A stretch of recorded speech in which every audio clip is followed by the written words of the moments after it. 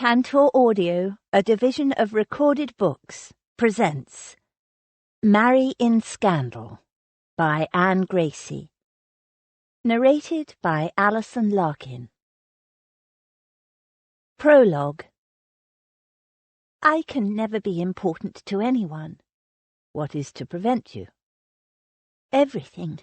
My situation. My foolishness and awkwardness. Jane Austen. Mansfield Park. Ashenden Court, Oxfordshire, 1811. What do you mean the child is unteachable? Lily Rutherford's father, Lord Ashenden, narrowed his cold grey eyes at the governess standing stiffly before him. He spoke quietly, but that silky tone was the prelude to a temper his children had learned to fear. Lily stood by her father's desk, her back straight, her head held high, biting down hard on her quivering lower lip. Showing fear in front of Papa was fatal. Rutherfords feared nothing. Her sister, Rose, was the fearless kind of Rutherford. She waited just beyond the door, listening illicitly. Rose was supposed to be upstairs in the schoolroom doing her lessons, but she'd whispered, "Don't worry, Lily, I'll protect you," when the summons came. Miss Glass, the governess, stood quite calmly before Papa. She'd given her notice after just 2 weeks. Weeks that for Lily had been almost worse than those when Mamma was dying. A week of tests and tears and punishment, then more tests and more punishments and more tears.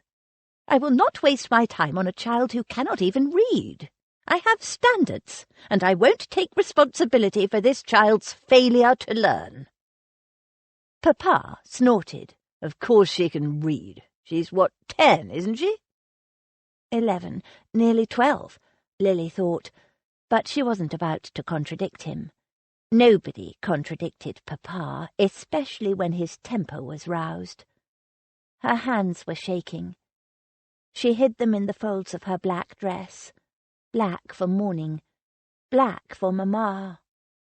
My late wife taught both the girls. She never mentioned any problem with Lily. Miss Glass gave a slight shrug. I cannot help that.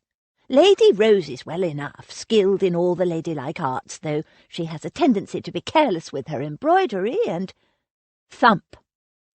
Papa slammed a fist on his desk. I don't care about embroidery, and we're not discussing Rose. It's Lily we're talking about. Lady Lily is illiterate. Miss Glass enunciated every syllable, almost with relish. Illiterate. She'd made Lily copy it out 100 times, along with words like ignorant, uneducated, and unlettered. Lily's insides shriveled. All this time, Mamma and Lily and Rose had kept her shameful inability a secret hidden from Papa. But Mamma was dead, and this tall, terrifying governess had come to take her place, this woman with her lists and tests and her pale, goatish eyes and the whippy little cane that she used on slow pupils, on Lily, the better to learn her lessons. And now this in front of Papa. A different kind of flaying, exposing Lily to her father, like a scientific experiment Lily had seen in a display once. Exposed, defenceless, mortified. Are you saying she is lazy? She is obedient enough and strives to please, but she is unteachable. She cannot read, she cannot do simple sums, and she consistently mixes up her left from her right. As I said, Lady Lily is illiterate, and nothing I have tried has made any difference. Illiterate?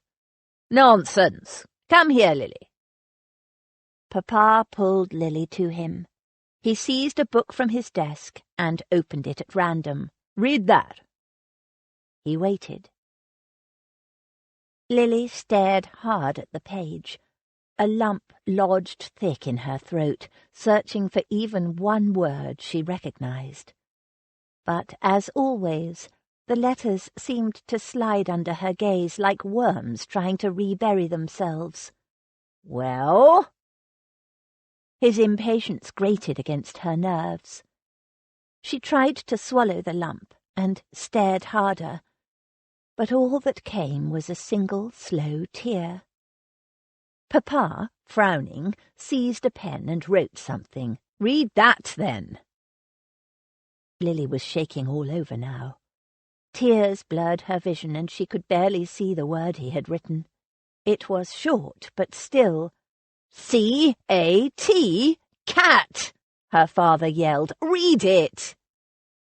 "Cat," Lily whispered. Her stomach was in knots. She thought she might throw up. "And what's this?" He wrote something else, the letters bold and black and fierce-looking. "Read it. Come on. It's not difficult, for God's sake. It's 3 blasted letters. 3. Tears slid down Lily's cheeks. "Stop it! Leave her alone!" Rose burst into the room. "Stay out of this, Rose." His voice was mild.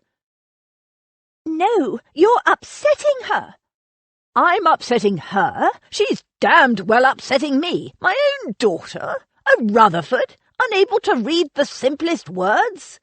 "Lily tries the best she can. She can read a little, but standing over her and yelling only upsets her and makes it worse." There was a long silence. "So it's true, then? Your sister cannot read, at 10 years of age?" "She's nearly 12, Rose said quietly. She put her arm around Lily. "You mustn't blame her. She tries so hard to learn. She's always tried." There was a long silence. "Your mother knew about this and kept it from me?" Rose nodded. "Mamma said it wasn't Lily's fault, that it was God's plan for Lily." "To make her an imbecile?" "She's not an imbecile," Rose flashed. "Lily's not stupid. She just can't read." "Is it her eyes?" He looked at Miss Glass. "Perhaps she needs spectacles." "I've tested her sight," the governess said crisply. "She can see perfectly well. She just cannot read, or do simple arithmetic, or tell her left from her right." Slowly, deliberately, Papa pushed Lily away. He wasn't rough, but she felt a coldness coming from him. "A Rutherford, unable to read." He looked at Lily as if he'd never seen her before, as if she were no part of him. "Unteachable." There was a long silence. Then Papa said, "Take her upstairs, Rose." Rose and Lily left, but Rose left the door slightly ajar. "Shh," she whispered. "I want to hear what they say." They pressed themselves as close to the door as they dared. There was some low-voiced conversation that Lily didn't catch, and then she heard Papa say, "I assumed she was normal. She can ride like a demon." They heard the clink of glass as he poured himself a drink. "What do I do with the girl now? No man will want a wife who can't read." "Don't worry, you can live with me when I'm married," Rose whispered. Lily gave her a troubled look. She loved Rose, but— "There are discreet institutions," Miss Glass murmured. Lily shivered. She didn't know what a discreet institution was, but it sounded horrid. She loved her home. She didn't want to be sent anywhere. They waited breathlessly for Papa's response. "No," Papa said heavily. "I couldn't do that to her. She might be an embarrassment to the family, but she's a good enough little soul." "An embarrassment to the family?" Lily's throat closed. Papa spoke again. Now that their mother's gone, someone must take them on. I don't have time for children, let alone girls." "No self-respecting governess would bother with a child like that," Miss Glass said. "A good school might take her. Illiterate or not, an earl's daughter would add lustre to their reputation." "What would be the point of that?" "She might not be teachable, but they can train her to be a lady at least." There was another long silence as Papa considered that. "An excellent solution. I'll put them both in a school. I believe there are several in Bath, where my younger sister lives. She's a spinster and can keep an eye on them." Lily's stomach cramped. They were both going to be sent away? Rose, too, because Lily couldn't read? They heard the rustle of stiff bombazine as Miss Glass stood up. "If that is all, I'll take my leave of you now, my lord. I have my own arrangements to make." The two girls hurried upstairs. "I'm so sorry, Rose," Lily began as soon as they were out of earshot. "Don't be," Rose said fiercely. "I'd rather be with you at some horrid school than stay here without you. Papa is a selfish pig. No time for girls, indeed." "It's not you. It's me." Lily swallowed and forced the words out. "I don't think Papa loves me any more." Rose put her arms around her. "I'm sure deep down he does, darling. It was just a surprise to him, that's all. Papa likes to imagine that all Rutherfords are perfect." But Lily knew better. The way Papa had looked at her as if she was a thing.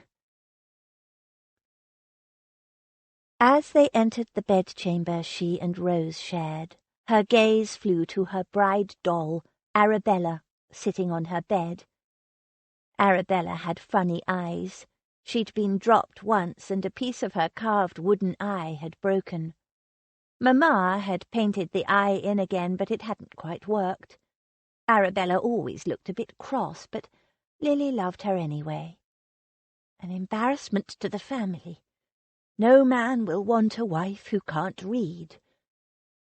Half blinded by tears, Lily pulled off the elaborate, lacy dress Mamma had made for Arabella, the little veil ringed with tiny beads to look like pearls. The veil ripped as she tugged it off. She threw the clothes on the floor and dumped Arabella naked on the shelf near the window. She was just a doll, a collection of cloth and painted wood, a stupid, make-believe thing. Lily and Rose went to bed early that night. Rose had tried to comfort Lily, but Lily was not to be comforted.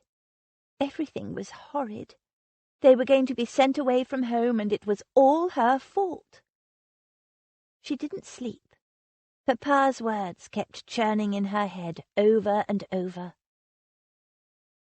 A gleam of moonlight sliced through a gap in the curtains. The clock in the hall chimed 2. Lily slipped out of bed. She picked Arabella up and carefully dressed her again. She smoothed the doll's carved and painted hair. "Don't worry, Arabella," she whispered. "We will get married. Papa is wrong. Someone will love us, even if we're not perfect. I promise."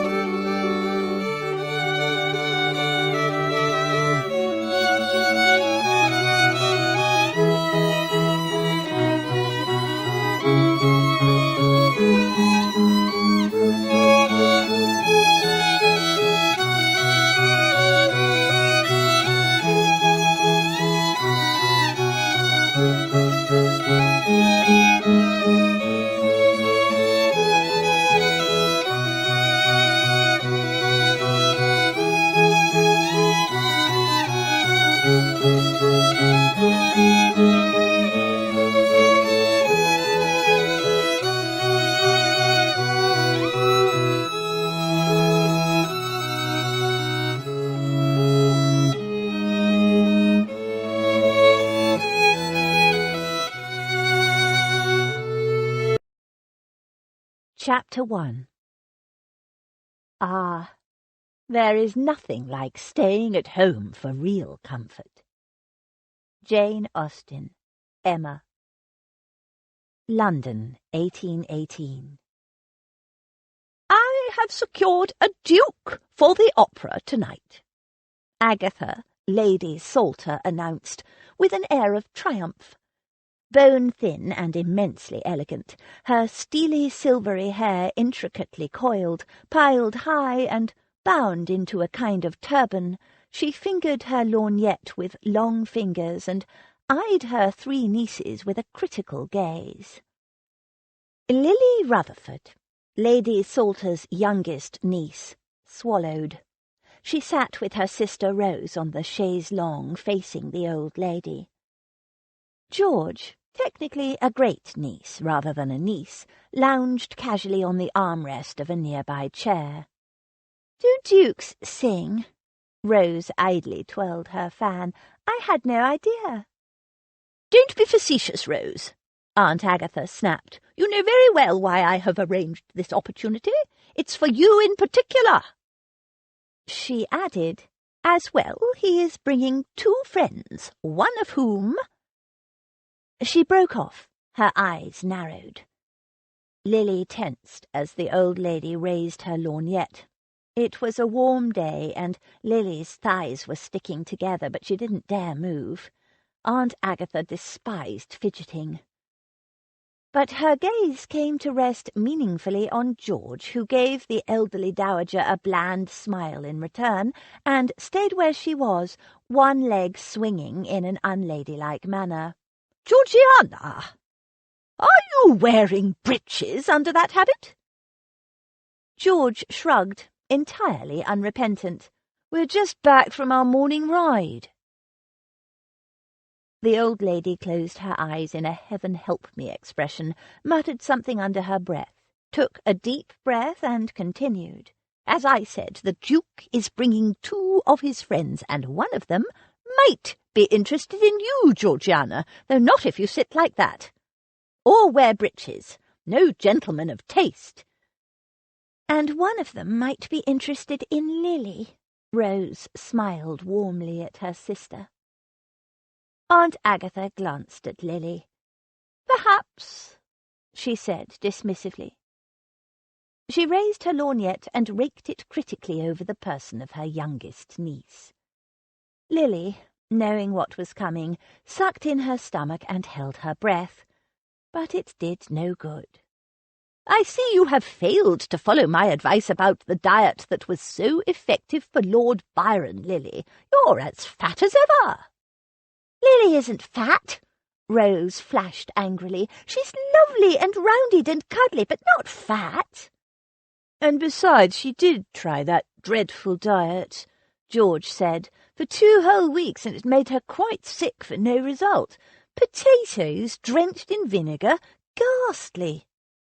"A small sacrifice for the sake of beauty," Aunt Agatha said, with all the complacence of a woman who had never had to diet in her life. "Lily is beautiful as she is." Rose squeezed her sister's hand comfortingly. "We all think so." Aunt Agatha snorted. "Better to be sweet-natured and cuddly than a nasty, well-dressed skeleton." George gave a meaningful glance at Aunt Agatha. Lily tried not to squirm. She hated this. Hated people quarrelling over her. Hated it when Aunt Agatha examined her through her horrid lorgnette, as she did every time she visited. Under that cold, merciless gaze, Lily always felt like a worm, a fat, unattractive, stupid worm, and she couldn't bear another evening of it. "I'm sorry, but I can't come to the opera tonight," she found herself saying. "I have a previous engagement." There was a short, shocked silence. Rose and George blinked and tried to conceal their surprise. Aunt Agatha's gaze, her eyes horribly enlarged through the lens of her weapon of choice, bored into Lily. "What did you say, girl?" Lily swallowed, but held her ground. "I said I have a prior engagement." She pressed her lips together. She was hopeless at arguing. She always gave in eventually, so it was better to say nothing. Aunt Agatha gripped her carved ebony stick in a bony grasp and stamped it on the floor. The floor being covered by a thick Turkish rug, the effect was rather lost. "Did you not understand me, you stupid girl? A duke and 2 of his friends have agreed to join our party at the opera. A duke! And 2 other eligible gentlemen, and you say you can't come? What nonsense! Of course you will come." Lily eased her fingers out of her sister's grasp. Now her hands were sweaty as well as her thighs. She wiped them surreptitiously on her skirt and said with as much dignity as she could muster, "I was under the impression you had issued an invitation, Aunt Agatha, not an order." Beside her, Rose gasped. It was usually Rose or George who answered Aunt Agatha back. Lily was supposed to be the meek, biddable one, but she wasn't going to be bullied, not this time. Aunt Agatha didn't really want her company tonight. She just hated being crossed. In any case, Lily wasn't very fond of opera. She had no ear for music. She didn't understand it, and she had a tendency to fall asleep. And the kind of men that Aunt Agatha always found to accompany them were, frankly, terrifying, cynical, world-weary, and too sophisticated for words. Aunt Agatha's mouth tightened. "Do you have any idea what it took to get this duke to agree to join myself and you 3 girls at the opera tonight, and to bring 2 of his very eligible friends for you and Georgiana?" George, who loved music but hated being called Georgiana, said, "Blackmailed his mother, I suppose." If Lily hadn't been so tense, she might have smiled. It was probably true. Half the ton was terrified of Aunt Agatha, the other half was merely nervous, but dear George was frightened of nothing and nobody, certainly not Aunt Agatha. Aunt Agatha stiffened and directed the lorgnette of doom at her great-niece. "I beg your pardon?" "Apology accepted," George said provocatively and with mock innocence. "Isn't that what you usually do? Blackmail or bully them into doing what you want?" Apparently oblivious of Aunt Agatha's swelling outrage, George strolled over to the mantelpiece, lifted a posy of violets, and inhaled the fragrance. "Gorgeous! Don't you adore violets? So small, but so sweet. They used to grow wild at Willowbank Farm." Her old home. Lily envied George's cool assurance.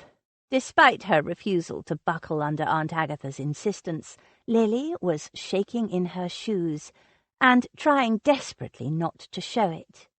"How clever of you to secure a duke, Aunt Agatha," Rose said quickly. "Which duke would that be?" Oil over troubled waters, not Rose's usual approach. Aunt Agatha shot a last vitriolic glance at George and another at Lily before turning to Rose. "At least one of you appreciates the trouble I go to ensure you girls make suitable marriages. The nobleman who will join us in my box tonight is the Duke of Everingham." She waited as if expecting applause. Lily said nothing. She'd never heard of the Duke of Everingham, but she knew what he would be like. Since the start of the season, Aunt Agatha had been throwing eligible gentlemen at all 3 girls, and not one of them had looked twice at Lily. Not that Lily wanted them to. Aunt Agatha had a taste for sophisticated, jaded, rakish gentlemen who invariably looked bored and uttered the kind of witticisms that always had some hidden meaning, a meaning that everyone except Lily seemed to get. She always felt hopelessly out of her depth with Aunt Agatha's eligible gentlemen, and she was sure this Duke and his friends would be just the same. He was, of course, intended for Rose, the eldest of the three of them and the most beautiful. Aunt Agatha was determined that Rose at least would become a duchess, whether Rose wanted it or not. Rose herself was indifferent to marriage and planned to put it off as long as she could, not that Aunt Agatha knew that. Lily didn't reply. George twirled the violets under her nose, inhaling the perfume with a blissful expression, so it was left to Rose, who had no ambition to become a duchess, to make a vaguely appreciative sound. Aunt Agatha, irritated by their lack of understanding, explained, "Everybody is desperate for Everingham to attend their balls and routs. A hostess is in alt if he so much as condescends to accept an invitation, and even then there is no guarantee he will turn up. But his mother, to whom I am godmother, Georgiana, a woman who values my advice, has promised faithfully that he will come to the opera tonight and join us in my box, and bring a couple of friends." "How very delightful," Rose said brightly. "I do so admire a man who does what his mother tells him." There was a muffled snort from George, and Rose hastily added, "What a shame Lily has a prior engagement. But you set such store on correct behaviour, Aunt Agatha, you would surely not wish her to renege on an invitation she has already accepted." The old lady's lips thinned. Her expression showed that she thought nothing of the sort. In her view, the opportunity of a duke trumped everything, and good manners depended wholly on the situation.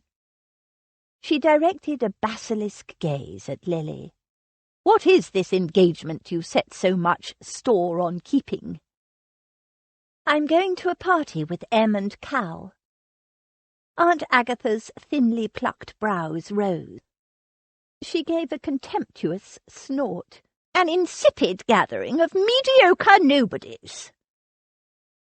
"Em and Cal are going too," Lily pointed out.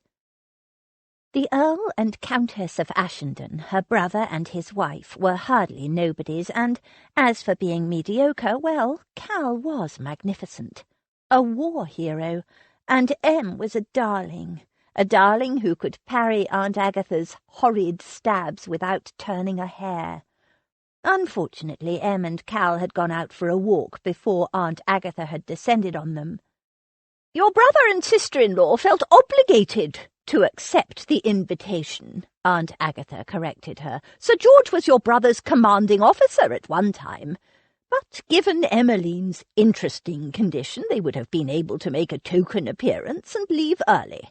However, if you attend, Emmeline will be obliged to stay longer." Her tone suggested that by staying late the succession of the Earls of Ashenden would be endangered, and if Em lost the heir, Aunt Agatha would know whom to blame. "I don't mind if we leave early." Aunt Agatha sniffed. "Your sister and Georgiana, frivolous as they are, understand a golden opportunity when it is offered to them. They had no difficulty in writing to Lady Mainwaring to make their apologies for this evening. Why can you not do the same?" Her lip curled. "Apart from the obvious." "That's not fair," Rose began hotly. Before another argument about her deficiencies could begin, Lily said, "Because I promised someone I'd meet her there. A girl I knew at school." Rose gave her a curious look, which Lily avoided. "She's new to London, and I said I'd introduce her to some of our friends. I don't want to let her down." It wasn't exactly true. She hadn't made a promise, but when Sylvia had asked whether she was going to the Mainwaring route, she'd said she was. As an excuse to avoid an evening suffering the slings and arrows of Aunt Agatha's company, it would do. Aunt Agatha's brow arched higher. "You would dismiss a duke and his friends for the sake of some girl you knew at school? Pfft! Who is this girl? And who are her people?" "Nobody of any significance. You won't have heard of her." Lily shot Rose a warning glance, a silent plea for her to say nothing. Rose frowned but remained silent. Aunt Agatha sniffed. "Why does that not surprise me? You have no ambition, do you, girl?" "Not much," Lily admitted. "I just want to be happy." "Pshaw! I suppose by that you mean you want to fall in love. Tawdry, sentimental, middle-class nonsense. When will you girls learn? Marriage is for position, advantage, and land." The old lady got to her feet. "Since you're determined to waste the opportunities I make for you, Lily, I wash my hands of you. Rose, Georgiana, my carriage will collect you at 7. "Well done, Lily. You were very brave standing up to Aunt Agatha like that," Rose said as the girls trooped upstairs. "Positively heroic," George agreed. "I thought the old tartar would burst when you said that about being an invitation, not an order." Lily gave a shaky laugh. "I was terrified." "You didn't look it. You did well, young'un." George opened the door to her bedchamber. "Hello, my darling boy. Were you waiting for me?" She ruffled the ears of Finn, the great shaggy wolfhound who'd bounded out to meet them. "Young'un," Lily said in mock indignation, "you're only 11 days older than me." George grinned. "And therefore I'm older and wiser, aren't I, Finn? Yes, so much older and wiser." Finn squirmed with delight, his tail madly scything the air.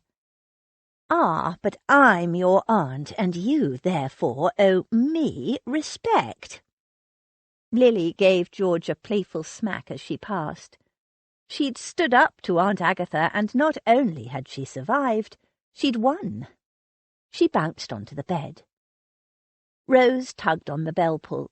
She'd arranged for tea and buns to be brought up after Aunt Agatha had left, and that was the signal. She sat on the bed, curled her legs around, and said, "So who is this school friend for whose sake you braved death by lorgnette?" Lily grimaced. "It wasn't really about her," she admitted. "She was just an excuse. The truth is, I couldn't bear to spend another evening out with Aunt Agatha, the way she looks at me." "I know, it's horrid. Just ignore the old witch. You're not fat, you're curvy. Aunt Agatha is one of the thin Rutherfords. George and I take after her. Physically, George, not in any other way, I'm glad to say, whereas you're like darling Aunt Dotty." "Who never married," Lily reminded her, "whereas Aunt Agatha married 3 times. I know, it's a mystery."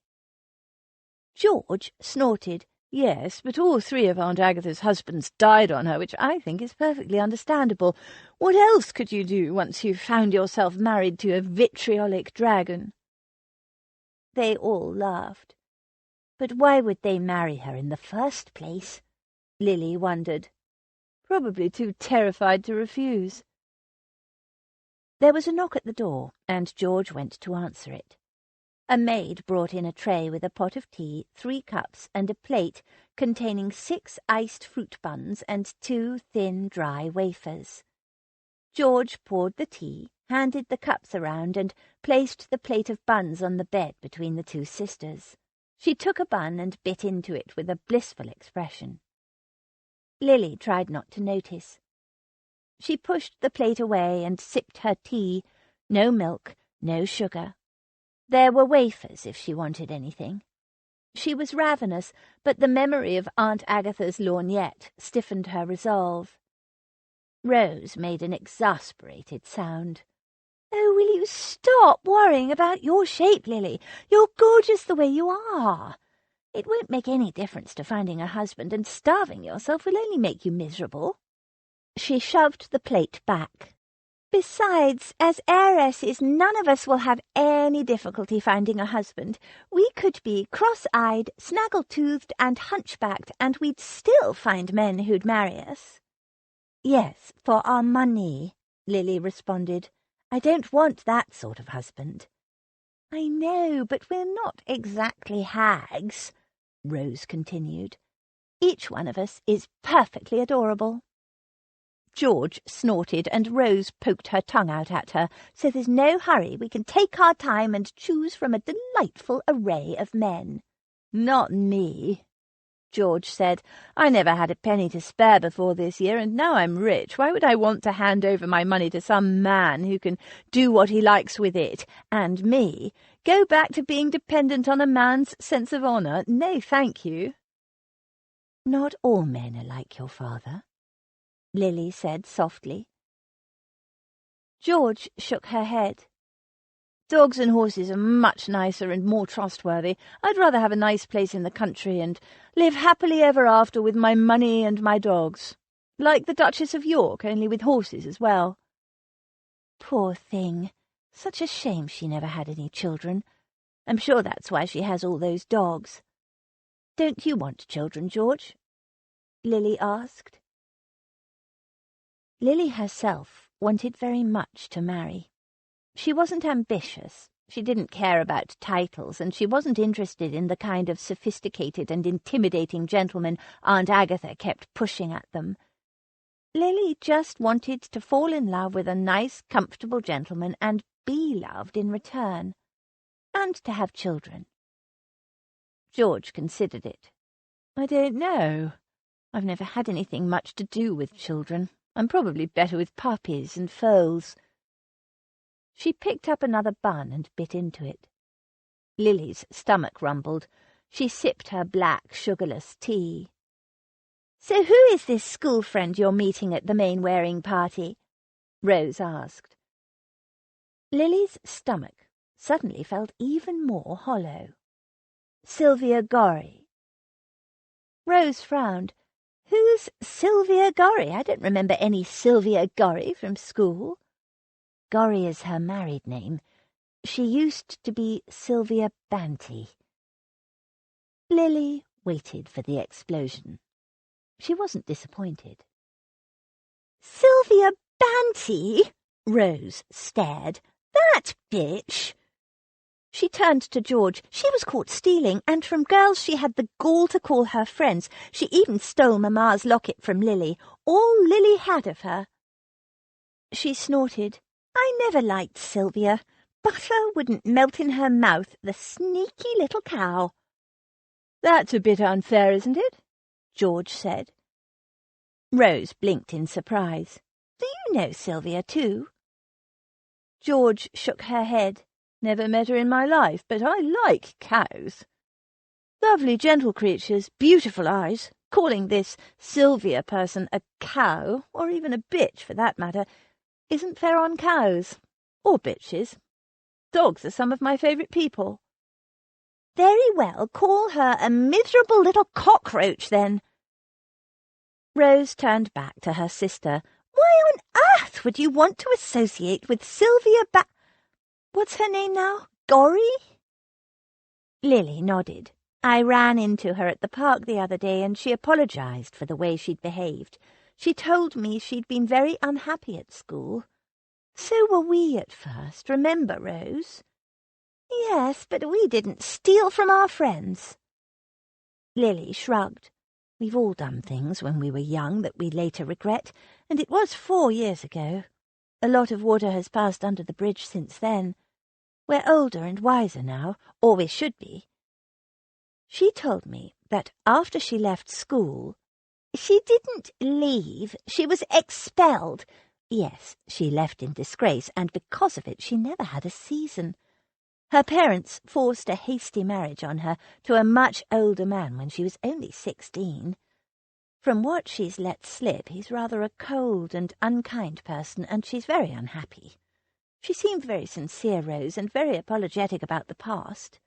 She's lonely, and she doesn't know very many people in London, so I said I'd introduce her around a bit. Where's the harm in that?" Rose shook her head. "You're too soft for your own good. She's a nasty little thief." Lily didn't agree. People can change. Everybody should have a chance to live down the mistakes of their past. Besides, the things she took were small and unimportant. She didn't know how precious Mamma's locket was to me. She shouldn't be punished for it for the rest of her life." Rose regarded her sister a moment, then sighed and turned to George. "Very well. Give my apologies to Aunt Agatha, George, and tell her—" "What? What are you doing?" Lily asked. "Going with you, of course. You don't think I'd leave you to face a deadly dull party and the dreary Sylvia Gorry alone, do you? She might pinch your pearls while you're not looking." "You're being ridiculous," Lily said firmly. "I don't need you or anyone to hold my hand. If anything, you need me to keep you from getting into mischief." Rose laughed. "True enough. It's going to be a tedious night with Aunt Agatha and her duke. I might have to do something desperate. Shoot a duke, perhaps. But seriously, Lily, are you sure you'll be all right on your own?" Lily hugged her. "Perfectly sure. And I won't be on my own. I'll be with Em and Cal and 100 other people." "I know. It's just that you're my big sister and you've looked after me all my life, but I'm all grown up now. You're only 18. George is only 18 too. Yes, but George has looked after herself all her life."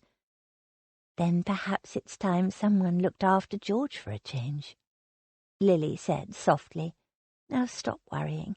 I'll be perfectly all right. If anything, I should be worrying about you." "Me?" Lily laughed. "I know that look. You're up to mischief. You don't like opera any more than I do. So what is it? Are you meeting a man?" "Yes, a duke. Have you forgotten Aunt Agatha's triumph already?" "You know what I mean." In all the illicit adventures they'd had in Bath, Rose was the instigator, Lily the moderator. Rose was easily bored, and the restrictions of society made her restless. Rose's eyes danced. "What if I am?" She handed the last bun to Lily.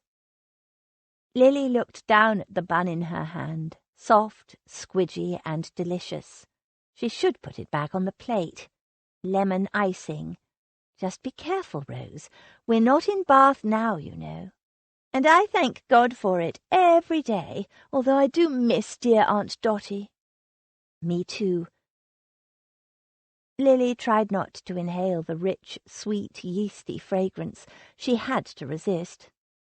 Finn was eyeing the bun with the mournful air of a dog who hadn't been fed in weeks. But you never know, you might even like this duke or one of his friends. "Oh, I'm sure."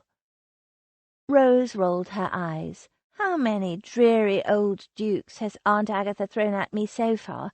I can't imagine where she takes them up from. I didn't know there were so many unmarried dukes in the country." "I suspect she had the last one exhumed," George said.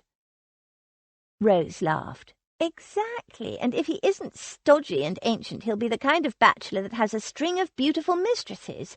He'll want a respectable young bride to bear him an heir, but he won't change his habits at all. He'll continue to keep a mistress or two, but expect his wife to be like Caesar's, beyond reproach."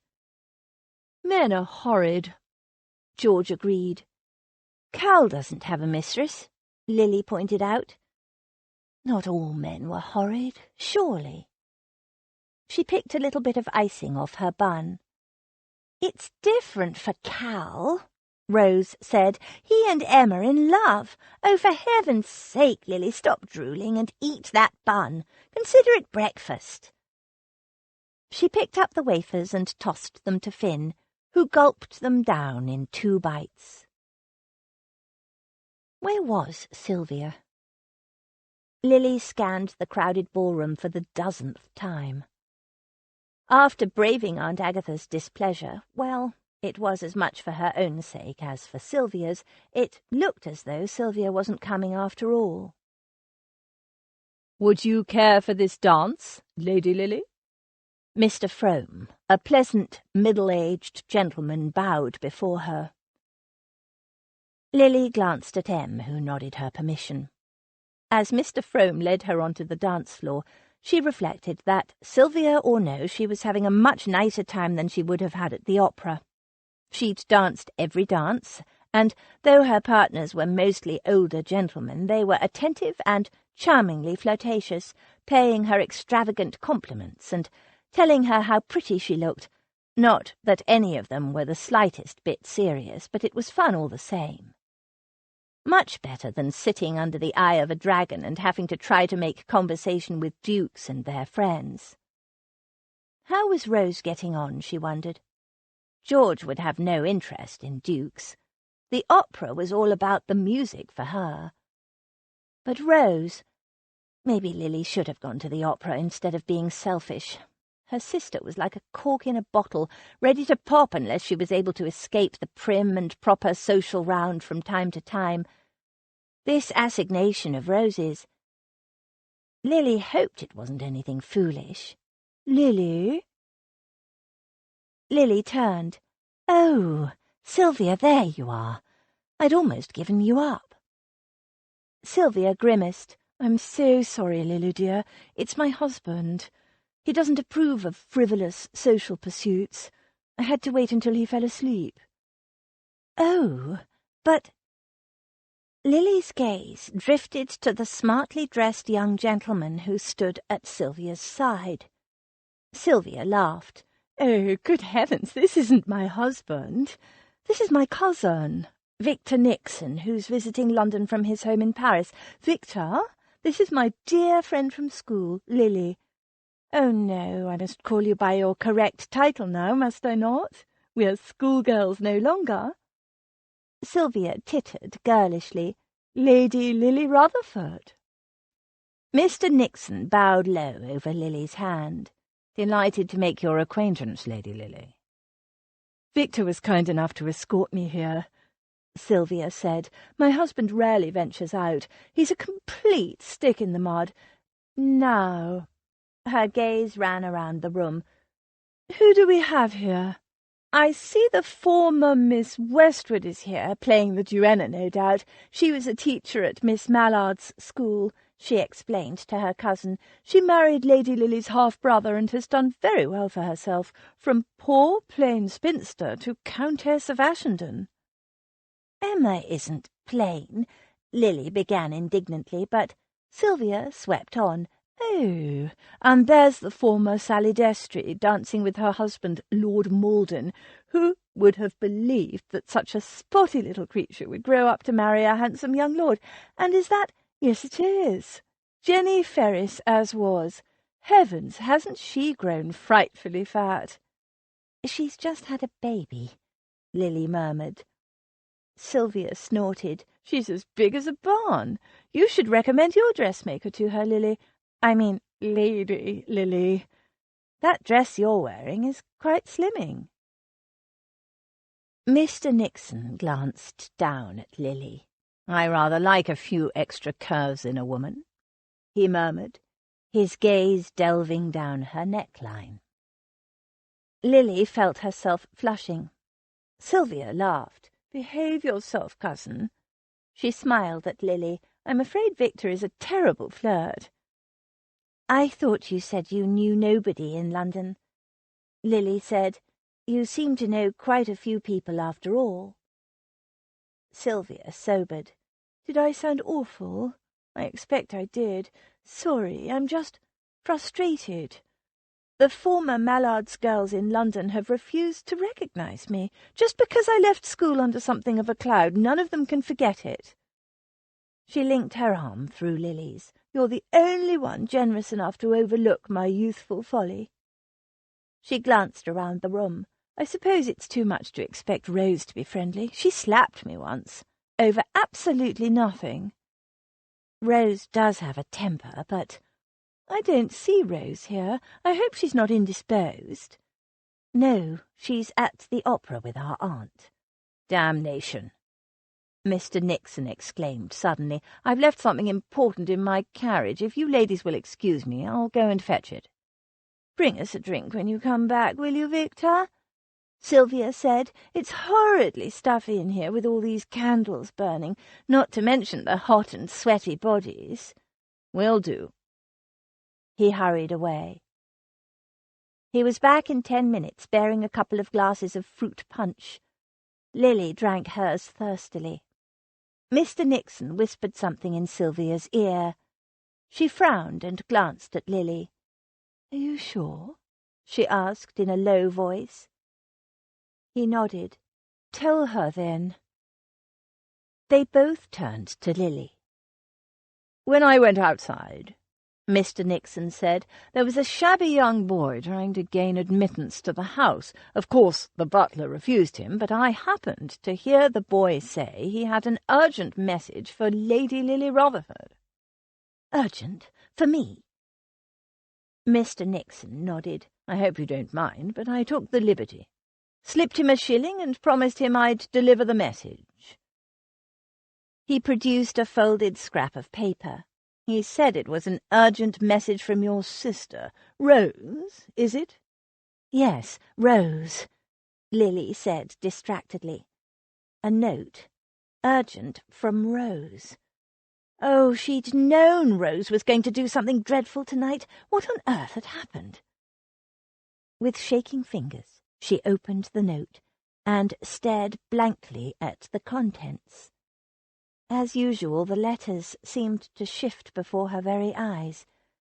She took a deep breath. It was always worse when anyone was watching. She felt so self-conscious and stupid. But this was Rose and important, so she had to make it out. She just had to. She stared harder, willing the words to become legible. Sylvia and her cousin pressed closer. "Well?" said the cousin. Lily swallowed, anxiety for Rose battling with shame. She had no idea what the note said. She glanced around looking for Em or Cal. "Oh, for heaven's sake, how stupid!" Sylvia exclaimed. Lily flinched, but before Sylvia could loudly reveal Lily's dreadful flaw to all around them, she said, "I forgot for a moment. Lady Lily can't read a word without her spectacles. Here, give it to me." With a wink at Lily, she plucked the note from Lily's nerveless grasp and quickly scanned the contents of the note. Lily held her breath. "It's from Rose. She says she's in trouble and needs your assistance. She's waiting in a carriage outside the house and says you're to go to her immediately." "Of course," Lily said. She was feeling a little dizzy. "I'll just let Em and Cal know." She scanned the room, but she couldn't see Cal or Em anywhere. Sylvia placed a hesitant hand on Lily's arm and said in a discreet tone, "Far be it from me to interfere, but she sent the note to you, Lily, not your brother or his wife. It sounds to me as if Rose doesn't want them to know." "Oh, of course," Lily said, flustered. It would be just like Rose to do something reckless and try to hide it from Cal especially. Whatever had she done? Rose could be so hot-headed at times.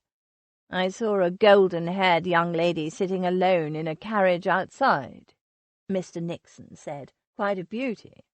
Would that be your sister?" Yes, it would." Lily bit her lip. Rose leaving the opera on her own didn't surprise her in the least. Her sister had always been a rule unto herself.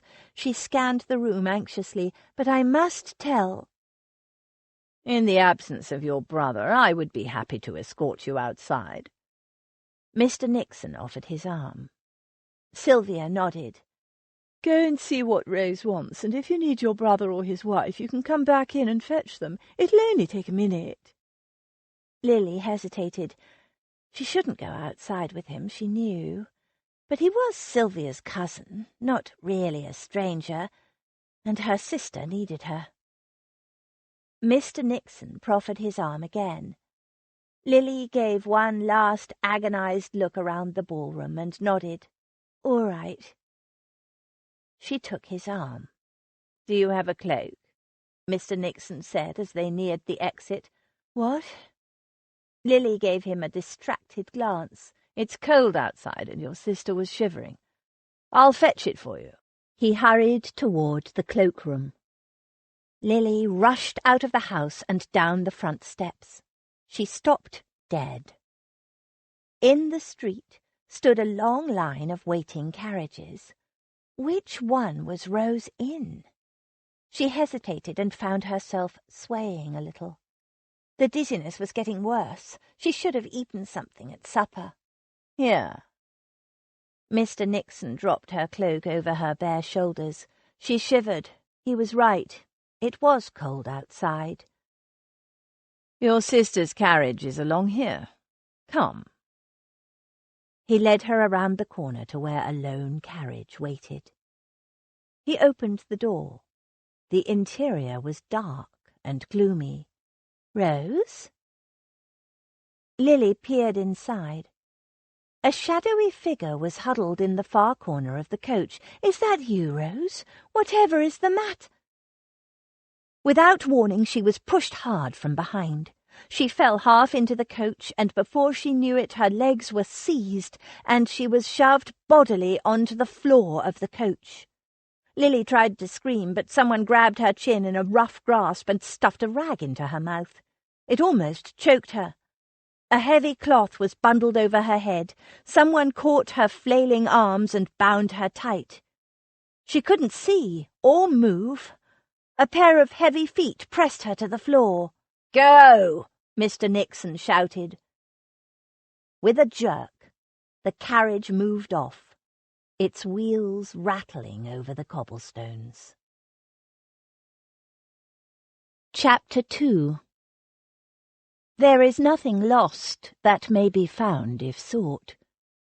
Edmund Spenser, The Fairy Queen.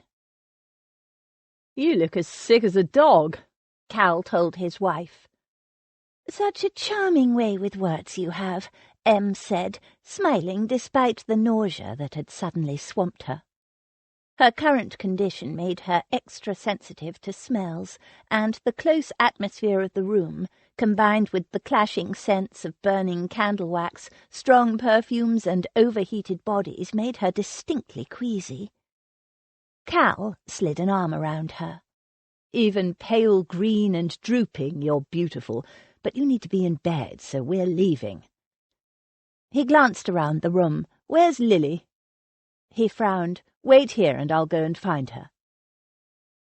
He settled Em in a chair with a glass of water at hand, and asked the Countess of Malden, one of Em's former students, to keep her company.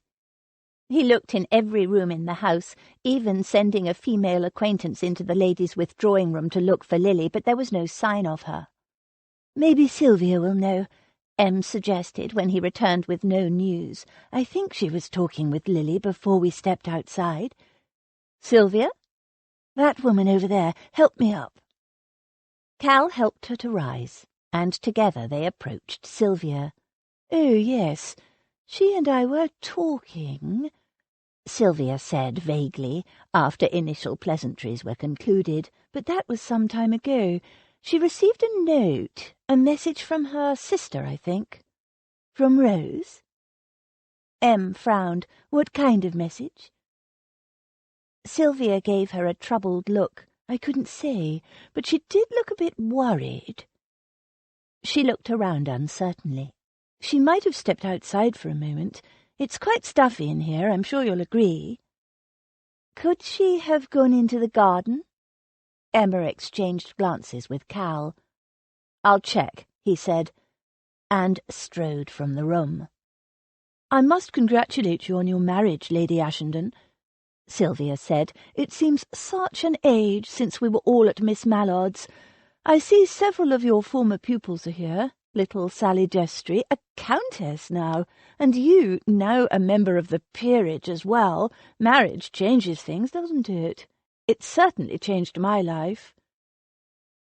But Em wasn't listening. She was watching the exit to the garden.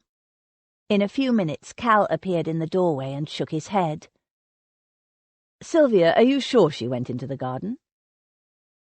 Sylvia looked surprised at the question. "No, I didn't see where she went. She was talking to my cousin, and, frankly, I felt a little de trop, if you know what I mean." "Your cousin?" Cal asked. "Yes, Mr. Victor Nixon. He's visiting from France. He and Lily were flirting, so I thought I'd be tactful and was edging away, planning to take myself off, you understand. But then she got the message, and she and Victor were talking about it, but I confess I wasn't taking much notice. I'd seen someone I wanted to talk to, and, well, this room is so stuffy and crowded, it's almost impossible to keep track of anyone, isn't it? Where's your cousin now? Cal snapped. Sylvia shrugged. In one of the card rooms, I expect. That's where he usually ends up. He's hopeless, but since my husband won't escort me anywhere, I have to make do with Victor. You don't think she's gone home without us?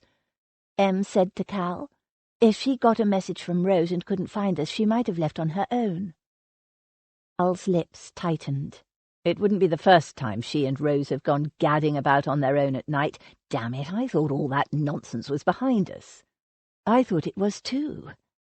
Em said, Did you ask the butler, or whoever's at the door? He shook his head. Let's go. He gave a brusque nod to Sylvia, took Em's arm, and hurried toward the exit. Inquiries from the butler revealed that Lady Lily had indeed left the Mainwaring house some 20 minutes earlier, along with a tall young gentleman who'd collected her cloak. Cal sent a footman out to summon his carriage. I'm going to strangle Rose, Cal muttered as they waited for the carriage to arrive. I thought she'd given up on her old tricks. I thought so too. Rose and her antics were the reason Cal had married Em in the first place. Even so, if there was some problem with Rose, I don't understand why Lily didn't come to tell us. Don't you? Cal darted her a grim look. Lily's very loyal. If Rose is up to some mischief, wild horses wouldn't drag it out of Lily. Em gave a rueful grimace. It was true. So where do you think she's gone? Cal shrugged. I'll take you home first, then. Oh, no, I'm feeling much better now. Cal snorted, says the woman who's as pale as paper and looking ready to cast up her accounts at any moment. He slipped his arm around her waist and said in a softened voice, Home first for you, my love, to put your feet up and rest. And don't worry about my wretched sisters. I'll track them down soon enough. He glanced at her face and added, And when I do find them, I'm going to throttle them for adding to your worries. Lily lay on the floor of the carriage, gagged, bound up in a shroud of heavy cloth, and unable to see a thing. She struggled to breathe. Waves of dizziness and a strange lethargy added to her fear and confusion. She tried to move her legs, but it was as if there were weights attached to them. The cloth covering her was musty and stank of horses and mildew. A horse blanket? She pushed at it. Keep still, you! A man snarled. Not Mr. Nixon. His voice was rough and uneducated.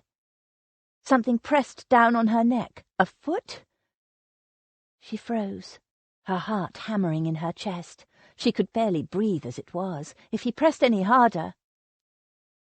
After a moment, Mr. Nixon said, Ease up. She's no use to me if you break her neck. I wasn't planning to. No, but a bump or pothole might jar your foot, and then where would I be? With a useless body to dispose of. I didn't pay you for that. A body? The flat indifference in the voices was terrifying. Lily's heart hammered harder.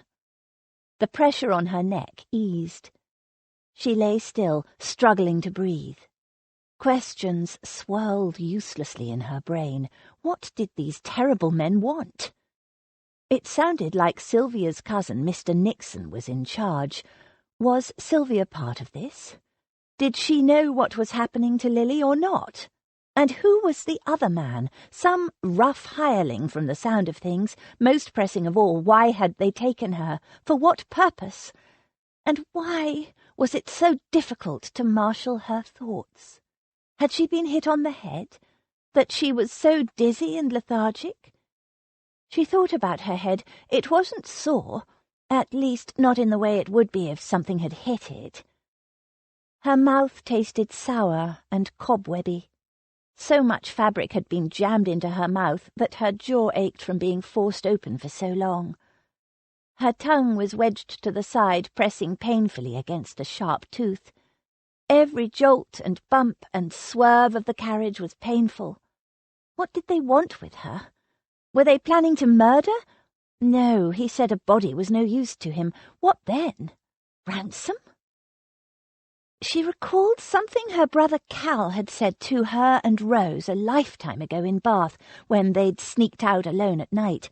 Something about girls being kidnapped and sold into some kind of slavery.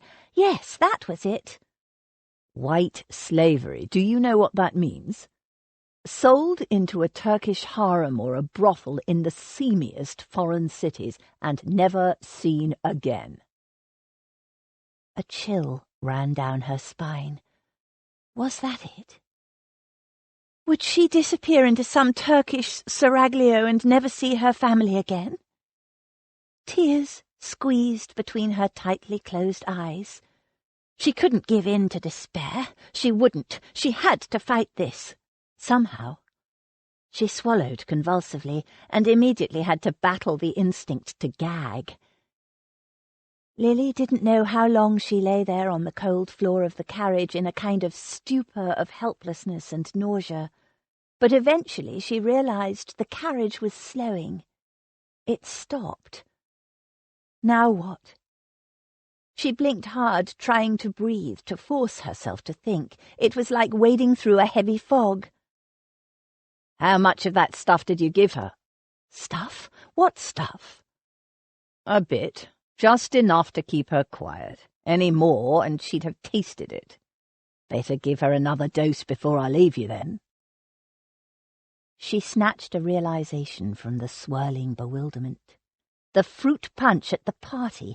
It must have been drugged. No wonder she was so confused. She could hear them moving in the carriage, shifting things, and then, abruptly, she was grabbed by the shoulders and jerked into a sitting position. The blanket was pulled off her face, and the wad of cloth dragged from her mouth. She swallowed, gasping deep gulps of air in relief, but before she could gather her wits, someone grabbed her hair and forced her head back painfully. A hand gripped her chin hard, and the neck of a small bottle was thrust between her lips. She choked and spluttered as some nasty-tasting liquid was forced down her throat. She struggled with all the feeble strength left to her, but it did no good. The holder of the bottle, she couldn't see his face in the dark, simply jammed it painfully against her teeth, while the other one pulled harder on her hair, forcing her head back until she feared her neck might break. Careful, not too much now. A dead bride will do you no good at all. A dead bride? A bride? The vile bottle was removed, and Lily, coughing and weak, found her wrists seized and bound. She tried to resist, but it was like trying to swim in mud. The dizziness and lethargy were worse now. Good. Now keep her doped up until you get to Scotland. Scotland? Hard hands replaced the gag, still damp from her own spittle, but this time tied around her mouth instead of being stuffed into it. Small mercies. She lay on the carriage floor, while Nixon paid the other man. Then she was scooped up and dumped roughly into something like a box? A coffin? Panic threatened. She breathed deeply as she could through the gag. Stay calm, Lily. Not a coffin. She would have seen a coffin. They were still in the carriage. Think, Lily, think. It was some kind of container. No, a space under the seat. Yes, a space for storing cushions and rugs and extra luggage, and abducted women. As the realization came, a lid closed over her, turning the night from a terrifying thing of darkness and shadows into absolute pitch blackness. Slowly, grimly, through the swirling fog of the drug, she pieced it together. They were taking her to Scotland. As a bride. "There's no use insisting, Cal. I will not go upstairs and sleep, not while Lily and Rose are missing. I couldn't sleep a wink even if I wanted to. But until you walk through the front door with all 3 girls safe and sound, because if Rose and Lily are up to mischief, you can be sure that George will be involved too, I will wait downstairs. I'll be perfectly comfortable here in the front sitting-room on the chaise longue with my feet up. Now stop fussing about me, my darling. Go and find Lily." "Very well, but you will ring if you need—" "Go. I'm feeling perfectly well now, just worried about Lily." Cal briefly scrutinized her face, gave a brusque nod, and turned to leave. He'd taken just 2 steps when the front door opened and Rose and George entered, laughing. "Aunt Agatha is in a high dudgeon," Rose told them, her blue eyes dancing. "High dudgeon? She's spitting fire and brimstone," added George with a grin. "I always knew she was part dragon." "Her precious Duke never even turned up. She had to cancel supper. What is it?" The laughter died from Rose's eyes. She glanced from Em to Cal and back. "What's the matter?" "Where's Lily?" Cal demanded. "What do you mean?" Rose asked. "She went to the party with you, didn't she?" "She left the party early," Cal said grimly, "when she received a note from you." Rose looked blank.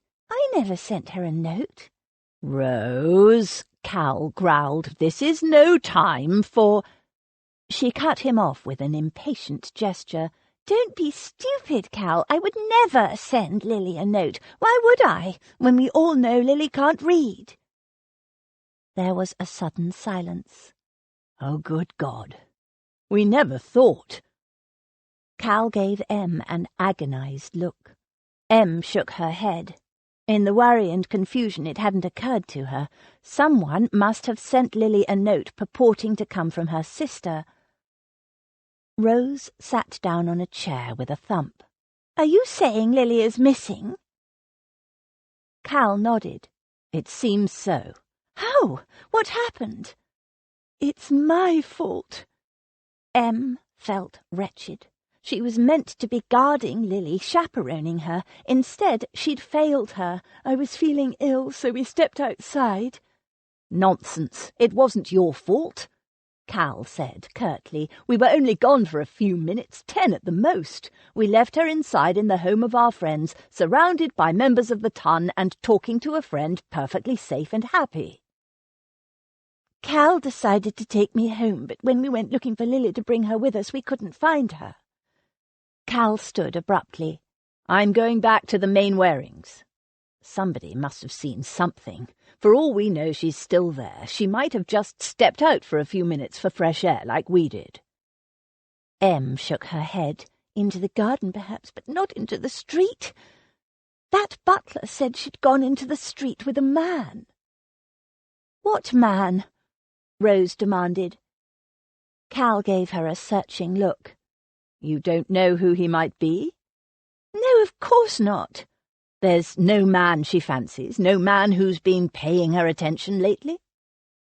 Rose stared at him. "Are you imagining she's eloped? That's ridiculous. Lily would never do such a thing. Besides, I'd know if she was planning anything like that." "In any case," George said, "why would she run off to get married? If she wanted to marry someone, you'd give her your blessing and start arranging for a wedding with all the trimmings, wouldn't you?" Cal nodded slowly. "If the fellow was worthy of my little sister. But if he wasn't—" "Has anyone asked for Lily's hand and been refused?" George asked. "No? Well, then—" Cal said nothing. The look on his face was grim. Em looked up at her husband. "You're thinking she's been abducted, aren't you?" He gave her a hard look. "She's an heiress, and I don't like the sound of that damned note." He bent and kissed Em briefly. "I'm going back to the Mainwaring place, talk to the other servants and the Gorry woman again. Someone must have seen something." "I'll come with you," George said, but Cal shook his head. No, you and Rose stay and look after Em. Besides, Lily might come home any minute. He strode off, and in a few seconds they heard the front door slam.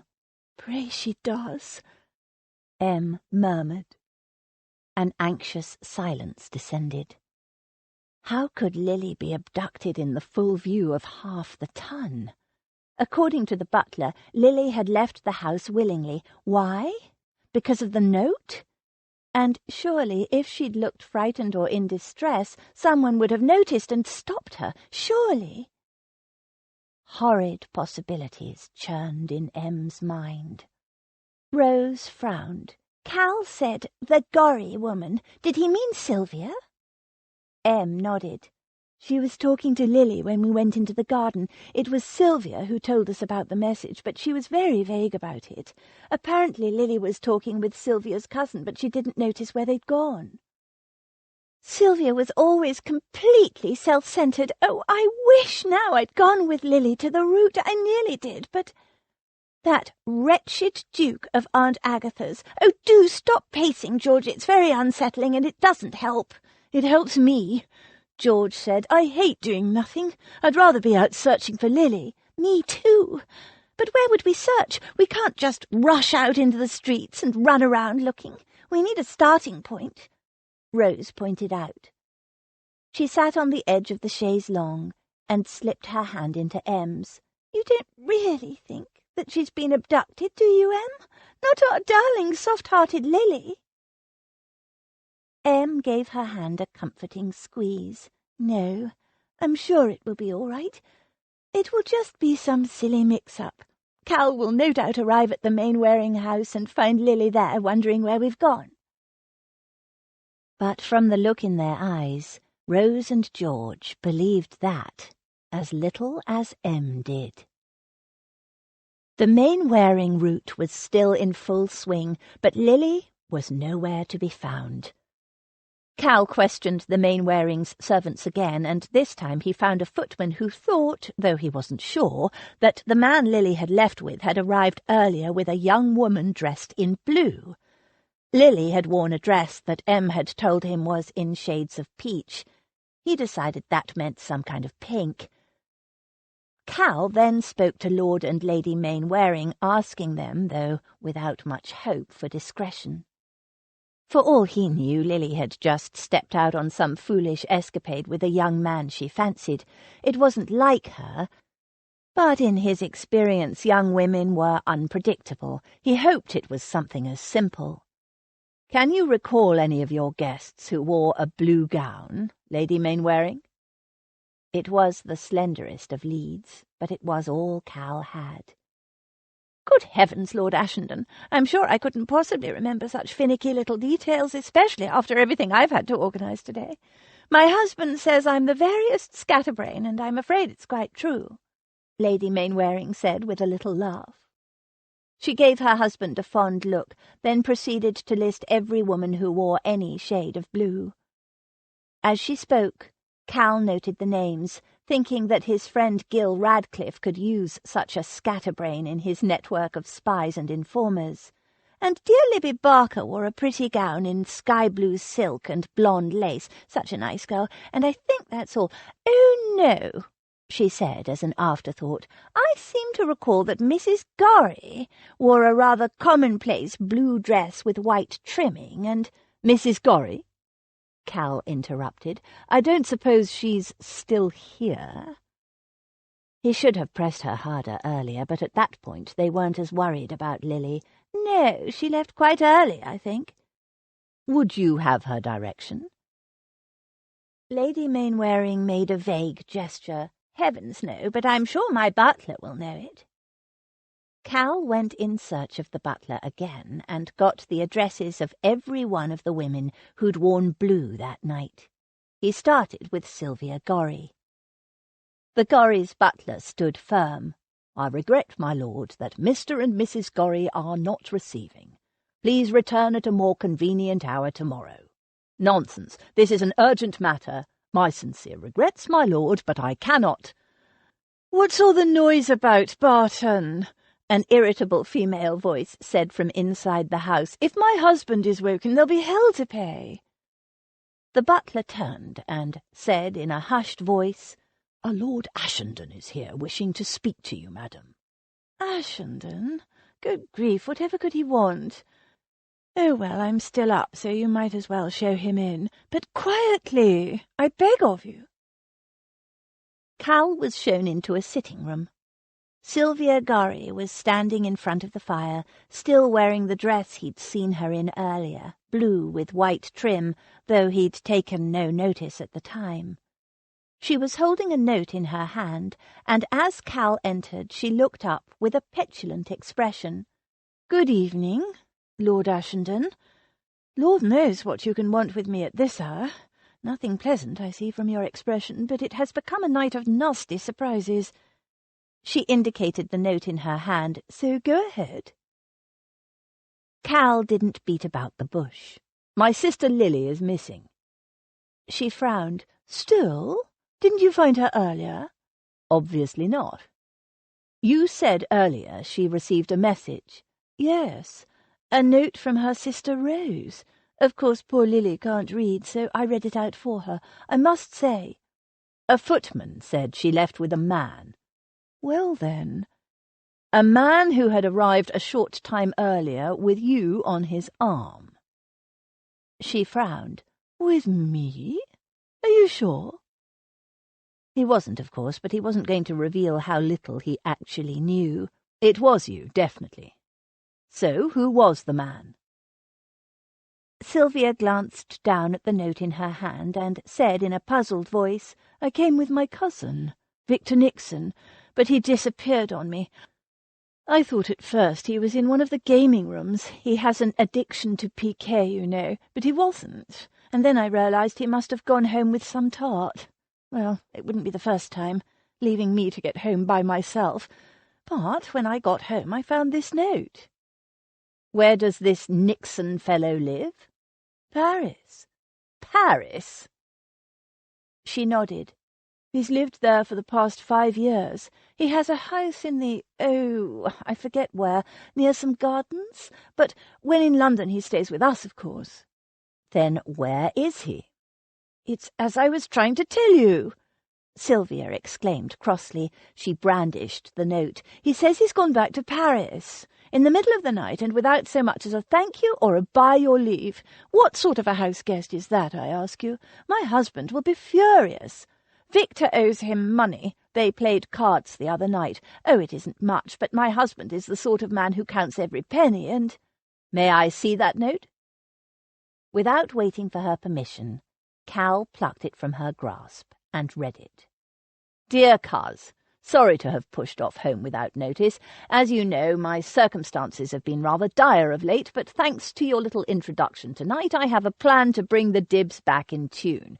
When I see you next, I'll be a married man. Make my apologies to your husband. Au revoir. Victor." Cal crushed the note in his hand, ignoring Sylvia's squeak of dismay. "What little introduction?" Sylvia made a petulant gesture. "How would I know? He's been in London a week or more, and I've introduced him to dozens of people. He has no consideration at all, rushing off like that. My husband will blame me, of course, and—" "He said tonight. Did you introduce him to Lily tonight?" "Of course. I introduced him to lots of people." "Did you tell him Lily was an heiress?" Sylvia gave him an irritated look. "I don't recall. I might have. Everyone at school knew that both Rose and Lily would inherit a fortune on marriage. Some people have all the luck." She glanced up at his face and stepped back hurriedly. "What? Why are you looking at me like that? It's not a secret, is it?" "No, it's not a damned secret, but it looks as though your damned cousin has gone off with my sister Lily." Sylvia gasped, then clapped her hands. "You don't say! How romantic! Of course, Victor was always a charmer, but—" "It's not in the least romantic," Cal snarled. "Lily wouldn't elope on the strength on one night's acquaintance." She has no need to elope at all. He must have abducted her. Sylvia stared, then shook her head. I don't believe it. I don't give a damn what you believe, Cal said as he strode from the room, but I'm going to find your precious cousin, and if he's abducted my little sister, he's a dead man. Don't slam the... she shrieked. Cal slammed the front door behind him. If it woke her husband, it would serve the fellow right for marrying such a silly and irritating woman, with a soon-to-be-dead cousin. How this Nixon fellow has convinced Lily to go with him is beyond me. I assume it has something to do with the supposed note from Rose, Cal said to Em. He'd told her and the girls what he'd learned from Sylvia earlier, and was now upstairs, changing out of his evening clothes into breeches, boots, and greatcoat, while his horse was being saddled. If the note said Rose was off to Paris, Lily might decide to follow her, Em suggested. She's always been the moderating influence, even though Rose is her elder. And if this Nixon fellow offered to escort her... If that's the case, we can put that down to her experience of Rose's earlier harebrained exploits, but it doesn't explain those blasted hints in the note Nixon left his cousin. Lily might think she's off to rescue Rose, but that bastard is planning to marry her. Mark my words.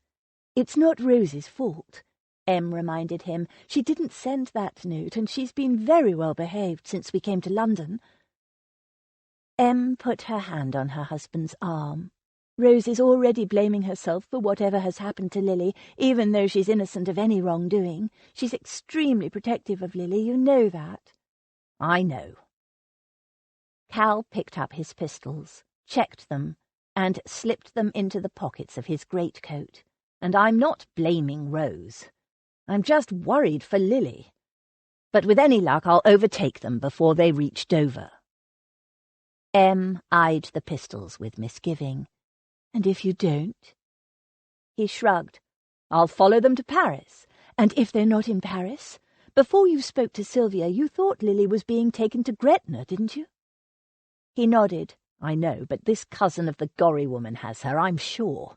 He was seen leaving with Lily, and the note he left for his cousin is utterly incriminating. It said he was going home, which is in Paris. In any case, I've made arrangements for a couple of men, Radcliffe's men, to head up the Great North Road, just in case. They have orders to search for a young woman and a young man travelling in that direction. They'll go all the way to Gretna, and if Lily turns up there, they'll find her.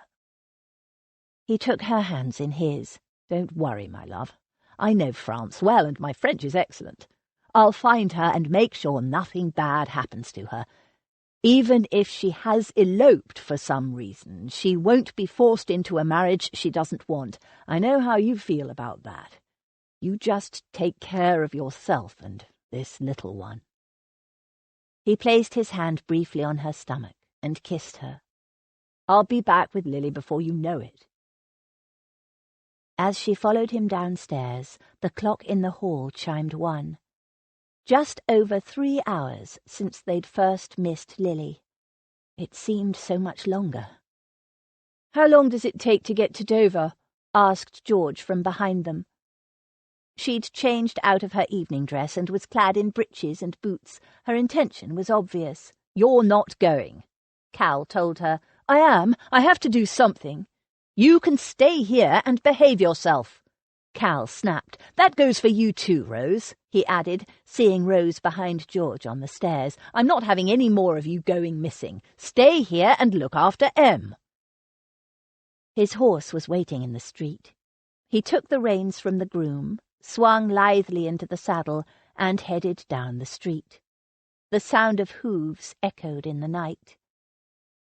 Em and the 2 girls watched until he'd disappeared. "I don't care. I'm going after them," George began.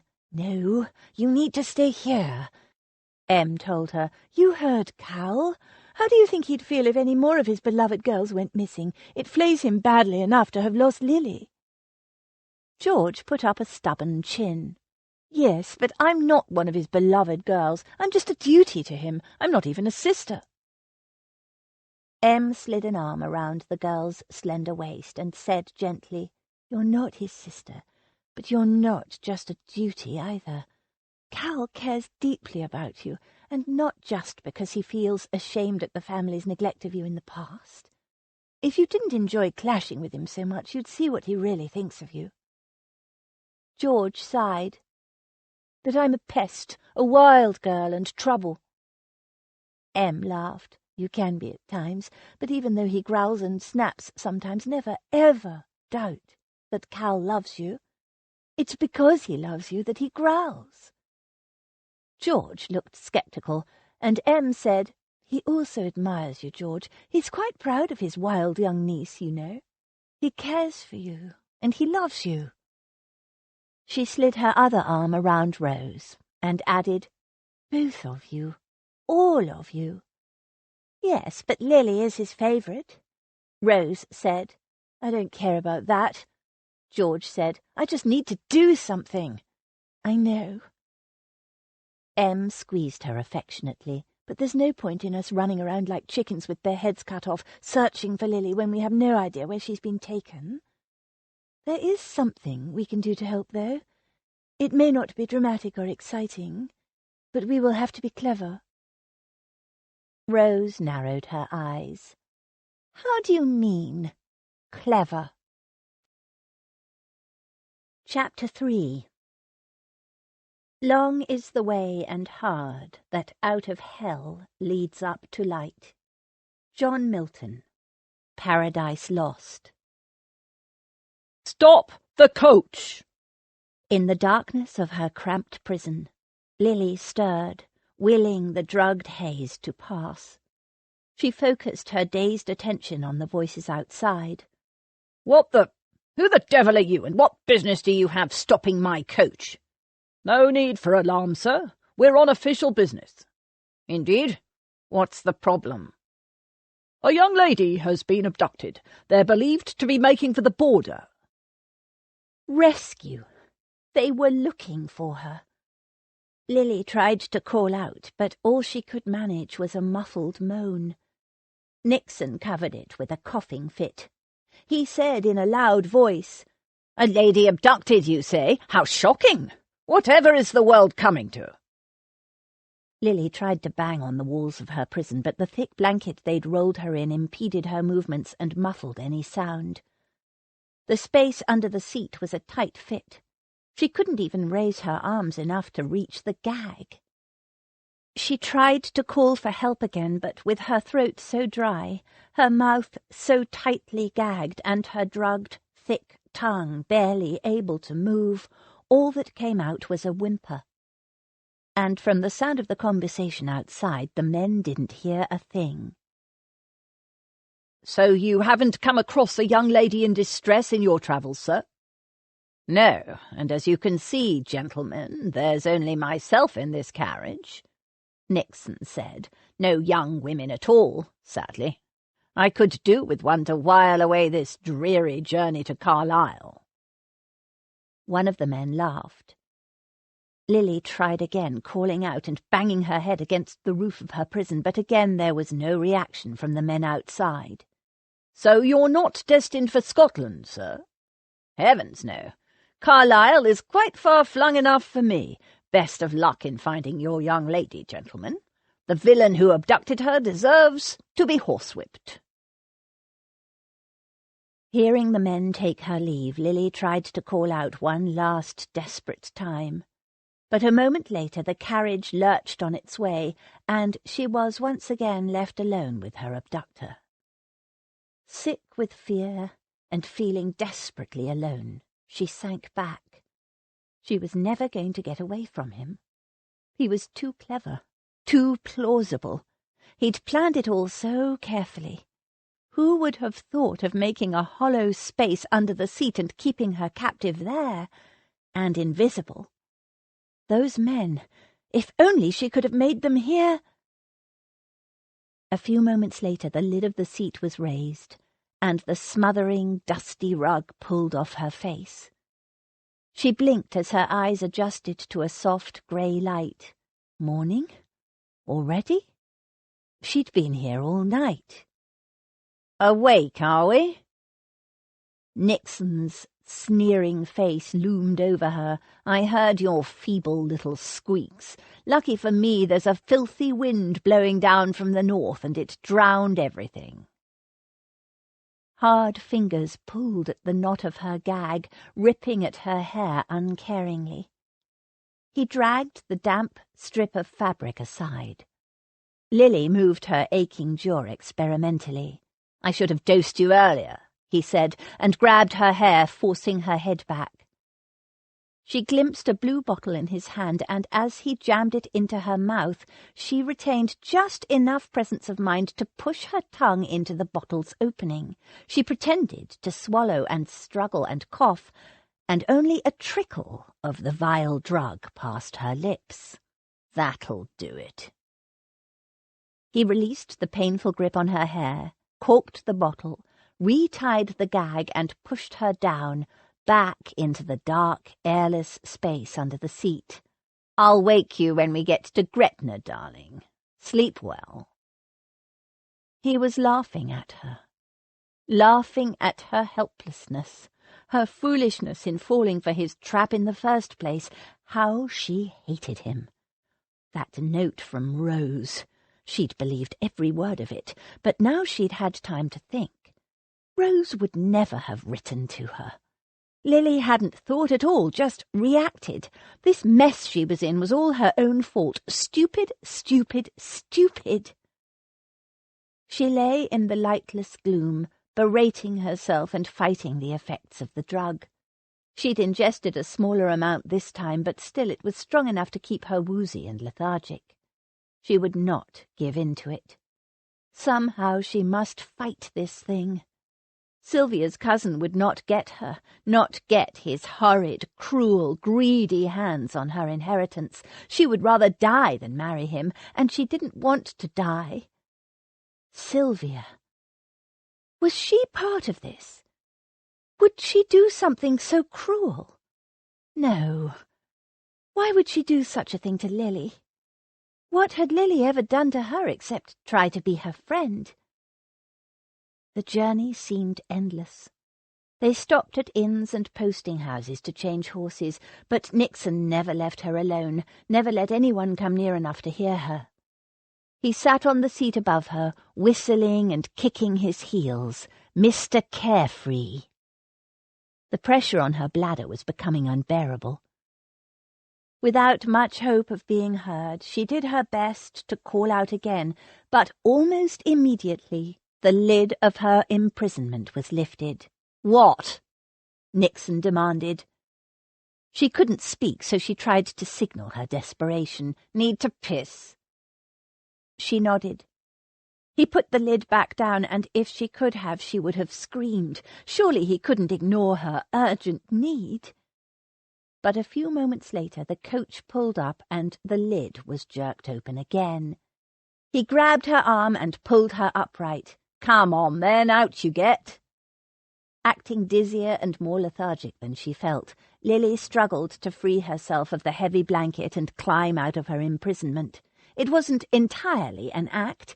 She was stiff and sore, aching from being squashed into the cramped space for who knew how many hours. As she jumped down from the carriage, her legs crumpled beneath her, and she found herself sprawled in the mud. "Get up," Nixon said. She struggled to stand, but her legs were so cramped from being in a confined space for so long, there was no feeling in them. He jerked her roughly to her feet, and she stifled a moan of pain as pins and needles, painful pins and needles, brought the return of sensation. The wind blew sharp and strong over the moors. After the smothering airlessness of her confinement, the bitter cold of it sliced through her, but Lily didn't care. Anything was better than being in that black hole. She inhaled deeply, breathing in energy and clarity as she took stock of her surroundings. Moorland, as far as the eye could see, muddy and wet from recent rain, no buildings, no sign of life. She glanced up at the coachman, who sat holding the reins, staring straight ahead, pointedly indifferent to her fate. No help there. Nixon gave her a little shove. "Go on, then. What are you waiting for?" She indicated her bound hands. She couldn't relieve herself without free hands to deal with her skirts. He hesitated, then untied her. "Don't think you can get away. There's nothing for miles." She pulled the gag off, and, rubbing the circulation back into her hands, she staggered toward a small clump of grass, slipping and stumbling in the mud as she went. The clump of grass didn't provide any privacy, and she was aware of him standing only a few yards away, openly watching her, enjoying her shame and embarrassment as she squatted to relieve herself. Despite her fear, despite the drug and the freezing cold and her deep humiliation as she squatted in the open under the gaze of two horrid men, a warming surge of anger sparked deep within Lily. This man, this vile excuse for a man, was nothing to her. Less than nothing. He was vulgar, greedy, and cruel, but even though he had her trapped and in his power at the moment, she vowed he would not win. She would not be a cowering, frightened creature, a victim of his evil scheme. Die before she let him marry her? Never. She would kill him before she let him take her as his wife. Finished? She straightened, feeling so much better than she had just a few moments before. The fear of lying trapped in a puddle of her own making had passed, and the bracing, moisture-laden wind had given her fresh hope and determination. And anger, she discovered, gave her strength. She looked around. Even if she'd been steady on her feet, there was nowhere to run. The road was empty, and there was no sign of people or any kind of habitation. She had no choice but to return to her captivity. She made her way carefully back to the carriage to where Nixon was waiting. He grinned at her discomfort, at her disorientation and unsteady gait. How she loathed him! She wasn't even a person to him. She was a thing, a way to get money. He would happily ruin her life just to enrich himself. He retied her wrists and replaced the gag, then helped her into the carriage. He lifted the lid and gestured for her to get in. It was fastened, she saw, with a small hook catch. If she could block that! "Carriage coming, sir," the coachman called out.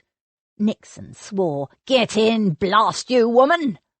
He shoved her roughly back into the space beneath the seat and jammed the little blue bottle into her mouth. She managed to stop it again with her tongue, but not before a trickle of the vile liquid made it down her throat. He pushed her head down and closed the lid.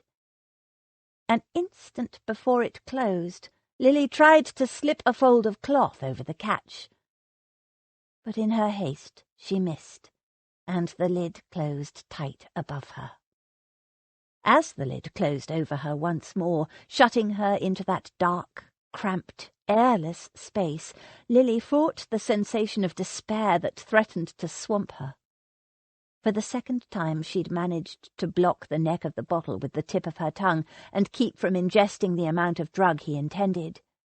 That was some kind of victory, she told herself, a kind of fighting back. And next time he let her out to relieve herself, she'd try again to block the catch of the lid. She was better off than before, she told herself. Now she had a plan. Still, she'd absorbed enough of the drug to have to fight with every bit of willpower she had to keep from sliding into unconsciousness again. If she didn't stay awake, she couldn't escape.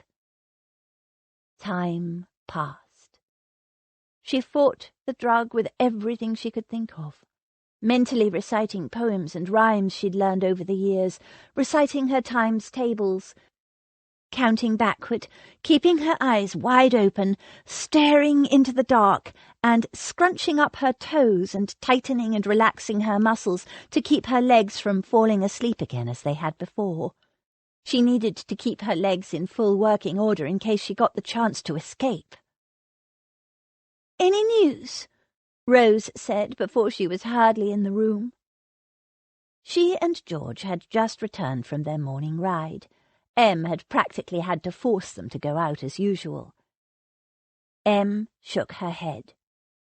Rose flung herself onto the settee. "I hate this! Hate going about pretending Lily is just sick in bed upstairs.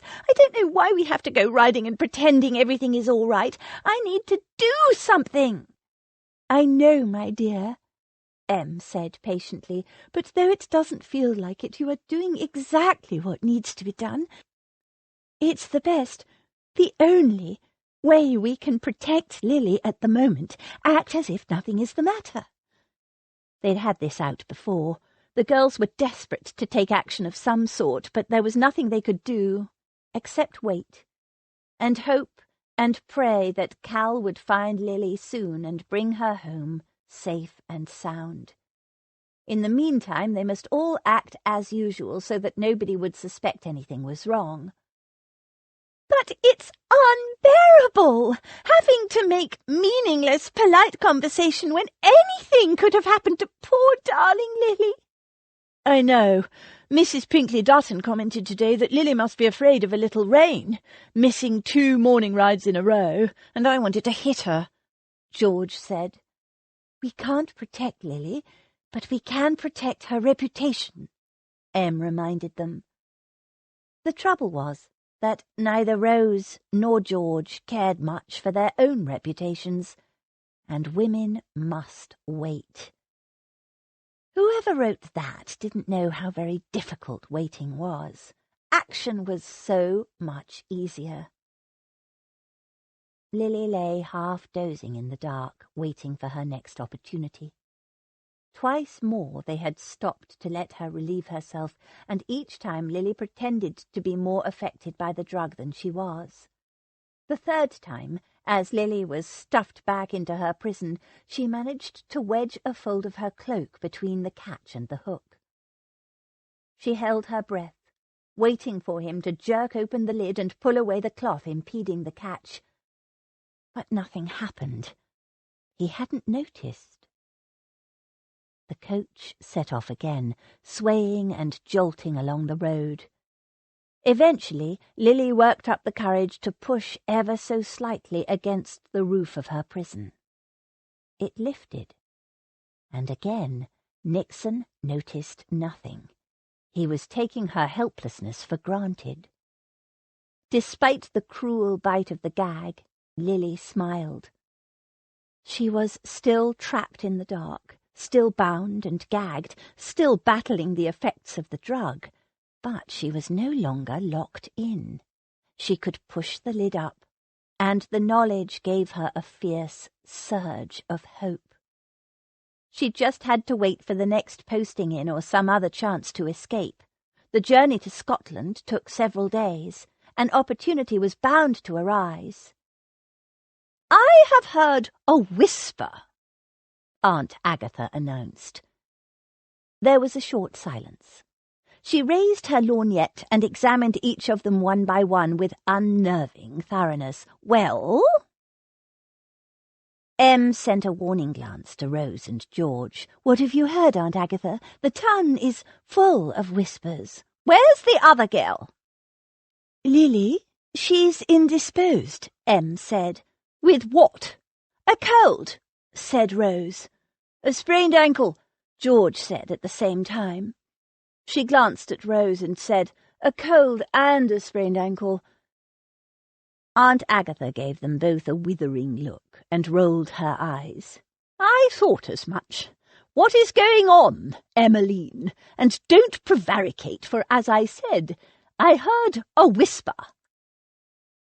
Em sighed, accepting the inevitable.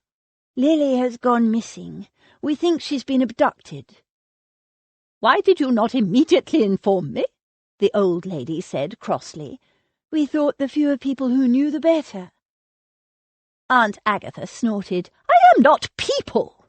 I am family, and if one of my family gets herself into trouble—" "Lily did not get herself into trouble," Rose snapped. "She was abducted, through no fault of her own." Aunt Agatha gave her a thoughtful look and said in a surprisingly mild voice, "When did she disappear?" "The same night that Duke of yours didn't turn up at the opera," George said. The old lady narrowed her eyes at George, but didn't rise to the bait. "And who outside the family knows she is missing?" "Nobody. Cal has gone to France because that's where we think she's been taken. But he also sent some men to search for her on the Great North Road, in case his information was wrong. But they're men he's worked with before, in whose discretion he trusts." "Sylvia knows Lily went missing," said Rose, "and the Mainwarings." "But we've told them all Lily was just feeling ill, and went home early without telling us," Em said. "Lady Mainwaring was glad to hear it, sorry for Lily's indisposition, that is, but reassured that it was nothing more serious."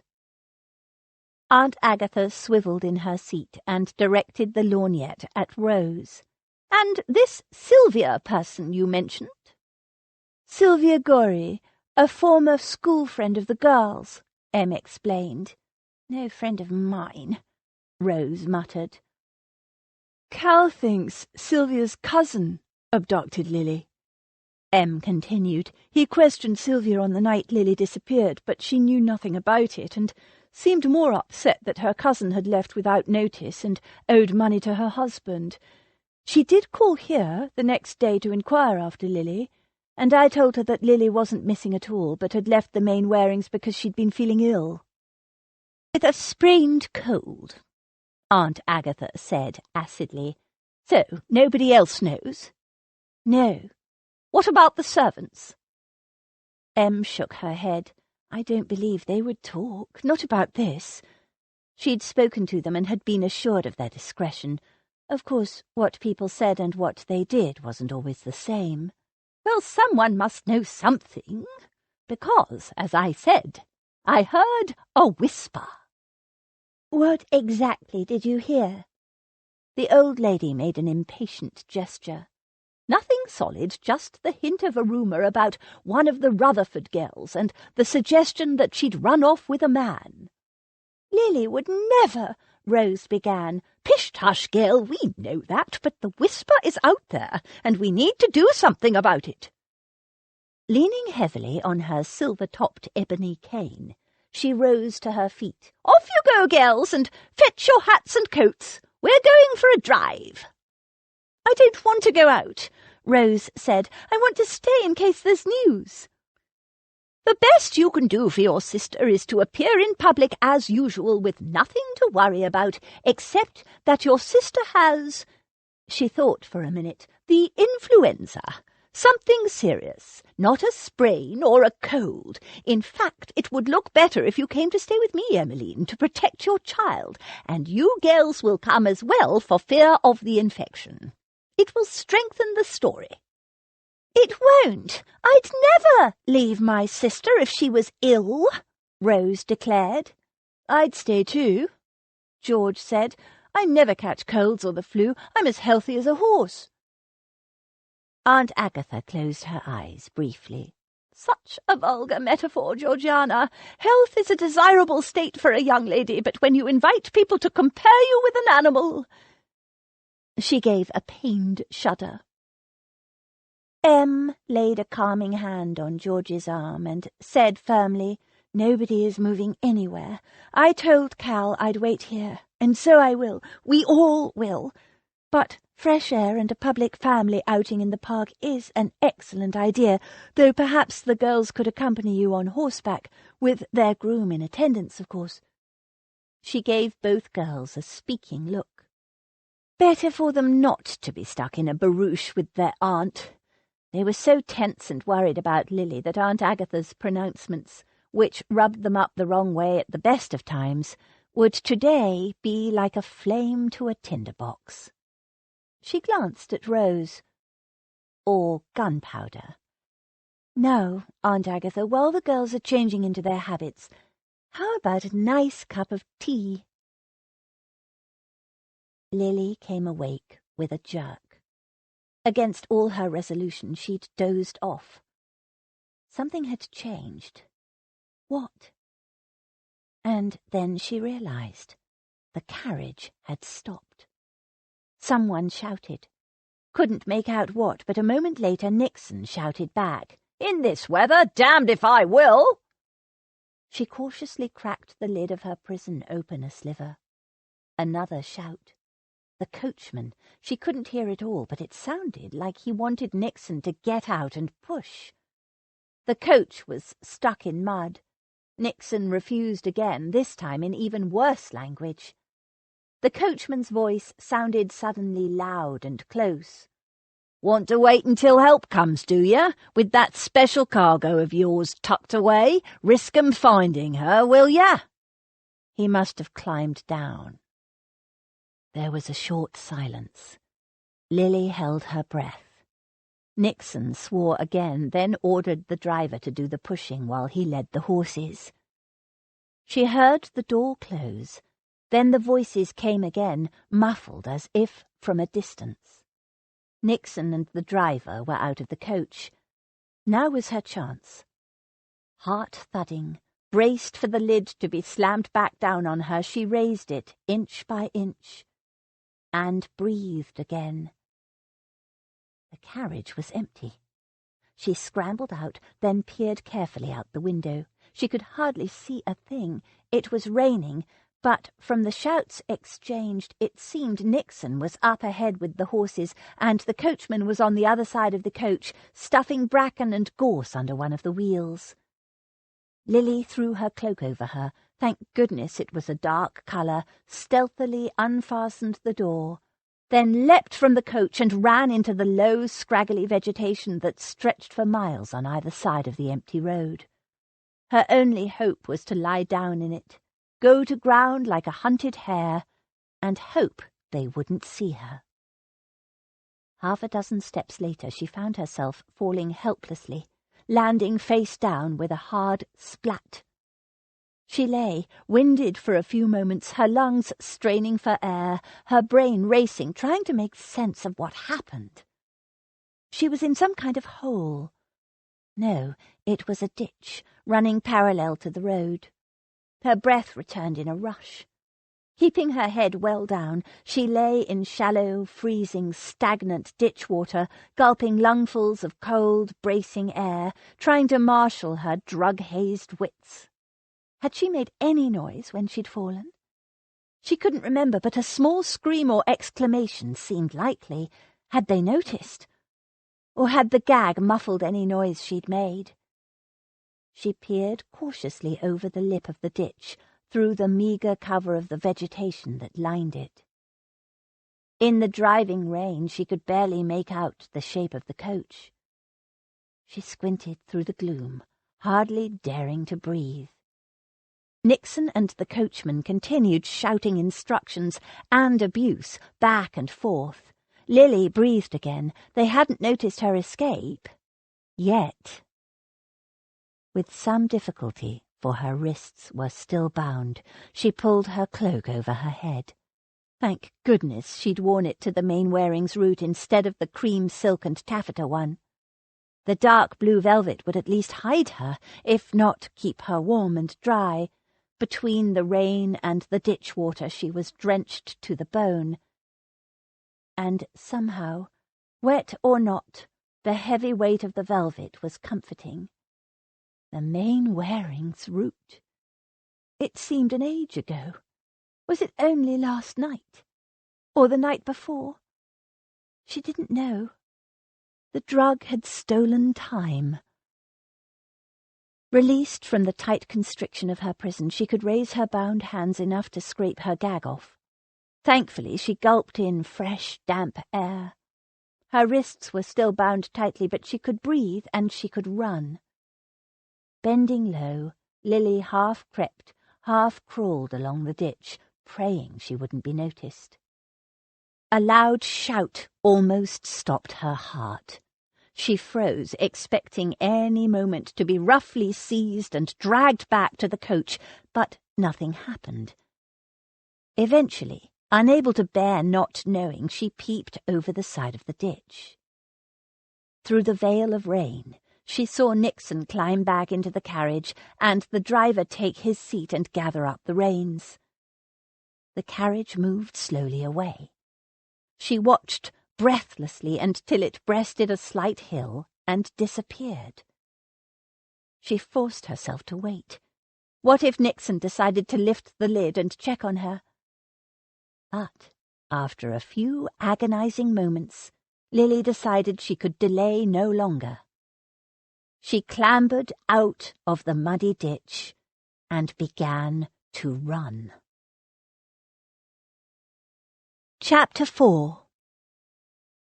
Her mind was all disorder. The past, present, future, everything was terrible.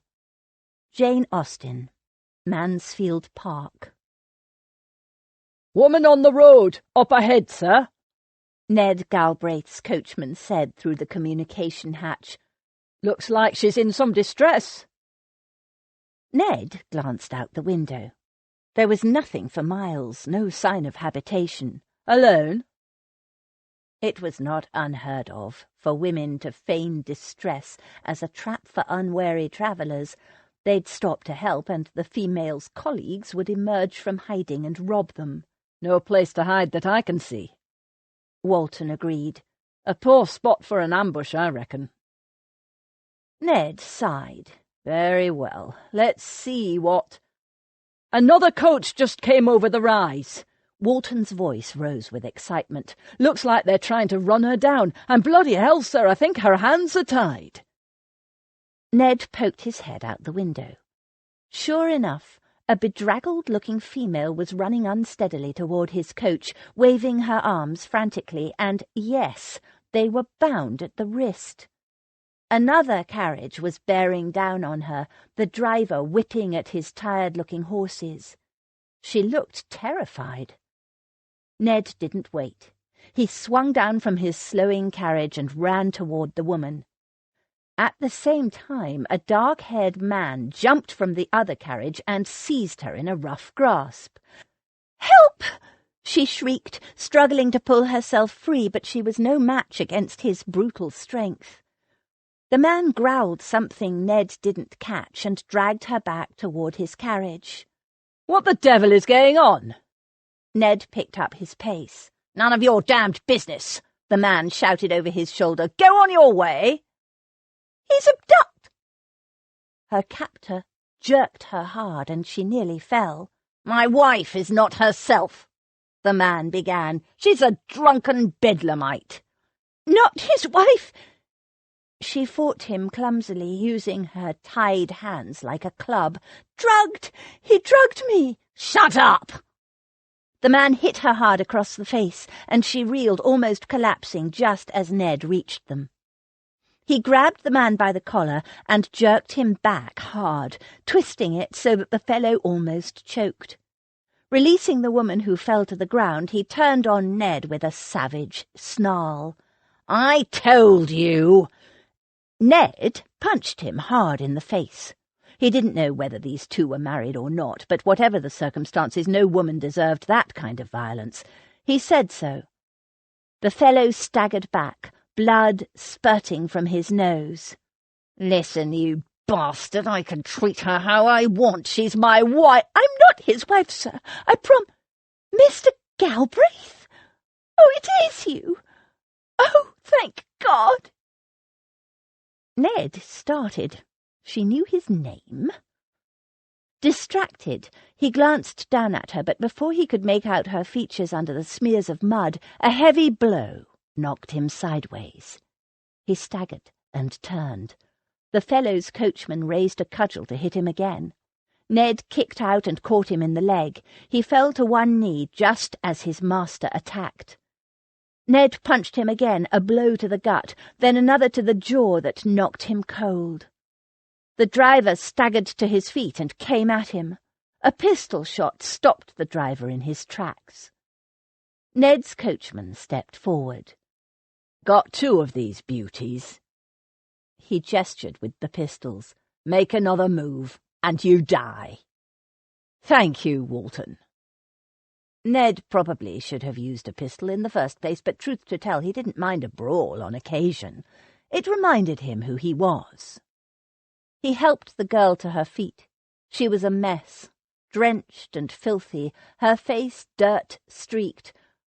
Or was that a rising bruise, and her clothes bedraggled and caked with mud? He gave her face a searching glance. Nope, no idea who she was. She gave him a shaky smile and clung to his arm, determined but wavering, as if unsteady on her feet or ready to swoon. She was soaked, shivering. The thought had crossed his mind initially that she was some country wench, taken up for a nasty kind of sport, but her sodden cloak was velvet, and the few words he'd heard her speak were unaccented, educated. And she knew his name. "Who are you, and how do you know my—" He broke off, thrusting her behind him as the man he'd felled lurched to his feet and came up, swinging. Ned hit him again, and he crumpled. Ned shoved him with his boot. "Take your master and go. The girl stays with me." The driver hesitated.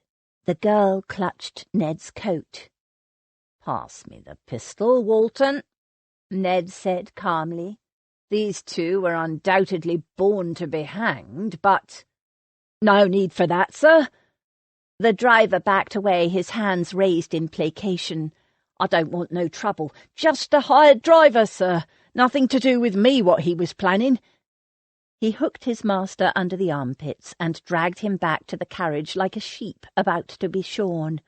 He bundled him inside, climbed up on top, turned the carriage around, and drove away.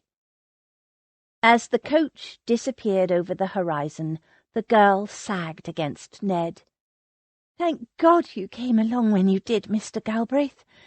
If he'd caught me again—" She was shivering uncontrollably. Cold or reaction, no doubt a bit of both. He pulled a knife from his boot and cut through her bindings. "Who are you?" "Sorry," she gasped, and bent and retched, a thin stream of bile that just missed his boots. When she finished, he handed her his handkerchief. She wiped her mouth and handed it back. He received it gingerly, gave it a distasteful glance, then dropped it in the mud. "Let's get you into the carriage." She took a few wobbly steps, then stumbled. "I'm sorry. The drug—" She reeled. Ned scooped her into his arms and lifted her into the carriage. She was drenched right through. Her soaked clothing dampened his clothes, and she stank of dank mud and ditch water, of vomit and animal manure, and God knew what else. She slumped onto the seat and almost fell as the coach jerked into movement. She looked up wildly. "Where are we going?" He'd been heading to Fountains Abbey, near Ripon, to a house party there. It wasn't far, but he certainly wasn't going to arrive at Fountains in the company of a damp and bedraggled damsel in distress. A sure route to scandal that would be. No, he'd have to return her quickly and quietly to wherever she came from. "London?" he suggested, and she sighed in relief. "Oh, thank goodness. Yes, please. They'll be so worried about me." He knocked on the roof, gave Walton their new destination, then turned back to the girl, intending to question her, but her shivering had worsened, and her stench was slowly filling the carriage. First things first. He had all the time in the world to ask her questions, but he was damned if he'd travel another mile with a half-frozen woman who stank like a midden. "You can't travel in those wet clothes," he informed her. "You'll catch your death." She looked down at the ruins of her dress, some light-coloured thing partly revealed beneath the filthy cloak, and sighed. "I suppose so." Her teeth were chattering. He lifted a small valise from an overhead rack and pulled one of his shirts from it. "Take off everything that is wet, and then put this on." "Here? In the coach?"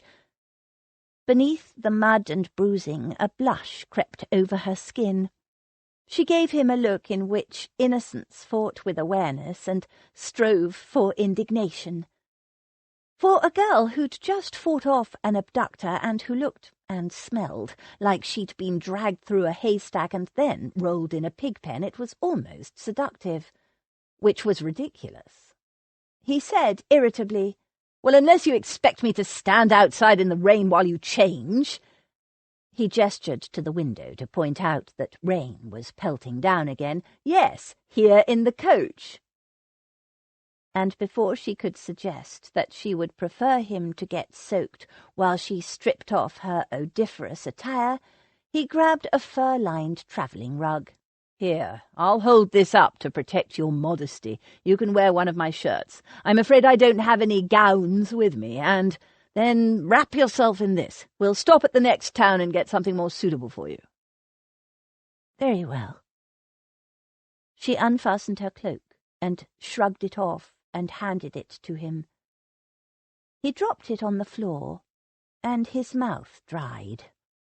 She was wearing a badly soiled evening gown, filthy now, but it was apparent to Ned that it had been both expensive and in the first stare of fashion. Wet, filmy layers of pinkish gauze clung to her like a second skin, almost transparent, outlining luscious curves. Her face and hands were muddy, but her breasts, enticingly displayed by the low-cut neckline, were creamy and lush. With an effort he dragged his gaze to her face. She gazed back at him, wide-eyed, her eyes as grey and liquid as a winter sea. Dark hair streamed down over her shoulders in dripping clumps, a mermaid come to call, wet, luscious, and enticing. A pair of tight, berry-hard nipples thrust invitingly toward him. He swallowed. It was just the cold. Nipples did that in the cold. But it took all his self-control to keep his gaze focused on her face. "You'll have to help me. It's fastened down the back." He put the rug aside and moved to the seat beside her. She turned and lifted the wet mass of her hair so he could undo her gown. He stared for a long moment at her pale, vulnerable nape, then set himself to the task at hand. The dress was cunningly constructed of a series of overlapping layers that, sodden, clung to his fingers. He was well experienced at helping women out of their clothes, but he was damned if he could see how to unfasten this blasted dress. "The hooks are very small, I'm afraid. Can you find them?" He fished around and found a row of tiny hooks. Of course they would be tiny. He swore silently as he fumbled with each minute and impossible fastening, then became aware of the soft, creamy flesh he was revealing beneath. Cold, damp flesh, he reminded himself. She was still shivering. He all but ripped the last dozen hooks from the dress, then removed himself to the opposite seat and raised the rug in front of him to block out the sight of her. Behind the fur barrier she wriggled and rustled and sighed. It was damnably erotic. "What should I do with my dress? It's making the seat all wet and dirty." "Throw it on the floor." He heard a sigh. "It was a beautiful dress once," a sad little voice said from the other side of the fur blanket. A dirty pink bundle plopped wetly onto the floor between them. He scraped it into the corner with the toe of his boot. He waited. The wriggling and rustling did not resume. His arms were getting tired. "Are you finished?" "No." There was a pause. Then, "Did you say I should take off everything that was wet?" "Yes, unless you want to catch an inflammation of the lungs." "But I'm soaked to the skin." To the skin. He closed his eyes. He did not need this. The thought that this unknown, filthy, and yet somehow appealing female was going to be naked, with nothing but a fur rug between them. He said in a hard voice, "Take it all off, then. Your virtue is safe with me." "Oh, I know that, Mr. Galbraith." There was not a shred of doubt in her voice. He was almost insulted. He had a reputation as a rake, damn it. Who the devil was this girl? Who, on the other hand, seemed like a virtuous maiden unless he misread her completely, and yet she would climb into a carriage with a perfect stranger and happily strip to the buff at his command, trusting him not to ravish her. Though it seemed that to her he was not a stranger, how did she know his name? He pondered that conundrum as she wriggled and panted and tossed soggy white garments onto the pile on the floor, garments he preferred not to think about. First a petticoat, then a chemise, followed by stays, and, oh Lord, there went the stockings. He waited for a pair of drawers to join the pile, but there were none. Only 3 kinds of females didn't wear drawers. The sheltered, old-fashioned kind, women who couldn't afford them, and tarts. He waited. The suspense was unbearable. "Are you finished?" "Yes, but I'm still quite damp. Do you have anything I can dry myself with before I put your shirt on?" Damn, he should have thought of that. "Hold the rug for a minute." She took hold of it and lowered it to her chin. Her eyes were light grey, rimmed with long dark lashes, and gleamed in her dirty face like polished pewter. The pupils were huge and dark, and looked slightly unfocused, the effects of the drug, he assumed. "It's strange, but I don't feel as cold without my wet clothes, even though—" She blushed and looked away. Ned didn't need to complete the sentence. He was only too aware of her naked state. He fished in the valise, found a small towel, tossed it over to her side of the rug, then took the rug back, raising it again to block out the sight of her. "How do you know my name?" "You're a friend of my brother's. We met at his wedding." Ned frowned. He usually avoided weddings. They invariably sparked his grandfather to fresh attempts to match him up with some female he, grandfather, considered suitable. "You were his best man." His best man? Ned almost dropped the rug. He'd only ever been one man's best man. "You're Cal Rutherford's sister?" She grabbed the drooping rug from his nerveless grasp and tucked it around her naked body. She had not yet donned his shirt, not showing the slightest awareness of her appalling situation as she gave him a warm and trusting smile. "Yes, don't you remember me? I was one of the bridesmaids." He stared at her. She'd wiped her face clean, and tried not to let his gaze drop to where the fur rug was nestling like an animal against lush, bountiful breasts. This was Cal Rutherford's sweet-faced little sister? Naked in his carriage? Naked? Covered only by a rug? "You're Lucy?" Her smile dimmed slightly. "It's Lily. I'm Lily." "Put the shirt on," Ned said gruffly. He wasn't up to taking the rug from her grasp, so he stood and turned his back. Cal Rutherford's little sister. Good God. "Make sure you tuck the rug around you as well. The shirt isn't very warm. You don't want to catch a chill." He needed her to be wrapped in thick, opaque, and shapeless layers, preferably dozens of them, and not just because of the possibility of a chill. She was a luscious little armful, too luscious for his peace of mind. His friend's little sister. Not so little any more. Marriage bait. "You can turn around now," she said after a moment. He turned. She sat huddled on the seat like an orphan from the storm, her feet tucked under her, swathed to the chin in silky dark fur, the white edges of his shirt collar just showing beneath it. Her pale complexion, clean now and flawless, except for the deepening bruise on her cheekbone, glowed like a pearl in the shadowed interior of the carriage. Her mouth was full and lush, but her eyes were ringed beneath with heavy purple shadows, She looked exhausted.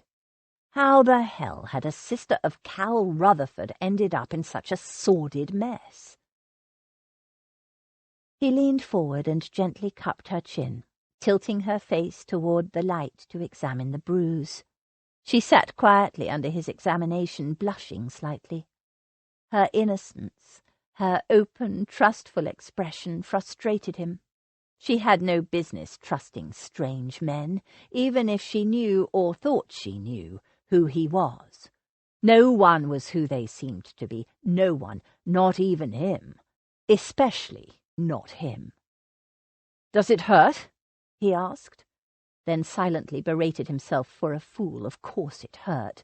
Not very much. He didn't believe her. That bastard hadn't held back with that backhander. A nasty blow from a ruthless villain. God help her if she'd ever married him. Her gaze dropped to his knuckles, skinned and raw. "Your poor hands. Are they—" "No." He shoved them in his pockets and sat back. The movement drew his attention to the soggy pile of clothing on the floor. "Phew, that stench!" He opened the carriage door and kicked the pile of sodden, muddy clothing out onto the road. "My clothes!" she exclaimed. She peered out the window, then turned to him accusingly. "What did you do that for?" "They were filthy." "But that was my favourite dress." "You can buy another one." She continued exuding silent indignation, so he added bluntly, "Look, whatever muck you fell in stank like a midden. I'm not travelling all the way back to London with a stink like that in the carriage. We'll stop in the next town and get you a hot bath and something clean to wear." "Oh." She glanced down at herself, sniffed cautiously, and blushed. He cursed himself silently for embarrassing her. She stank, but it wasn't her fault. "Do you have anything to drink?" she asked. "I'm very thirsty." He passed her a bottle. "Cold tea. A habit I picked up in the army. Never know when you might need it." She drank it all down, draining it dry. Thirsty indeed. "Thank you. I needed that." She handed it back with a tremulous smile. "So, I gather you weren't eloping with that bastard?" That put the starch back in her spine. "No, of course I wasn't. He abducted me." "How?" She flushed slightly. "He tricked me." She fidgeted a little, tucking her toes more securely under the fur rug. "I was at the Mainwaring route with Cal and Em." She explained how she'd been enticed outside. He frowned. "You didn't realize the note was a forgery? You didn't recognize your own sister's writing?" She turned a dusky rose pink and didn't meet his eyes. "No," she mumbled, but didn't explain. She'd probably had too much to drink, he decided.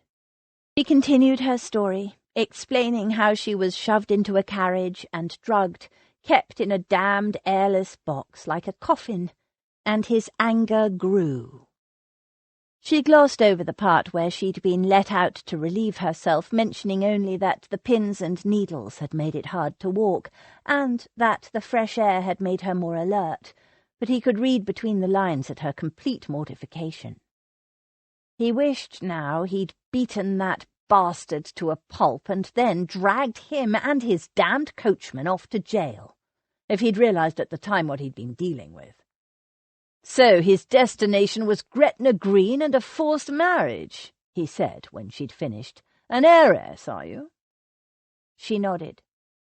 "Cal always warned us that men might want us for our money, but I never imagined. I didn't think—" Her face crumpled, and the big grey eyes filled with tears. "I've made such a mess of things. Everyone will be so worried."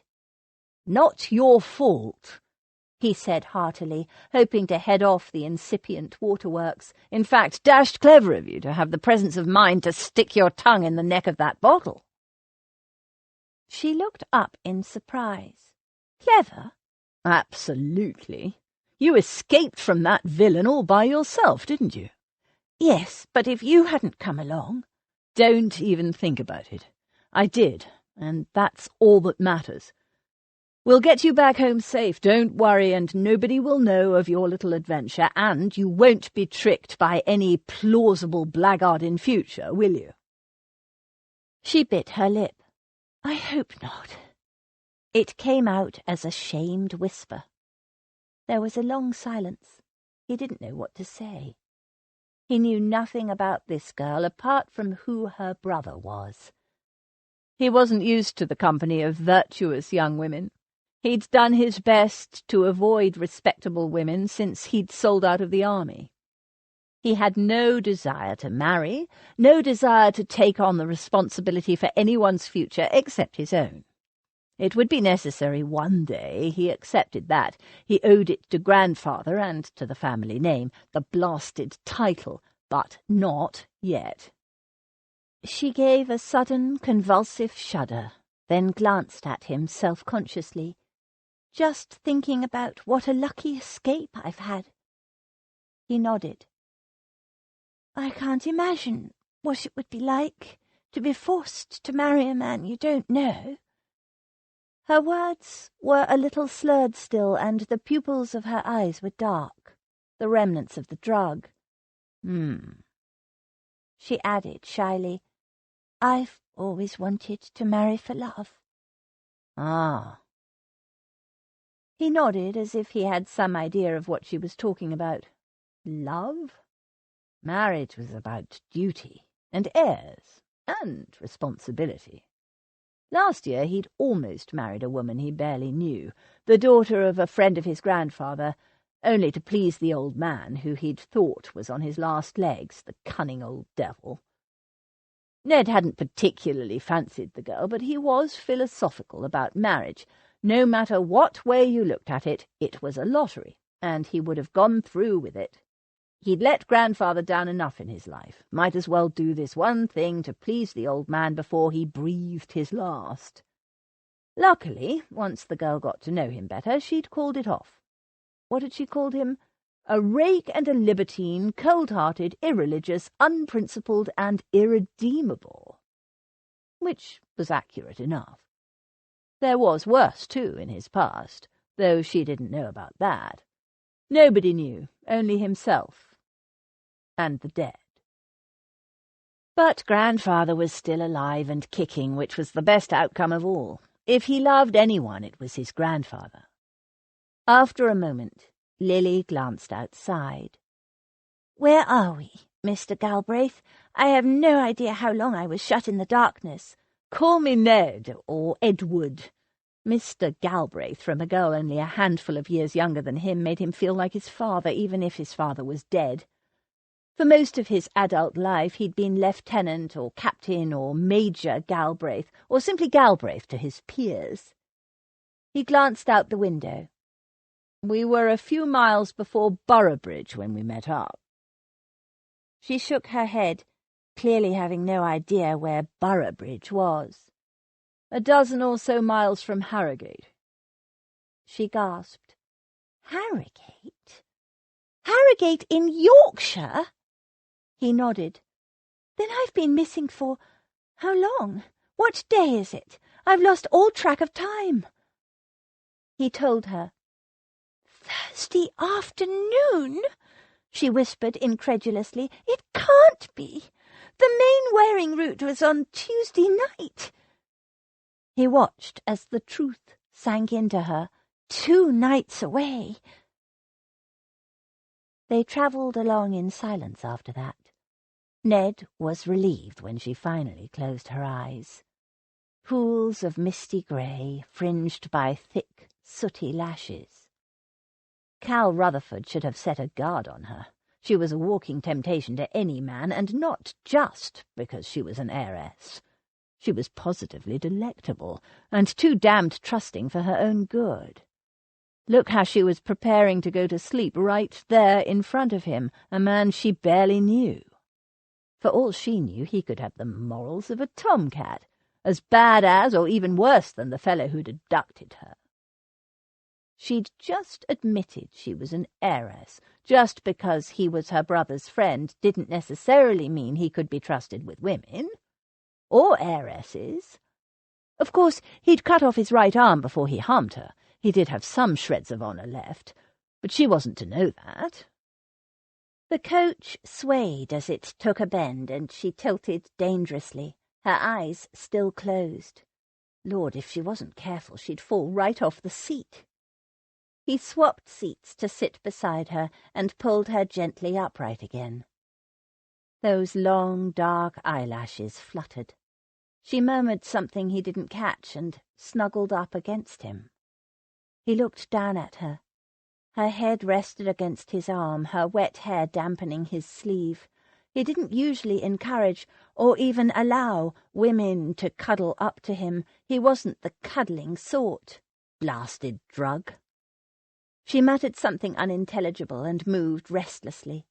The rug slipped to her waist. He swallowed. That shirt was too damned thin for words. Lily. She didn't stir. He tried again, louder, and tried to push her into a more upright position, but she was deep asleep. He reached across her to tug the rug back up to decency again, and she sighed and snuggled into his inadvertent embrace, her warm, soft curves pressed against him, her unbruised cheek cuddled against his shirt front. He regarded her helplessly. She lay against him more or less in his embrace, relaxed and wholly trustful. His arm hovered a moment over her, then he sighed and wrapped it carefully around her, only to support her, he told himself. The road was bad. There were bumps and potholes. She could fall.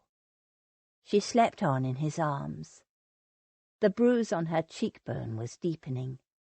Lavender shadows darkened the delicate skin beneath her eyes. Tiny curls sprang from the mass of her damp hair as it dried. She must have worn it up in an elaborate twist the night she was abducted, for though it was wet and bedraggled, it was still partly pinned up. He could see a few pins glinting in the light. Carefully he eased them out, one at a time, trying not to disturb her. Finally, he had them all. He gently sifted his fingers through her soft, damp hair, loosening the tangles and spreading it out to help it dry. Dark curls twined about his fingers. A damp lock of hair fell across her mouth. He carefully lifted it away and smoothed it back behind her ear. A small, dainty ear with a tiny hole in the lobe. Had she lost an earring? Cal Rutherford's little sister. Courage obviously ran in the family. She'd been drugged, abducted, imprisoned for hours at a time in a cramped, airless compartment under a seat, subjected to Lord only knew what indignities and humiliations. She was bruised, cold, wet, and filthy. He'd forced her to strip in his presence and had thrown away her ruined clothes. Most females, he knew, would be hysterical by this stage. Instead, she'd curled up against him, practically naked but trustful as a kitten, and gone to sleep in his arms. The remnant effect of the drugs. At least he hoped it was. Her brother had made a practical marriage in order to protect his sisters. He'd be beside himself now, poor fellow, not knowing what had happened to Lily. Brothers needed to take care of their sisters. Ned was grateful he had no younger sisters to take care of, or brothers for that matter. He'd proved long ago that he couldn't be relied on to take care of anyone. He stared bleakly out the window at the shifting scenery, the weight of warm, soft woman heavy against his chest. It was raining again, a soft grey mist. She twisted restlessly. The rug slipped, pulling the shirt awry and revealing the curve of a creamy breast and a bare, vulnerable shoulder. There were bruises on her body as well as her cheek. He dragged his gaze off her, tugged the shirt up, tucked the rug in more securely, and resigned himself to the inevitable. The trip to London was going to be torture. The carriage rattled onward. They stopped for a change of horses, but Lily didn't stir. Her sleep might be heavy, but it wasn't restful. Her body twitched and wriggled, and the expressions that passed across her face, whatever dreams she might be having, they weren't pleasant. He should have killed the villain who'd done this to her. He couldn't return her to her brother in this sorry state. It wouldn't be fair either to her or to Cal. A handful of lines from his school days came to him. Sleep that knits up the ravelled sleeve of care, the death of each day's life, sore labour's bath, balm of hurt minds, great nature's second course, chief nourisher in life's feast. His initial plan had been to drive on through the night and most of the next day, getting her back to London in the shortest possible time. She needed sleep, but not in a rattling, jolting carriage. Proper sleep, in a bed that didn't bounce with every pothole, and any journey to London would be interrupted every 20 miles or so when they stopped to change horses. He wanted to relieve her of her ordeal, not add to it. She needed calm and uninterrupted sleep and time to let the drug pass from her system, food and a bath. He would restore her to her family with her dignity intact, not half-naked, bruised, dirty, and dazed. He reached up with his free hand and rapped on the roof. "Find a suitable small town," he said when Walton opened the hatch. "We need an inn, but nothing fashionable. The lady needs a bed, a bath, food and clothing, and all with the utmost discretion, Walton. Nobody is to know who she is." He hoped to hell that her family had kept her missing status a secret. No one must learn she was not still in London, safe in her own home, in the care of her brother. Because if they did, God help her. Chapter 5. Seldom, very seldom, does complete truth belong to any human disclosure. Seldom can it happen that something is not a little disguised or a little mistaken. Jane Austen, Emma. Aunt Agatha was in her element in Hyde Park, taking various cronies and acquaintances up in her barouche for a turn around the park, and complaining to them of the foolish stubbornness of her niece by marriage and her charges, Rose and Georgiana, indicated by an irritable wave of a hand as the two young girls rode behind and sometimes beside the carriage. Em heard the first part after Aunt Agatha had set her down to walk, exercise being good for a breeding mother, as the carriage moved slowly off. "The youngest girl, Lily, is stricken with what the doctor believes is the vilest case of the influenza, but will Emmeline or the girls consent to reside with me until all danger of infection passes? Pshaw! They will not." Em hid a smile. Aunt Agatha's cronies would be used to complaints about ungrateful and intractable relatives, much more convincing than her showing concern for a niece she'd never had much time for. From time to time, the girls broke away to tell Em what their aunt was saying. "You should hear her, Em," Rose said, half entertained, half indignant. "She's telling everyone how furious she is with you for refusing to move in with her because of Lily's supposed illness. Apparently you're risking the health of the Rutherford heir with your stubborn foolishness, as if she has a direct connection to God and knows what sex the baby will be." "Oh, I hope she's a boy," Em said. "Aunt Agatha wouldn't forgive her if she wasn't, poor little thing." "She's mad at us too," George added. "We're disrespectful of our elders and recalcitrant and— what were the other words she used, Rose?" "Intractable, undisciplined and unmanageable," Rose said with relish. And we are, as far as she's concerned. I don't think that part was an act.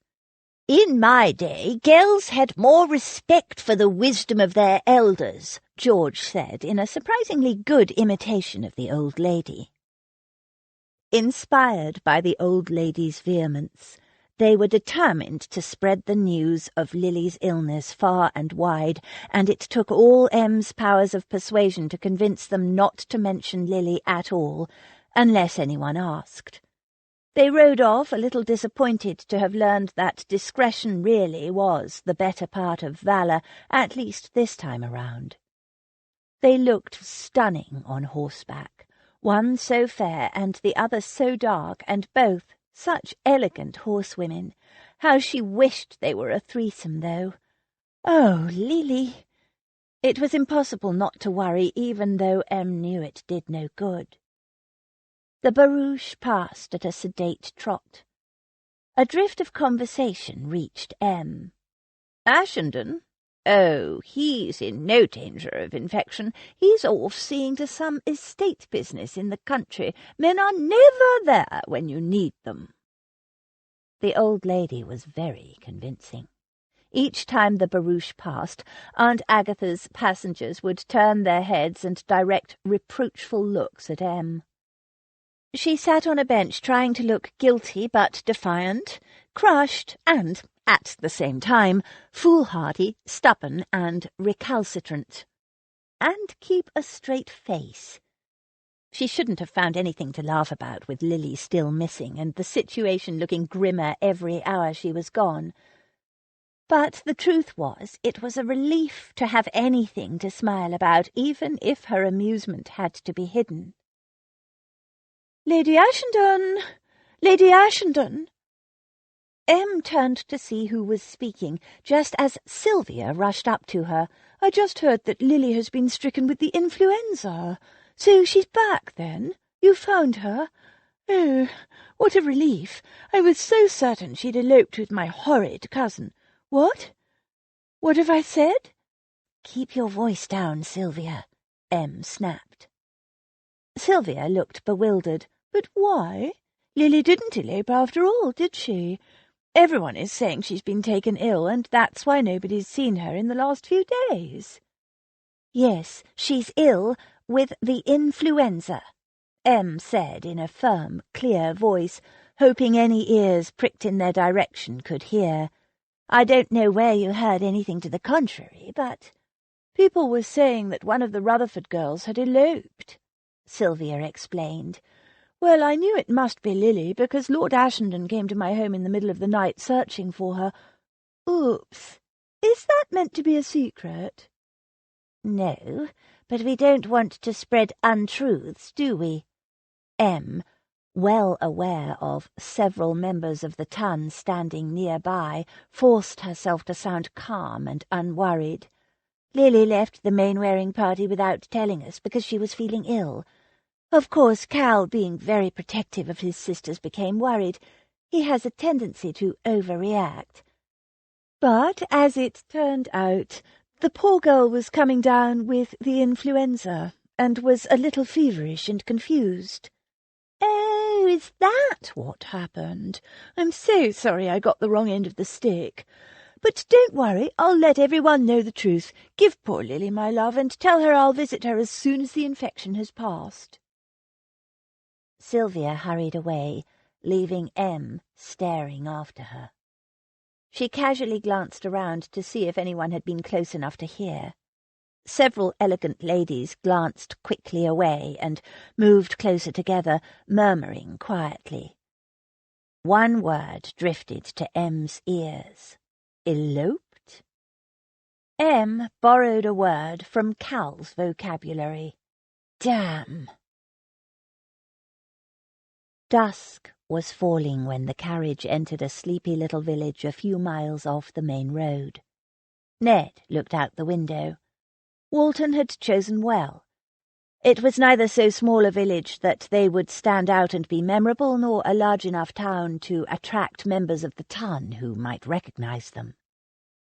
They stopped outside an ancient inn, crooked with age, but otherwise as neat as a pin, with mullioned windows polished to gleaming, a well-swept courtyard, and several half-casks filled with flowers on either side of the entrance. There were no fashionable travelling coaches in the street outside, no phaetons or curricles, only a rustic wagon or two and an ancient-looking dog-cart. Perfect. "Wake up, Lady Lily," he said, raising her gently.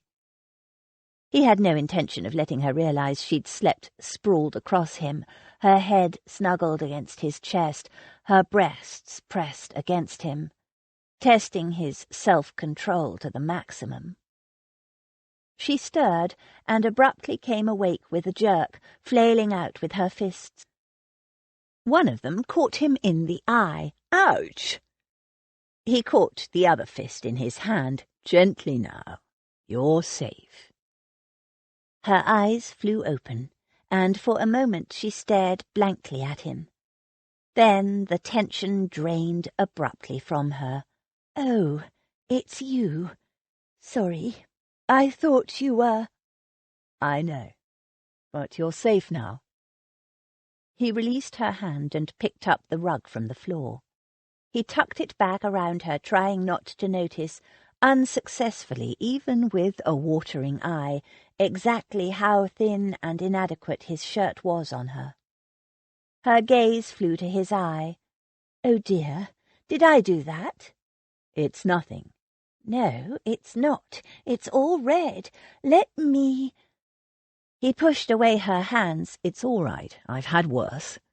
He hated being fussed over. "We're here. I'll go ahead and make the arrangements. I want you to wait in the carriage until—" She glanced outside, frowning. "Where are we?" He shrugged. "Some village. There's an inn here where we can pass the night in relative comfort. More comfortable than trying to sleep with a luscious, far too trusting siren draped across his lap." "An inn?" She gave him a wary look and pulled the rug closer around her. "I don't want to stay at an inn. I thought you were taking me straight home." Ned wanted to roll his eyes. Now she got suspicious. He was simultaneously pleased at the evidence that she did, in fact, have a cautionary bone in her body, albeit a slow one, and irritated that after all this she should be suspicious of him. He'd been practically a saint for the last few hours, letting her sleep while snugged up against him, keeping her decently covered for the most part. She was a restless sleeper, and resolutely ignoring the raging appetites she stirred in his body. "I am taking you home, but it'll be dark soon, so we'll stop for the night here." She bit her lip. "It's just that they will be frantic with worry." "Your brother will be on your trail as we speak. He's not the sort to sit back, waiting to hear. And if I know Cal, he'll have a team of men out looking for you as well." She gave him a troubled look. "I think some men came looking for me when we were on the road. I tried to call out, but I was gagged and under the seat, and the drug made it difficult to think, and—" She sighed. "They didn't hear me." His jaw tightened. That swine should be rotting in jail, or better still, dangling at the end of a rope. "I'll send your family a note by messenger. Don't worry, it'll get to London faster than a coach and four. There's no need to travel through the night. Your abductor might have done so, but it's dangerous, especially when there's no moon, and I have more consideration for my coachman and the horses." And for his passenger. She was worn to the bone. She needed food and sleep and care before undertaking another long, uncomfortable journey. Besides, even if they drove hell for leather, stopping only to change horses, it would still take all night and part of the next day to get to London. He hoped to hell Cal had managed to keep the whole affair under wraps, come up with some story to explain her absence. As long as he had, and Cal was no fool, and as long as he could get her back to London with no one else the wiser, the consequences to her would be limited to a nasty experience and a few bruises. Besides, we need to get you some proper clothes." He quirked a brow, "unless, of course, you want to arrive in London naked but for a man's shirt and a fur travelling rug." She gave a half-hearted little laugh. "No, of course not." "Good. Then wait here while I make the arrangements." Lily waited in the carriage, the rug wrapped tightly around her. Guilt wrapped her even tighter. The sleep had helped, but the drug still lingered like glue in her veins, making her limbs heavy and uncertain. Her thoughts, however, were becoming clearer by the minute. Everyone at home would be so worried about her. Rose and Em and George would be frantic, and Cal would be out somewhere on the road from London, out in the cold and rain, worried sick, looking for her. Mr. Galbraith, Edward, had had to turn back from wherever he was going and make the long journey back to London, and deal with a muddy, miserable, droopy creature who couldn't even stay awake. She was entirely dependent on him. She wasn't even a friend of his. He might know Cal, but he hadn't recognized Lily at all. All this trouble and anxiety and inconvenience was her fault. Oh, Mr. Nixon might be the villain responsible, but deep down Lily knew she was to blame. If she'd had her wits about her, if she hadn't been fretting about Rose doing something reckless... But the fact was, Rose would never have sent her a note. You didn't realize the note was a forgery? You didn't recognize your own sister's writing? She hadn't been able to bring herself to explain to him about her dreadful inability. As it was, he only thought her careless, or maybe stupid, which she was, but in a much worse way than he'd imagined. She'd hoped that once she left school she'd be able to hide her weakness from everyone. Now... She burrowed deeper into the rug. The trouble was, she wanted him to like her. Though why on earth would he like a girl who'd dragged him into such a mess, who'd spoiled his plans and forced him to make the long, uncomfortable journey back to London, a girl who, she sniffed at herself cautiously, still smelled faintly of mud and vomit and animal dung. The carriage door opened, jerking her from her gloomy reverie, and he stood there, looking handsome and serious, his brow a little wrinkled, but the rest of him elegant and immaculate. The contrast between them couldn't have been more depressing. "I've told the landlady you're my sister, and that you had an accident on the road. Your luggage, because for reasons known only to yourself you travelled only with bandboxes, was ruined when you and your carriage went off the road and into a river." Lily blinked. "I was following behind in my own carriage," he continued. "I am a bad-tempered fellow, and female chatter annoys me, so we travel in separate carriages." Gave her a wry look. "It was the best I could come up with on the spur of the moment." He held out his hand. "Luckily this inn, small as it is, has a bedchamber with a sitting-room attached. It's very small, but clean and adequate. How are you feeling? Can you stand?" "Yes, of course." She stood on legs that felt as if they'd been stuffed with sawdust, and started cautiously down the carriage steps, then squeaked in surprise as he swept her off her feet and held her against his broad, firm chest. "Oh, but you don't need—" "Has to be this way," he said gruffly. "Don't want the hoi polloi gawking at your bare legs and feet, do we? Besides, the cobbles are wet and cold and dirty." He carried her toward the inn, where a plump, motherly-looking woman waited with a concerned expression, holding the door open for them. "The landlady, Mrs. Baines," he said in her ear. "Oh, and your maid broke her leg in the accident. We had to leave her behind in the care of a local physician." Lily barely heard him. She'd never been carried by a man in her life, not since she was a small child and Cal carried her about on his shoulders. She held her breath, desperately wishing she was slimmer, lighter, daintier. He strode into the inn and mounted the stairs rapidly, seemingly indifferent to her weight. He wasn't even breathing heavily. The inn was small, the floors and ceilings crooked with age, and Mr. Edward had to bend his head to get through the doors. At the top of the stairs a door stood ajar. He pushed it open with his boot, carried her in, and deposited her gently on a rag rug. The sitting-room was small, furnished with a worn settee, an overstuffed armchair, and a small table with 2 wooden chairs. Through an open door, Lily could see an even smaller room containing a large bed with a spotless white counterpane and a plain oaken wardrobe. Everything was worn and a little shabby, but it all looked and smelled very clean. A sturdy young woman was crouched before the sitting-room fireplace, blowing hot coals into life with fresh kindling and a pair of bellows.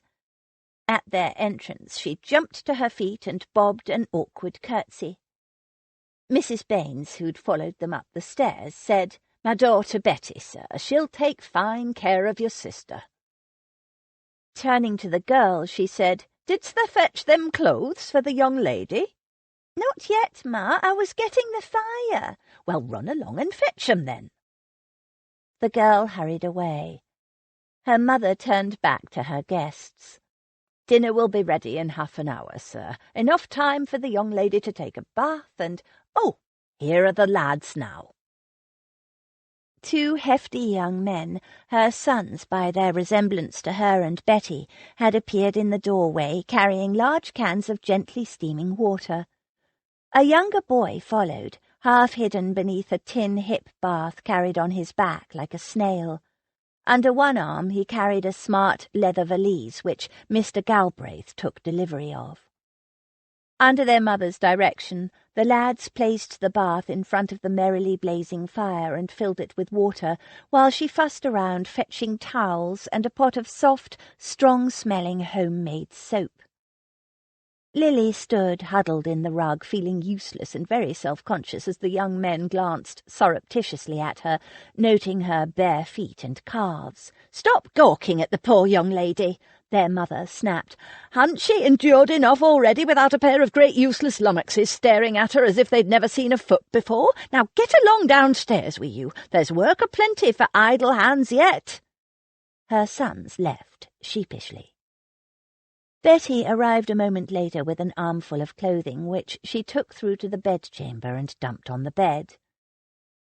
"The girl will assist you at your bath and in all other ways," Mr. Galbraith told Lily. "Consider her your personal maid for the time being. I've arranged it with her mother." He glanced at Mrs. Baines, who was in consultation with her daughter, and handed Lily a small hinged tin that he'd taken from his valise. "You might find this more to your taste. Now take your time, and be sure to send for more hot water if you need it. And when you're ready for dinner to be brought up, let the girl know. We shall dine up here in private." He gave her a searching look. "Is there anything else you need?" Lily shook her head. "Thank you, no. You're all very kind," she amended for the sake of her audience, recollecting that he was supposed to be her brother, and brothers were expected to be kind. Truth to tell, she was feeling a little overwhelmed. The door closed briskly behind him and Mrs. Baines, and the room was suddenly quiet. Recalling the small hinged tin he'd given her, Lily opened it. It contained a cake of soap. She sniffed it cautiously and smiled. It smelled delicious, of clean, slightly exotic masculinity and, somehow, of safety and warmth. Much nicer than Mrs. Baines's home-made soap. Do you need a hand getting undressed, miss?" Betty said tentatively. Lily, recalled to her senses, gave an embarrassed half-laugh. "Not exactly," she said, and dropped the rug. It pooled around her feet. Betty gasped. "Oh, my lordy lord, a man's shirt! Is that all? Ma said you'd lost all your clothes in the accident, but Not even a shift." Lily grimaced uncomfortably, not knowing how to explain her scandalous lack of even basic underclothing. Before, in the carriage, when she was wet and half frozen, still dazed by the drug, and dizzy with relief to have escaped, it had seemed perfectly natural to strip down to her skin, dry off, and then put on the only dry garment available. At the time, the feel of the finely woven fabric against her skin and the scent of clean linen with a hint of starch had been oddly comforting. Now, under Betty's horrified gaze, she inwardly cringed. Betty glanced at the smears of dried mud still clinging to Lily's skin and the bruise on her cheek, and her voice softened. "It must have been a terrible accident, miss. Hop into the bath now before the water gets cold. You'll feel better after a hot bath and some clean clothes, and one of Ma's good dinners." She tugged the shirt off over Lily's head and stepped back. Lily stepped into the bath and sank gratefully into the steaming water. It was bliss. Lily wet a washcloth and picked up the soap Mr. Galbraith had given her. A hint of sandalwood, the tang of lemon, the warm fragrance of cinnamon. Clean, spicy, exotic. Essence of Edward Galbraith. She scrubbed herself first from top to toe with the rough-textured washcloth, determined to remove all trace of her noxious adventure, then knelt in the bath and lathered herself dreamily with Edward's delicious soap. The scent surrounded her like balm to her bruised spirits. Betty bustled about, draping towels over a stand in front of the fire and chattering happily. "Ma's the best cook in the village, so we'll soon have you feeling fine and dandy. Better'n your poor maid, I'll be bound." Lily blinked. "My maid? Broke her leg in the accident, Ma said." Lily recalled the story Edward had told the landlady. "Oh, yes. It was terrible. Poor girl." Betty gave her a critical look. "Washing your hair, eh? Then you'll want some of Ma's special rinse. Puts a nice shine on your hair, it does, and smells lovely." She leaned forward and sniffed, though not as nice as that soap. "Thank you, but there's no need." She broke off as Betty poked her head around the door and shouted, "Jimmy, fetch us up some of Ma's hair rinse. She'll know which one the young lady needs." A few moments later, a small hand poked a corked bottle through to Betty. "Here you are, miss. Ma's special rinse. Famous in the village, she is, for her rinses." Full of misgivings about the greenish-yellow contents of the bottle, Lily resolved to find some tactful way of refusing the offer. She soaped her hair, then stood to let Betty rinse off the suds from her hair and body with a pail of clean, hot water. She bent over, wrung out her hair, and put her hand out. "Pass me a towel, if you please, Betty." "Not yet, miss. There's Ma's rinse to go, remember." "Oh, but I don't think—" Betty emptied the bottle over Lily's bent head, patting it thoroughly through the wet hair with enthusiasm. The liquid was cold and bracing and made Lily's scalp tingle. While Betty fetched a towel from in front of the fire, Lily sniffed her dripping hair cautiously. "Is that berries I can smell?" "That's right, miss. Ma used blackberry leaves for this one. Nice, isn't it? Funny colour, I know, but it smells like a breath of summer. Once your hair's dry, you won't hardly be able to smell it, though, but your hair will be nice and shiny." Wrapping herself in towels that were threadbare but clean and beautifully warm from the fire, Lily stepped out of the bath and dried herself in front of the fire, then turned to try on the clothes that Betty had fetched. What if they didn't fit? Betty was a strong and vigorous country girl, and the only thing plump about her was her bosom. Lily would be mortified if the clothes were too small. The chemise and petticoat were loose and shapeless garments. Lily sucked in her stomach as Betty fastened a corset around her and laced it firmly. Then she tossed the dress over Lily's head and tugged it down. "It's me favourite go-to-church dress, but Ma insisted you have the best, you being gentry and all." Made of Vivid red linsey-woolsey, it was embellished with cream satin bows, pulled in with a drawstring under the bosom and flared out at the hips. "There you are, miss. It's perfect on you. Pretty as a picture, you are." There was no long looking-glass in the inn, so Lily had to take her word for it. The dress was a little snug in the bosom, the design was far from fashionable, and she'd never worn such a bright colour. Again she mourned the beautiful dress Miss Chance had made for her, with the elegant layers of gauze that skimmed her curves lightly and made her feel beautiful. But there was no going back. Her poor dress lay abandoned in muddy ignominy, miles back, somewhere beside the road. She would have to face Edward Galbraith feeling, and no doubt looking, like a colourful cushion, tied in the middle. Betty was watching her with an expectant expression. Lily gave her a warm smile. "Thank you, Betty. It's a very pretty dress, and it's very generous of you to lend it to me." She slipped her feet into the slippers Betty had brought. They were a bit too big, but that was better than too small. She folded the thick woolen stockings so they doubled over her foot and put the slippers back on. That was better. Betty gave a brisk nod of satisfaction, then stuck her head out the door and let out a piercing whistle. "That's to let the lads know to come and fetch away that water. Then I reckon you'll be ready for your dinner, won't you, miss?" Lily was about to respond when her stomach did it for her, rumbling noisily. Betty laughed.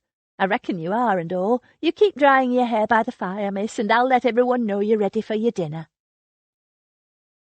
Ned sat on a bench in the stone-flagged tap-room, sipping the landlord's very decent dark ale. He'd written a note to Cal Rutherford, but, not knowing the messenger, had taken the precaution of writing, if not in code, then in a manner Cal would understand. After their wartime experiences, such discretion was second nature to both of them.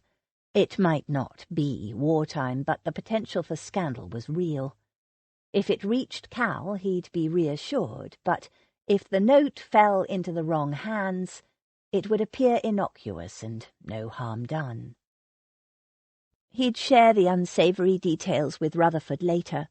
No need to distress him or his family any more than necessary. The girl was safe and would be home late tomorrow night, God and the state of the roads willing. That was all they needed to know.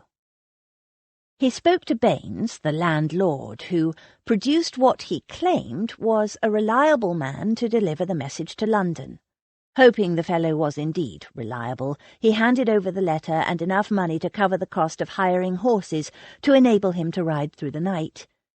He promised him a handsome sum on delivery and told him the receiver would pay him a bonus if he delivered it by the morning.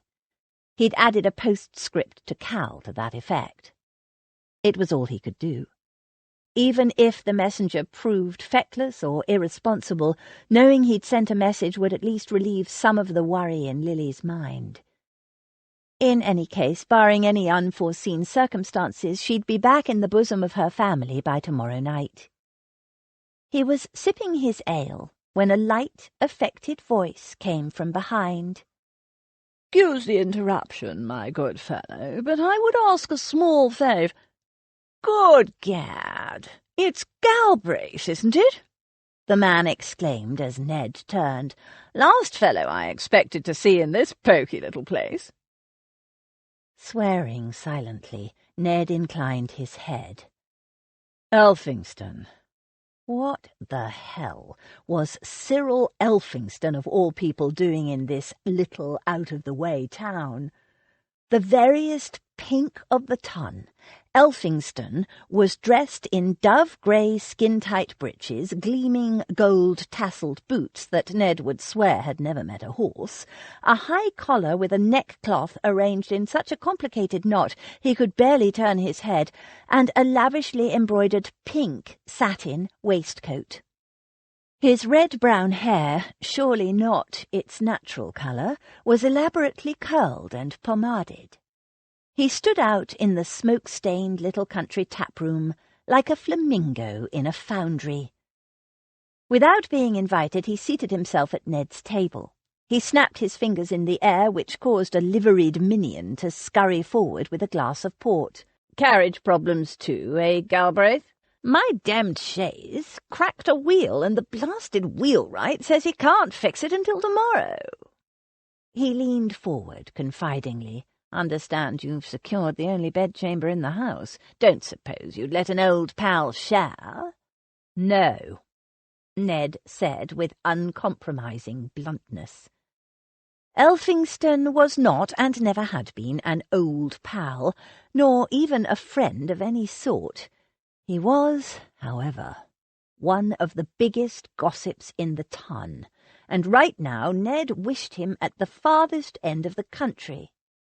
Dash it all, you can't expect me to sleep. Elphingston gestured disdainfully around the tap-room, down here among the rabble and riffraff.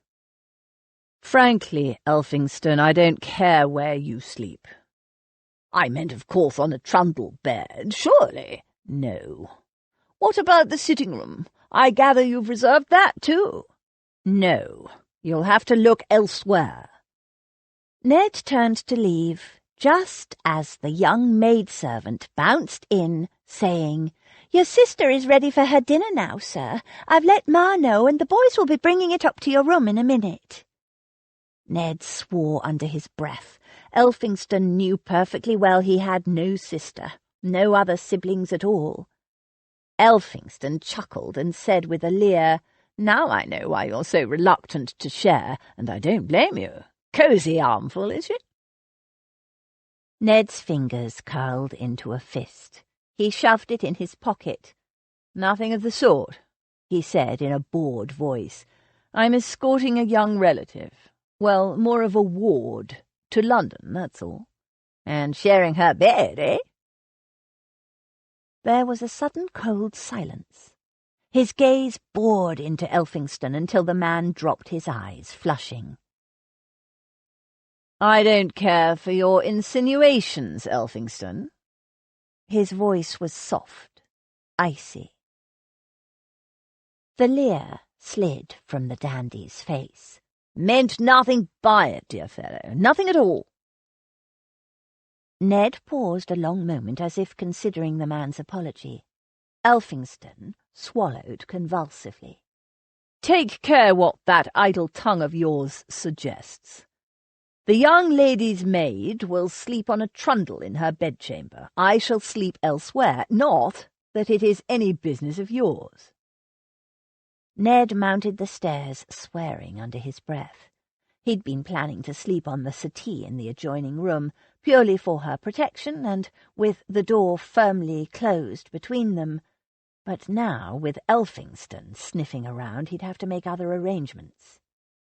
He was doing his best to ensure that there were no further repercussions from Lily's abduction, but if the dandy got the slightest whiff of her identity, they were done for. Chapter 6. The pleasantness of an employment does not always evince its propriety. Jane Austen, Sense and Sensibility. Edward, every inch of her skin smelled of his soap, and she couldn't think of him as Mr. Galbraith any more, entered just as Mrs. Baines and Betty were setting out the dinner on the table in the private sitting-room.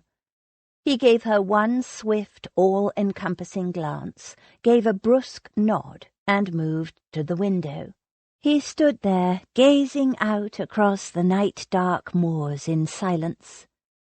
By his position, he was waiting for the women to finish bustling around, but she could tell by his grim expression that something had disturbed him earlier.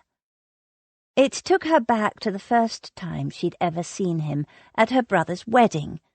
She'd found him rather intimidating back then. So tall and handsome and elegant and sophisticated, the kind of man she just knew she'd never be able to talk to without making a complete fool of herself. But she'd watched him, nevertheless, unable to take her eyes off him.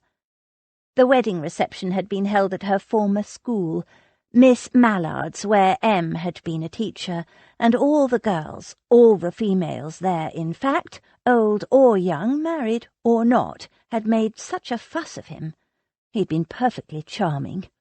The rumours were that he was a dangerous rake who'd recently been jilted, or had jilted some poor girl. The stories were contradictory, but the girls at Miss Mallard's didn't care which it was. They just loved flirting with a handsome man. The hint of danger that lurked about him only added to their enjoyment. He'd handled their attentions with lazy indifference, those winter-green eyes of his glinting with subtle amusement. She couldn't hear what he said, but it seemed to her that every time he opened his mouth all the girls giggled and sighed and fluttered their eyelashes. Of course, the schoolgirls at Miss Mallard's rarely met any men, except at church, and they were mostly ancient, bald, or toothless, so any halfway decent-looking man was guaranteed to have girls twittering around him.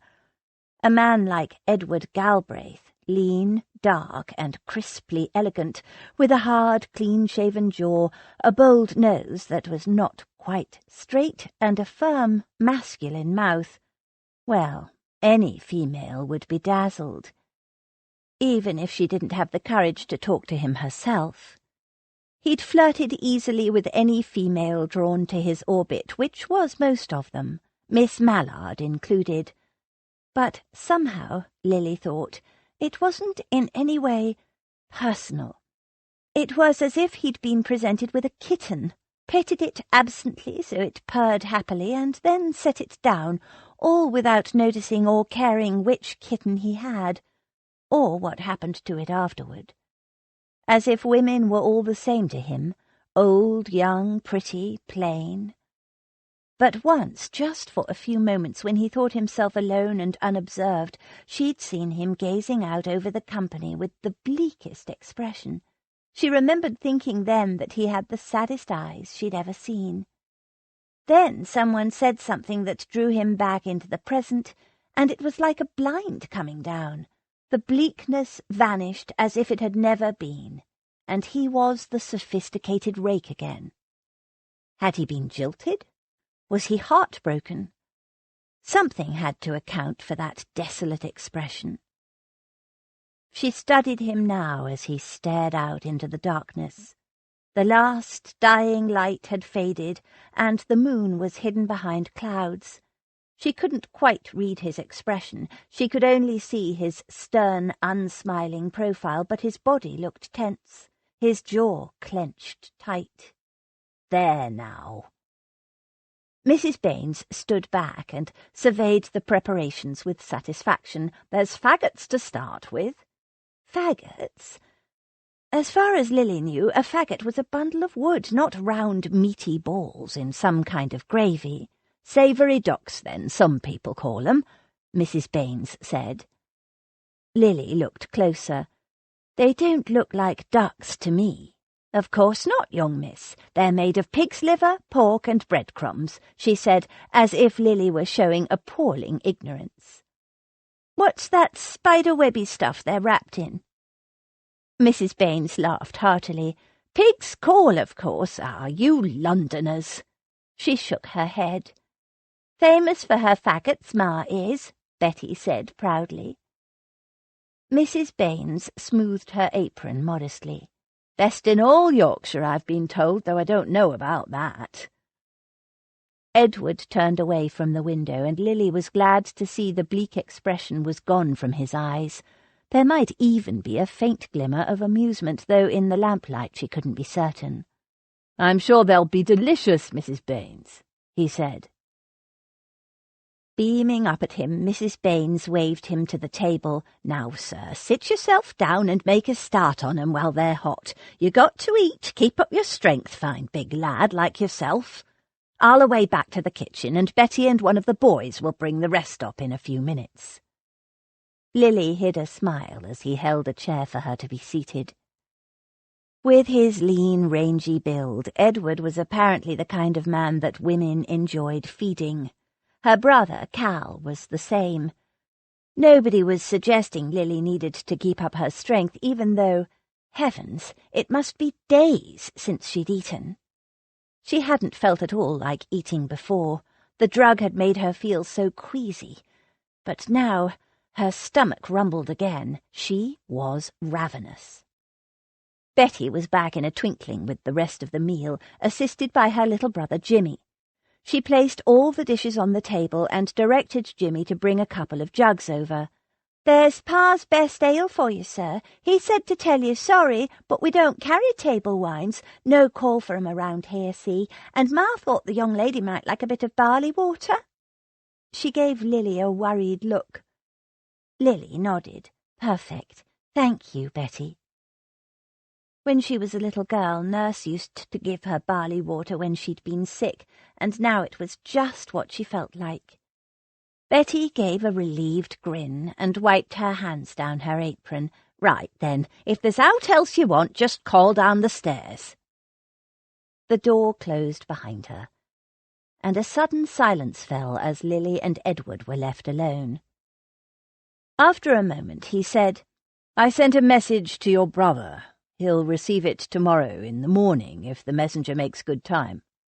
"Thank you. Well, all of them must be so worried." "We've done the best we can."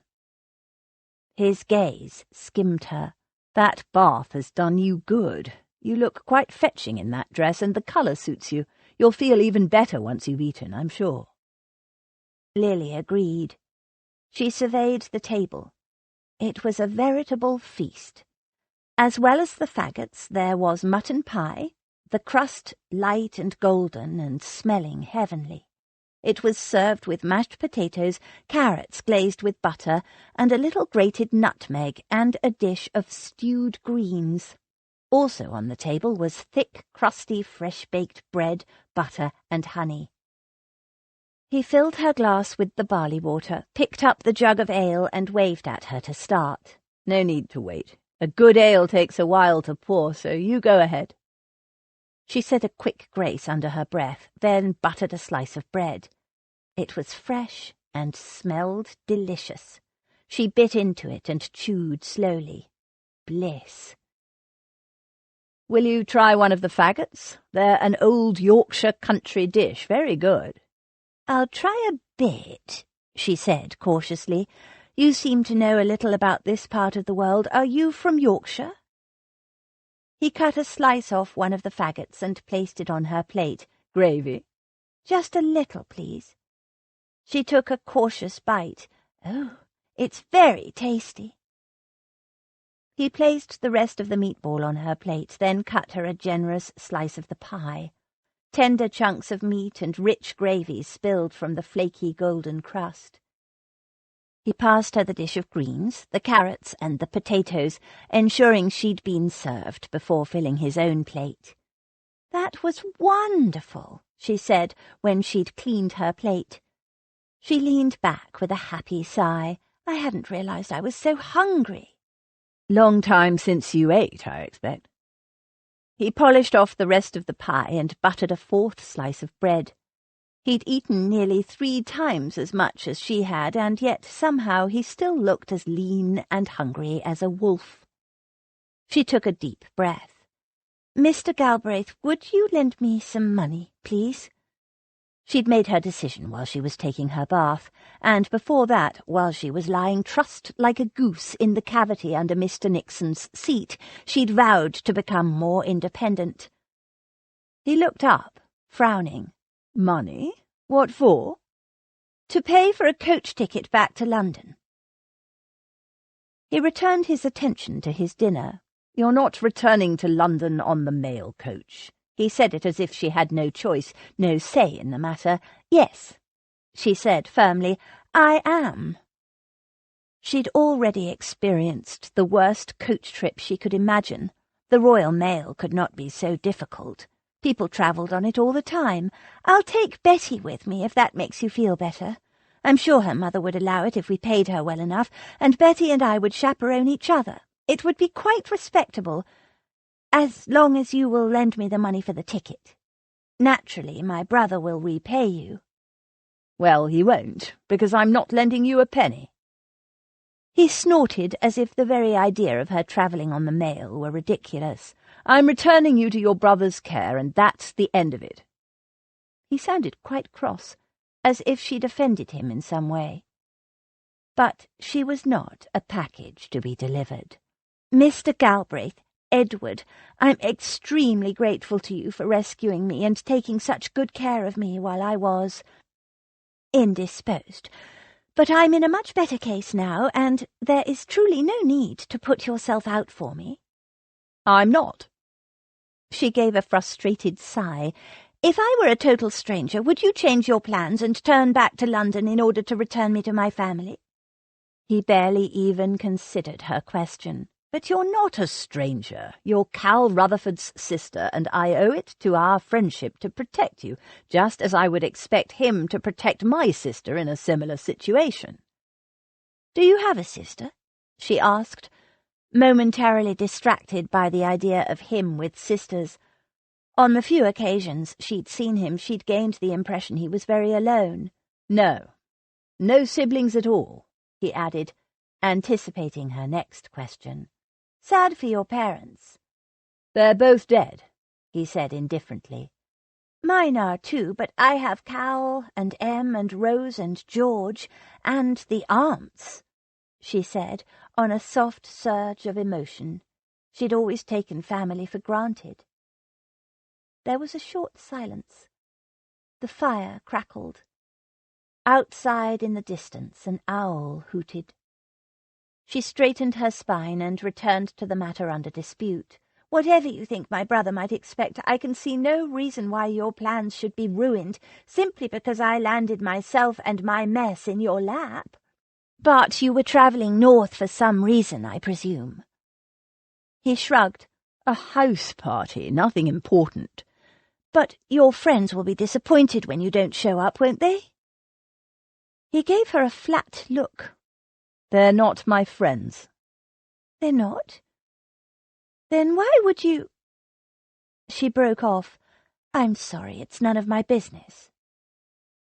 A knock sounded on the door, and the innkeeper's daughter entered with a covered dish, followed by her brother carefully carrying a jug.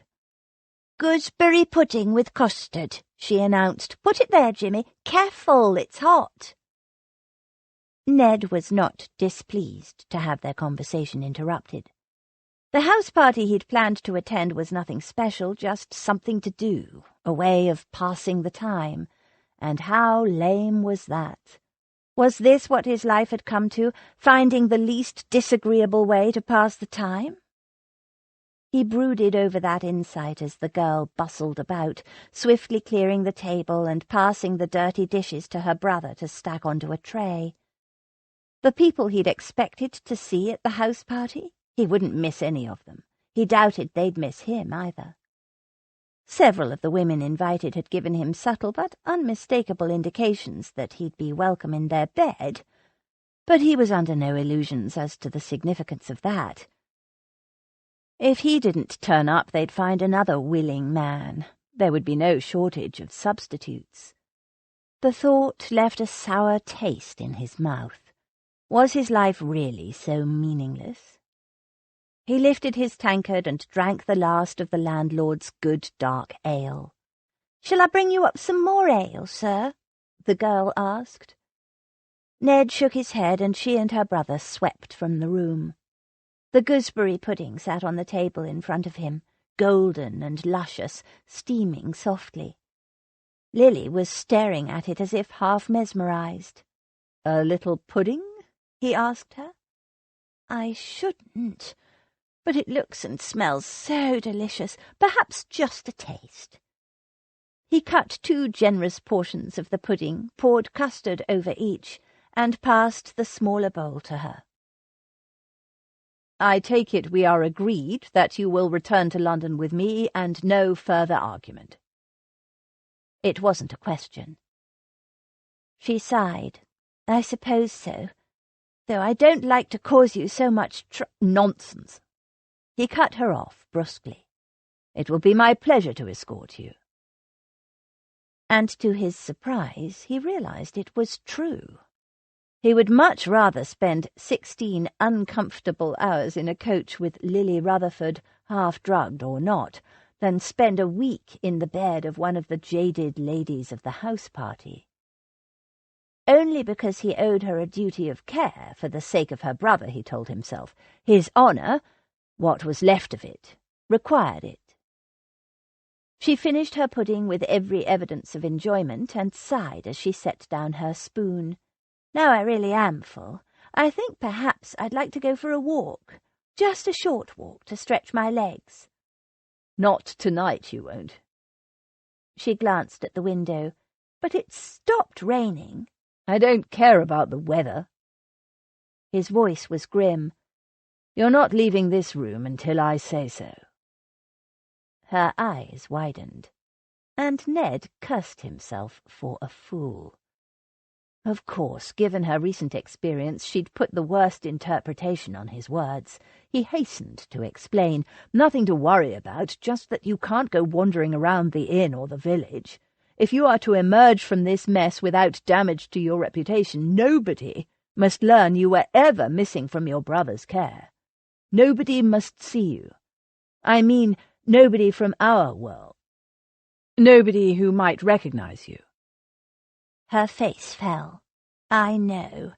But surely, in this little out-of-the-way place—" He shook his head.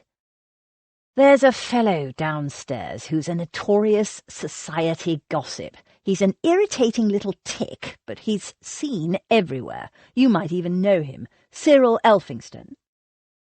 Elphingston. A soft crease formed between her brows. Is he a slender, nattily-dressed man with a pointy nose and extraordinary chestnut-coloured hair? "That's him in a nutshell. That's if chestnut is a sort of reddish-brown." "It is. He's a friend, well, an acquaintance, of my Aunt Agatha. I don't like him very much.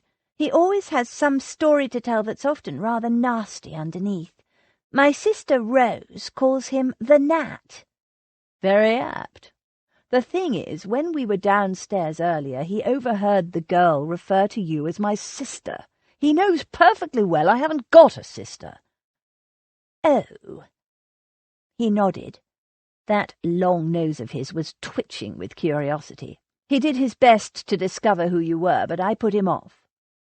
"What did you tell him?" "Just that I was escorting a young relative to London, and of course he doesn't believe that either." "Why not?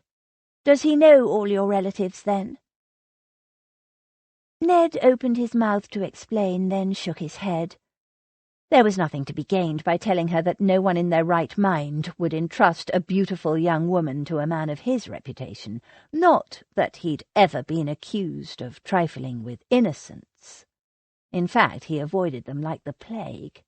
He preferred women of experience, women who knew what they wanted, his body, not his name.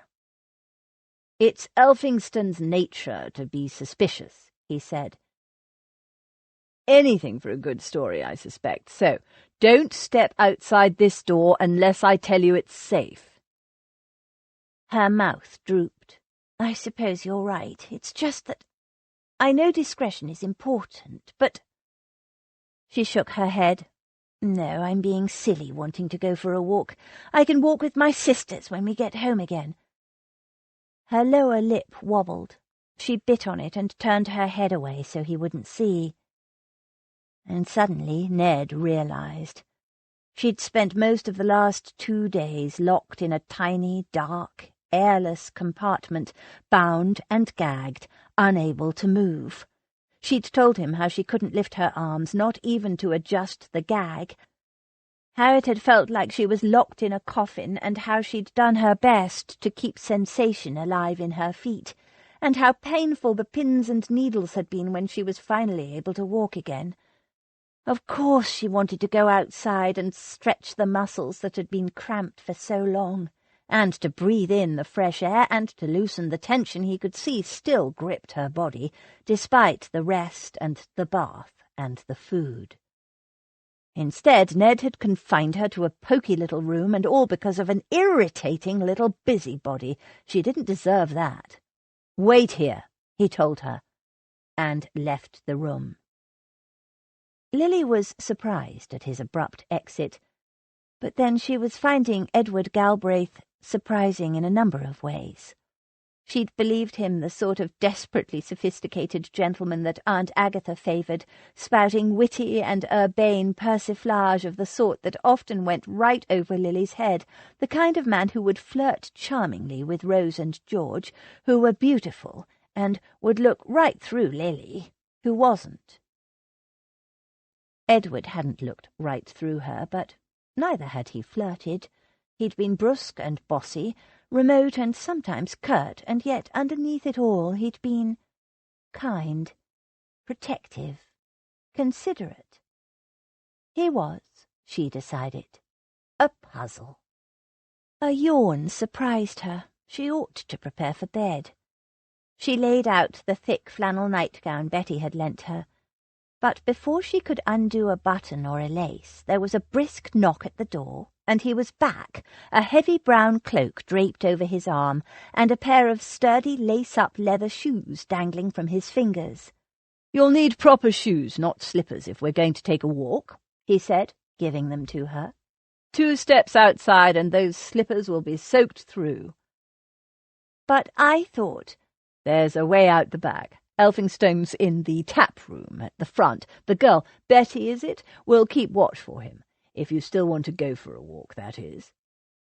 She did. She swiftly donned the shoes, Betty's again, dabbling the woolen stockings under her feet and tying the laces firmly so that the slightly too big shoes were snug and comfortable. She fastened the cloak and tugged the deep hood up to ensure her face was well hidden. Despite its heavily practical fabric and colour, a jaunty little gold silk tassel was fastened to the tip of the hood. The small touch of frivolity made Lily smile. 10 minutes later, she and Edward were walking along a narrow path that led between the houses behind the inn and up toward the hills that overlooked the village. The night was dark, with fitful glimpses of moonlight showing between the scudding clouds. They passed the last few houses in the village, warm and cosy-looking, their lamp-lit windows gleaming golden squares defying the night. They trudged along the path, skirting a dense thicket of trees, making for the top of the hill silhouetted against the night sky. He'd adjusted his long-legged gait to hers. There was something so special in walking along in the night, side by side, alone, and yet together. "This is lovely," she murmured. "Lovely? It's dashed cold. Are you warm enough?" "Perfectly warm, thank you. This cloak is very thick." Her face was actually quite cold, and her hands were chilled, but she didn't mind. Betty hadn't provided gloves, and Lily hadn't thought of them until they were well away from the inn. She'd been wearing long white evening gloves when she'd been abducted. What had happened to them? She had no idea. Not that satin evening gloves would be at all warm. Besides, cold hands didn't matter a jot compared with the exhilaration of tramping along in the darkness, breathing in the moist, crisp air, putting the horrid events of the last 2 days behind her. The bath, the meal, and now the cold, brisk air acted like a purge, making her feel clean and whole and herself again, scouring away the memory of the sourness, the fear, the shameful helplessness. She'd survived. She was free. Nobody could force her to marry. She belonged to herself again and to her family. "Whoops!" she exclaimed lightly as she skidded in a patch of mud. "Here, take my arm." Without waiting for her agreement, he tucked her arm into the crook of his. Warmth flowed into her chilled fingers. "When do you think we'll get back to London?" she asked. "Depends on the state of the roads and the availability of horses, and assuming we encounter no obstacles or problems on the way, It'll take most of the day and part of the night, 16 or 17 hours at least. I'd prefer to drive through in one day." He gave her a sidelong glance. "If you can bear it, that is." "Of course I can. I'd rather be home than spend another day on the road." After the nightmare trip with Mr. Nixon, she could bear anything.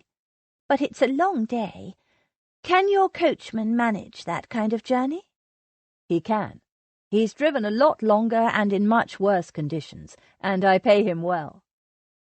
So what time in the morning shall we leave? Eek! She broke off with a shriek as something huge and winged swooped out of the darkness straight at her. She felt the whoosh of air against her face, caught a glimpse of talons poised to attack, and ducked, just as something caught on the hood of her cloak. The tug almost overbalanced her, and she would have fallen had not Edward grabbed her and pulled her hard against him. "What?" "An owl." He made no move to release her, his arms wrapped firmly around her. "Did it hurt you?" No, it just gave me a fright." She gathered her wits.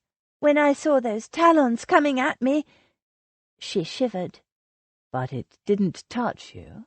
he soothed, his voice deep and reassuring.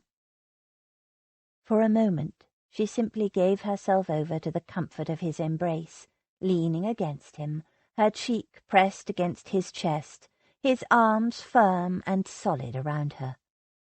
She took a few deep breaths, breathing in the familiar scent of him, of soap and sandalwood and starch and safety. Then, remembering her resolution to be more independent, she straightened and stepped back. "But why? I mean, owls don't normally attack people, do they?" His embrace loosened, but he didn't quite release her. He ran his hand up her spine and cupped the back of her head, exploring briefly. "I think you'll find that little gold tassel was the target." His hand was warm. "The tassel?" She felt the tip of the hood. Sure enough, the tassel was gone. I was attacked for a tassel. His mouth quirked. "It was a gold tassel, after all. Your owl clearly has expensive tastes." She stared up at him a moment. Then laughter bubbled up from somewhere. An owl with expensive tastes? How perfectly ridiculous. Ned held her while she laughed, her body soft against him, her laughter a little high, a little out of control. More than was warranted by a mild joke and a small fright with an owl. She hadn't cried at all over her abduction ordeal, but now this laughter was a release. He held her close in the darkness, just for comfort and support, he told himself, even as he breathed in the scent of her, the spicy tang of his own soap wrapped around the sweet, warm fragrance of woman, a combination he found quite irresistible. A hunger stirred in him, deep, long denied. He fought it. This wasn't for him. She wasn't for him. Innocent, vulnerable, sweet. No. Her laughter ended on a hiccup, and she rested her cheek briefly against his chest before pushing herself gently out of his embrace. "Sorry, I got a bit carried away there. I must be more tired than I realized." Wiping under her eyes with her bare fingers, she glanced apologetically up at him, and her hood fell back just as a beam of fugitive moonlight bathed her satin-pale face. Her hair was pulled back in a knot, but tiny dark curls clustered like feathers around her forehead and ears. The bruise shadowed her cheekbone like a stain on a pearl. Her eyes were wide and fathomless, her mouth lush and damp and sweetly curved. Ned couldn't take his eyes off her. Couldn't breathe. A single tear glittered unnoticed on her cheek. He reached out a finger to collect it and caught himself up in mid-gesture. Gloves. He pulled them off and stuffed them in his pocket. She watched him, frowning slightly. "I'm perfectly all right," she began. He cupped her cheek. Her skin was like cold silk, and with his thumb smoothed the tear away. "Edward," she said hesitantly, but she didn't move, didn't push him away, just stood there, with her cheek cradled in his hand and her eyes dark pools of mystery in the moonlight. The clouds buried the moon again, and they were standing in darkness with the scent of spring-damp earth all around them. His awareness filled with her, still and somehow breathless and expectant. Her skin warmed under his touch. He couldn't stop himself. He bent and kissed her softly, a bare whisper of skin against skin, a tremor of heat, a wisp of sensation. She shivered but didn't move away. He tried to read her expression in the moonless dark but could see nothing. She sighed, and her breath warmed him. He kissed her again, and with a soft murmur her lips quivered, then parted. She leaned into him, and he tasted innocence and luscious heat and sweet, intoxicating acceptance. She returned his kisses eagerly, a little clumsily, pressing her softness against him, loosing a ravening hunger deep within him. He pulled her hard against him, deepening the kiss, inflamed by the taste of her, the feeling of her in his arms. She slid her hands up his chest, along his jaw, and her fingers were cold, so cold, and her mouth so sweet and warm and giving. He was all heat and hunger, filled with an aching, ravenous longing that frightened him. It brought him to his senses. This was wrong. She was Cal Rutherford's sister, and he was not fit for an innocent girl's embrace. He released her, pushed her away, not gracefully, staggering back as if in recoil. "Edward, what's the matter?" "No!" His voice was harsh, repelling. "This is wrong. A mistake." "But—" "No. Forget it ever happened." He wiped his mouth roughly with his sleeve as if to remove all trace of her, as if anything could. She was in his blood now. But the moonlight, the damned interfering moonlight, caught his gesture, lit it clearly, and he saw the ripple of pain pass across her face as if he'd slapped her. He reached out to her in an involuntary gesture, but she'd turned away and missed it, and that was a good thing, he told himself. He had to remain strong. He clenched his fists, fighting for some semblance of the sang-froid he was known for, breathing deeply and calming slowly as the cold air scoured him. Never had a few simple kisses thrown him so far off balance. Never had any woman, let alone a young No, pursue that thought to its natural conclusion and court madness. Away in the woods a fox screamed, lustful and forlorn. Ned knew how the wretched beast felt. After a long moment, Lily turned. "Shall we continue on our way, or is it time to return to the inn? I know we need to make an early start." Her smooth, low-voiced question, so very composed-sounding and mundane, surprised Ned. Was she as calm as she seemed, or was she doing her best to hide the same sort of turmoil that raged inside him?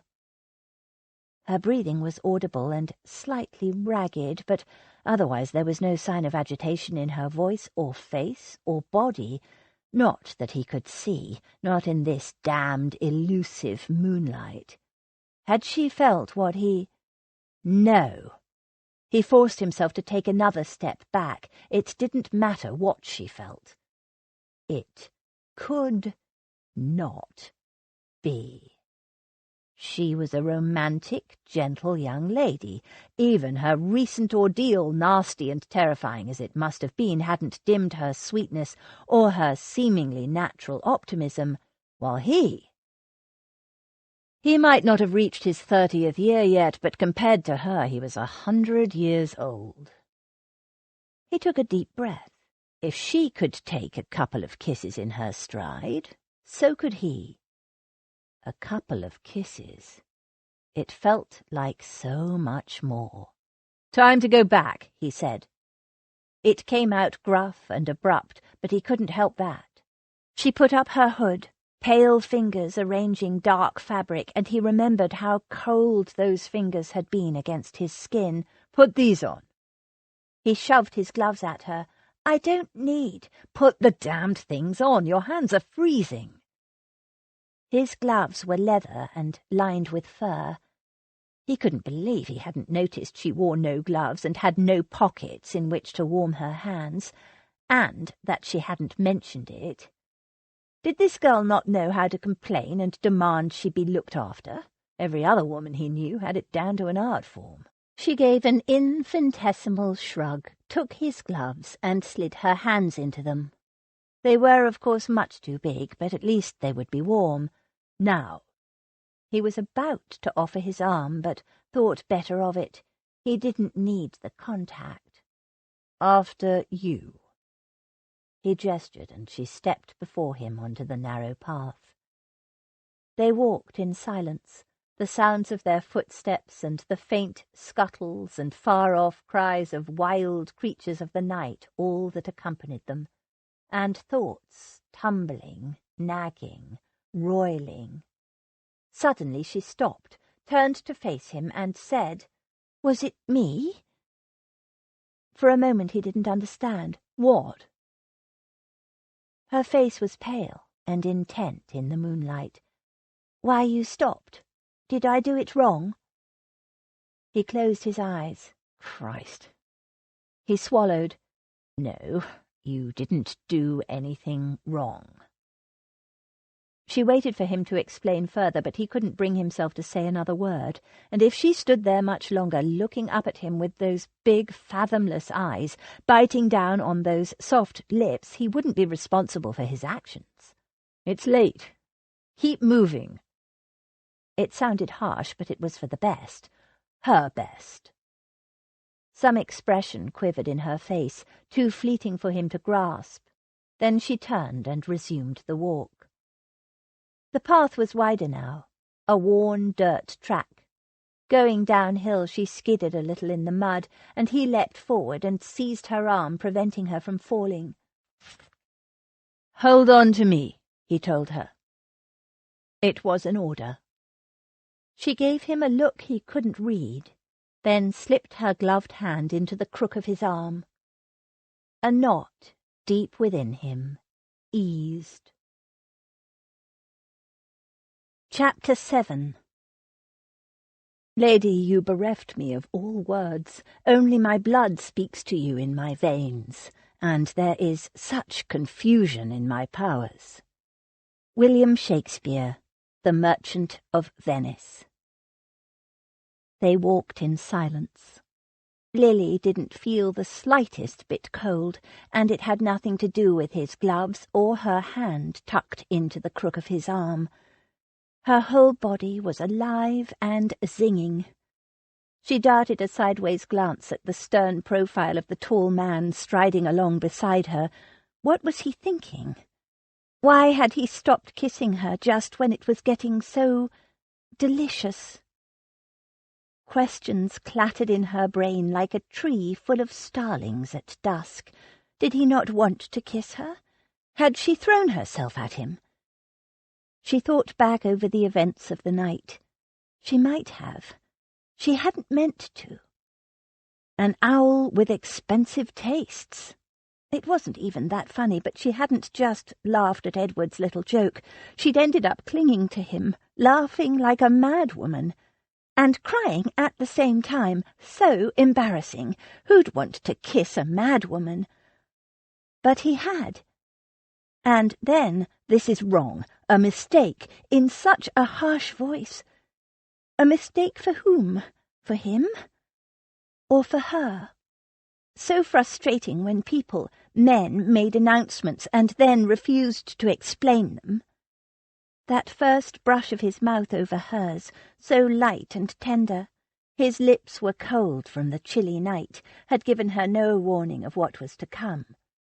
Heat had blossomed wherever they'd touched, that streak, like hot wire spiralling through her whole body. She hadn't known it could be like that. Intoxicating, addictive. She'd wanted more, hungered for another taste of him, even now after he'd pushed her away. This is wrong. Lily's cheeks burned. It hadn't felt the slightest bit wrong to her. It was lovely. Her mouth was still tingling. She could have gone on kissing him for hours. Instead, he'd broken off the kiss and pushed her away, like offering a feast to a starving beggar, then snatching it away after one taste. Not that she was a beggar. She hadn't even known she was starving for his kiss until she'd tasted him. Did I do it wrong? What had possessed her to blurt that out? Stupid, not to mention embarrassing, and of course he wouldn't tell her the truth. He was a gentleman, invariably polite. But she really wanted to know. Had she been clumsy? Lacking? It was her first kiss, after all. She'd thought she knew what to expect of kissing. The girls at school used to discuss it endlessly. To some it was all roses and clouds and soft music, utter bliss, but to others it was awkward, disconcerting and unsavoury, all wetness, teeth and tongues and bumping noses. Kissing Edward was nothing like that. It was like hot spiced wine and fire. Oh, there were no words, only feelings. She hugged them to herself. His kiss had called to something deep within her, something almost animal, a little bit frightening, and irresistibly exciting. She'd reacted instinctively, opening her mouth to him, pressing herself against him, seeking more. Had she been too forward? Ladies weren't supposed to encourage liberties from men. Was that it? Had her behaviour disgusted him? On the other hand, could his opinion of her get any lower? She'd met him in the most sordid manner, frantic, dizzy from drugs, wet and stinking. Then she'd thrown up in front of him, narrowly missing his boots. Then she'd stunk his carriage out so badly that he'd made her strip, and she had. Stripped right in front of him, down to her birthday suit, with only a rug between them. And after he'd tossed her clothes out onto the road, she'd fallen asleep all over him, wearing nothing but his shirt and a rug, probably drooling on him as well. And now she'd thrown herself at him, all because of an owl. Oh, poor owl, she couldn't blame him. It was Lily, all Lily, because she liked Mr. Edward Galbraith a little too much. Smoke from hearth fires hung in the air. They were nearing the village, and Lily was no further enlightened. If she wanted an answer, and she did, there was only one way to find out. She'd already embarrassed herself with this man in every way possible. She had nothing else to lose. "Explain to me, if you please, why was it a mistake?" He started as if she'd poked him with a pin and dropped his arm. "What? I told you." "Yes, but you didn't explain. We kissed. Why is that so wrong?" He cast a glance at the sky, took a deep breath, and said, as if it should be perfectly obvious, "What's wrong is who we are, you and I, our circumstances." "What circumstances?" Vomiting, stinking, stripping naked, and drooling all over him jumped to mind. She braced herself. He gestured. "You, me, alone, out here in the middle of the night." "It's not that late. and nobody knows. That's not the point. I'm supposed to be protecting you. Ah, so he was being honourable as she'd suspected. You have protected me. You saved me from Mr. Nixon. You looked after me. And tonight you stopped me from slipping in the mud, and you saved me from an owl. She paused a moment, then added softly, A kiss doesn't hurt anyone, does it? He scanned the skies again as if searching for the right words, then said in a hard voice, Look, it means nothing. It was a moment of passing lust, that's all. Ephemeral, temporary. Men have a tendency to take advantage of whatever woman is available, and that's what I did. And given who we are, it was a mistake. I see. If his kiss had been prompted by lust, it meant she didn't disgust him. That cheered her up. So if we were different people? We're not. I'm not for you, and you're not for me. She nodded as if she understood and accepted his words, which she didn't. It was some kind of obscure masculine reasoning, and she could see she wasn't going to get any proper explanation out of him. At least she understood, sort of, why he'd kissed her in the first place. It was why he'd stopped that bothered her now. You're sure I didn't make a mull of it? The kissing, I mean. I need to know, because it was my first ever kiss. She felt him tense, and something prompted her to add, and if someone kisses me in the future, I would like to get it right. She wasn't sure, but she thought she heard a muffled groan. You didn't make a mull of anything. You were... It was. He shook his head. It was just a moment of passing lust. I see. Like a passing owl. He blinked at the analogy, then shook his head in exasperation. No, not like a passing owl. This conversation is becoming ridiculous. Just put the whole thing behind you and forget all about it. Lily thought about that for a moment, then said, I don't think I can. He frowned. Did you not hear a word I said? She gave him a warm smile. I did. Every word you said. And a few he hadn't. But if you think I can forget my first ever kiss, you're sorely mistaken. She took his arm again, and they resumed walking. After a moment she added, and I'm sorry if you didn't enjoy it, because I thought it was lovely. A kiss doesn't hurt anyone, does it? He checked that the coast was clear and hurried her up the stairs. Did I do it wrong? Lord preserve him from luscious innocence with big wide eyes and questions that buzzed in his brain. She was the last thing he needed, or wanted. If you think I can forget my first ever kiss, you're sorely mistaken. He whisked her into the tiny sitting room and closed the door firmly behind them. Now what? He found himself staring at her mouth, rosy and moist. Was it slightly swollen from... No. He dragged his gaze off her. Time for bed. Her cheeks flushed a delicate wild rose pink, and he added hastily, I mean, of course, to sleep. The flush was from the walk in the cold air, he told himself. She gave him a shy smile. Not yet, surely. It's still quite early, and the walk has woken me up. He looked away. He did not need to see her smile, did not need to look into those wide grey eyes. I'm sorry if you didn't enjoy it, because I thought it was lovely. After all, I've spent most of the last 2 days and nights sleeping. He seized on the excuse. Yes, but it wasn't a natural sleep. Your body needs to recover from your ordeal, and after a bath and a good meal, and that walk, sleep is what you most need. You have a long journey ahead of you tomorrow. He added briskly, The landlord's daughter will be up in a short while. I've arranged for her to sleep on a trundle in your bedchamber. Betty? Why? For propriety? Yes, I dare say she'll be grateful for an early night, too. Thank you. You're very thoughtful. Her eyes were shining. She was making him out to be some kind of hero, damn it, and he wasn't.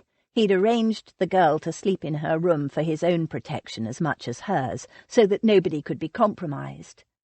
I'm sorry to be putting you to such trouble. Not at all, he said gruffly. None of it was your fault. Don't worry, I'll do everything in my power to ensure you aren't harmed by this. He glanced at the darkening bruise, and without thinking he cupped her cheek gently. She gazed up at him, her eyes wide, her skin warm silk beneath his fingers. Her breath was soft on his wrist. He swallowed, unable to look away. The scent of her enticed him unbearably, the scent of her body overlaid with his own fragrance.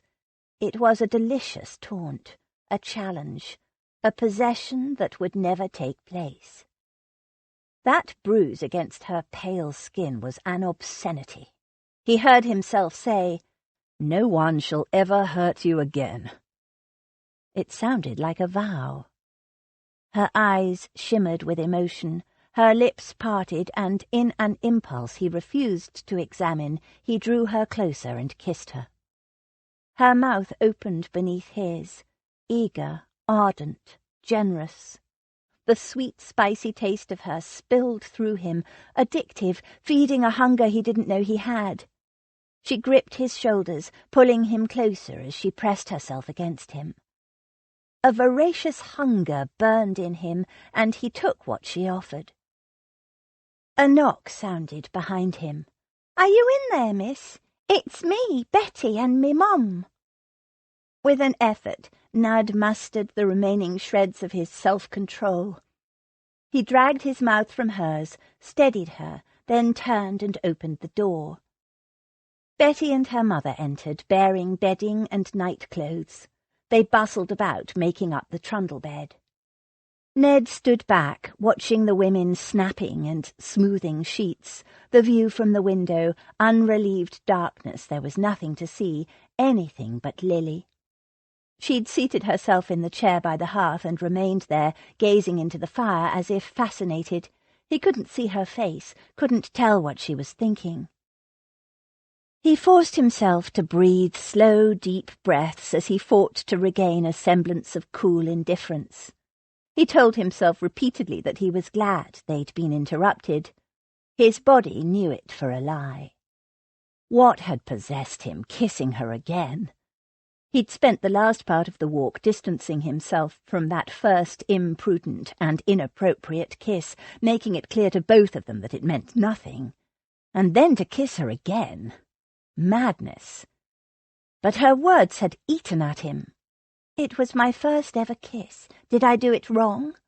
He couldn't leave her thinking that, could he? An ungentlemanly thing to do.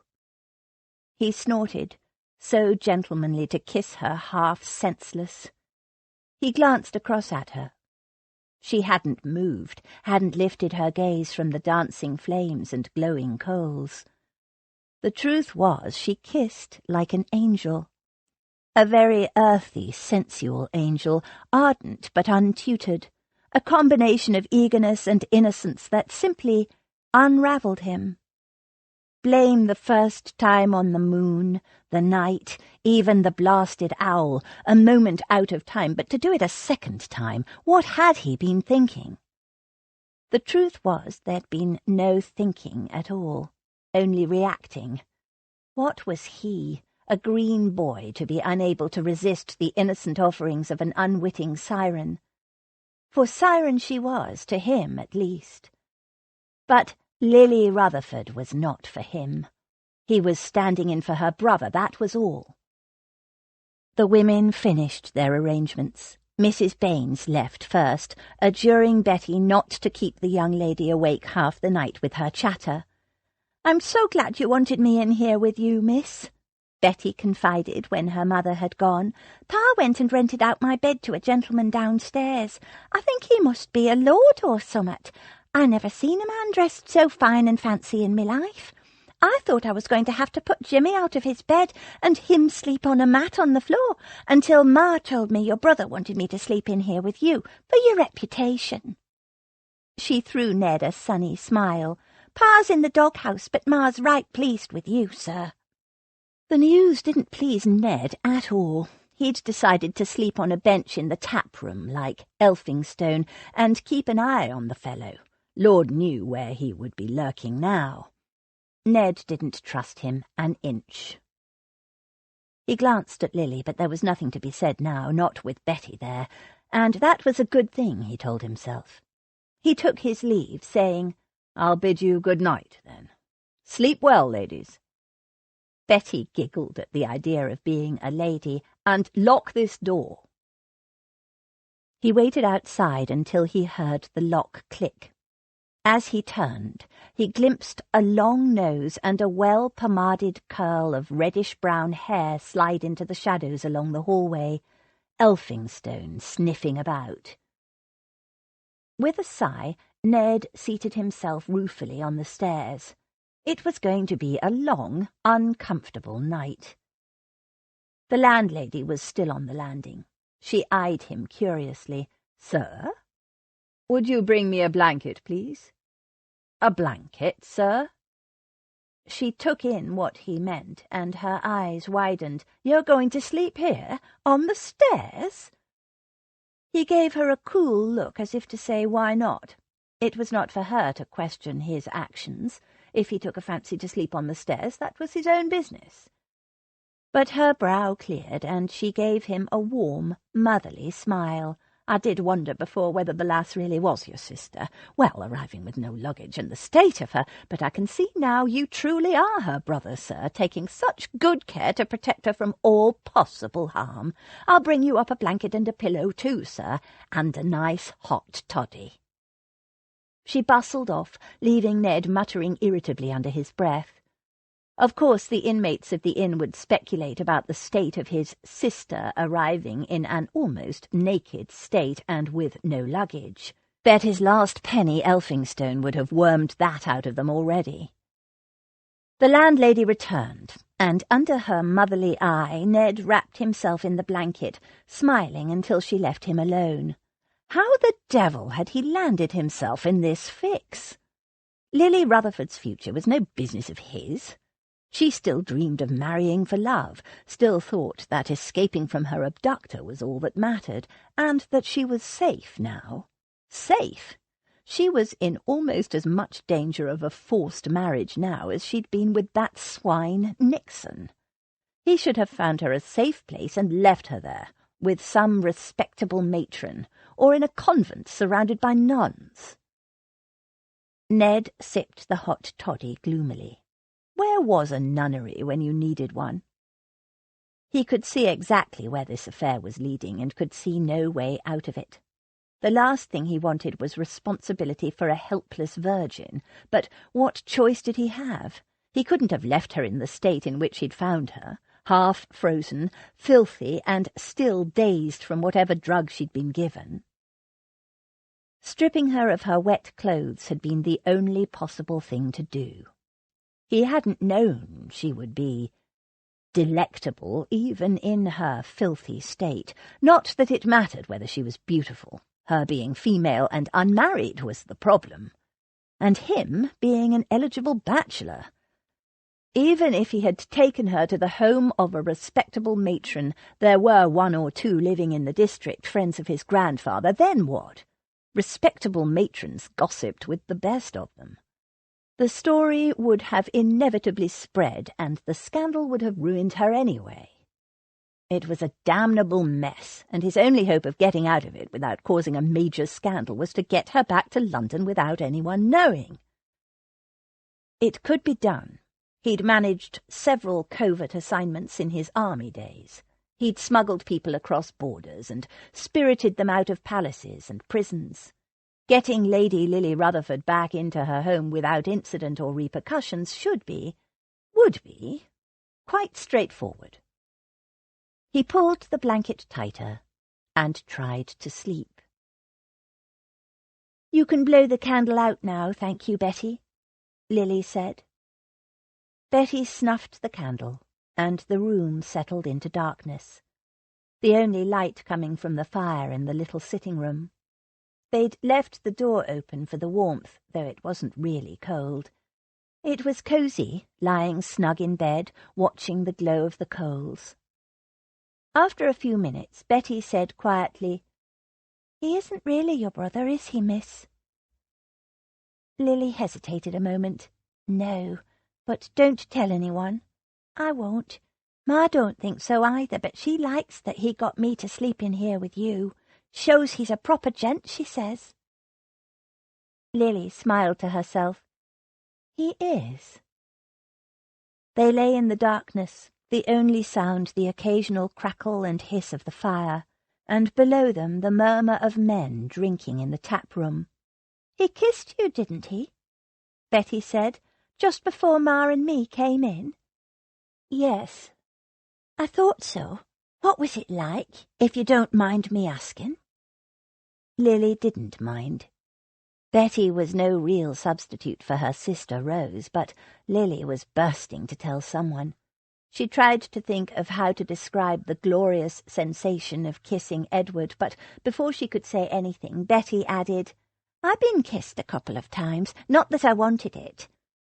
The first time it was Heck, the stable boy. He just grabbed me one day with no warning, and he's ugly, miss, and old, 40 or more, and his teeth are all black and broken.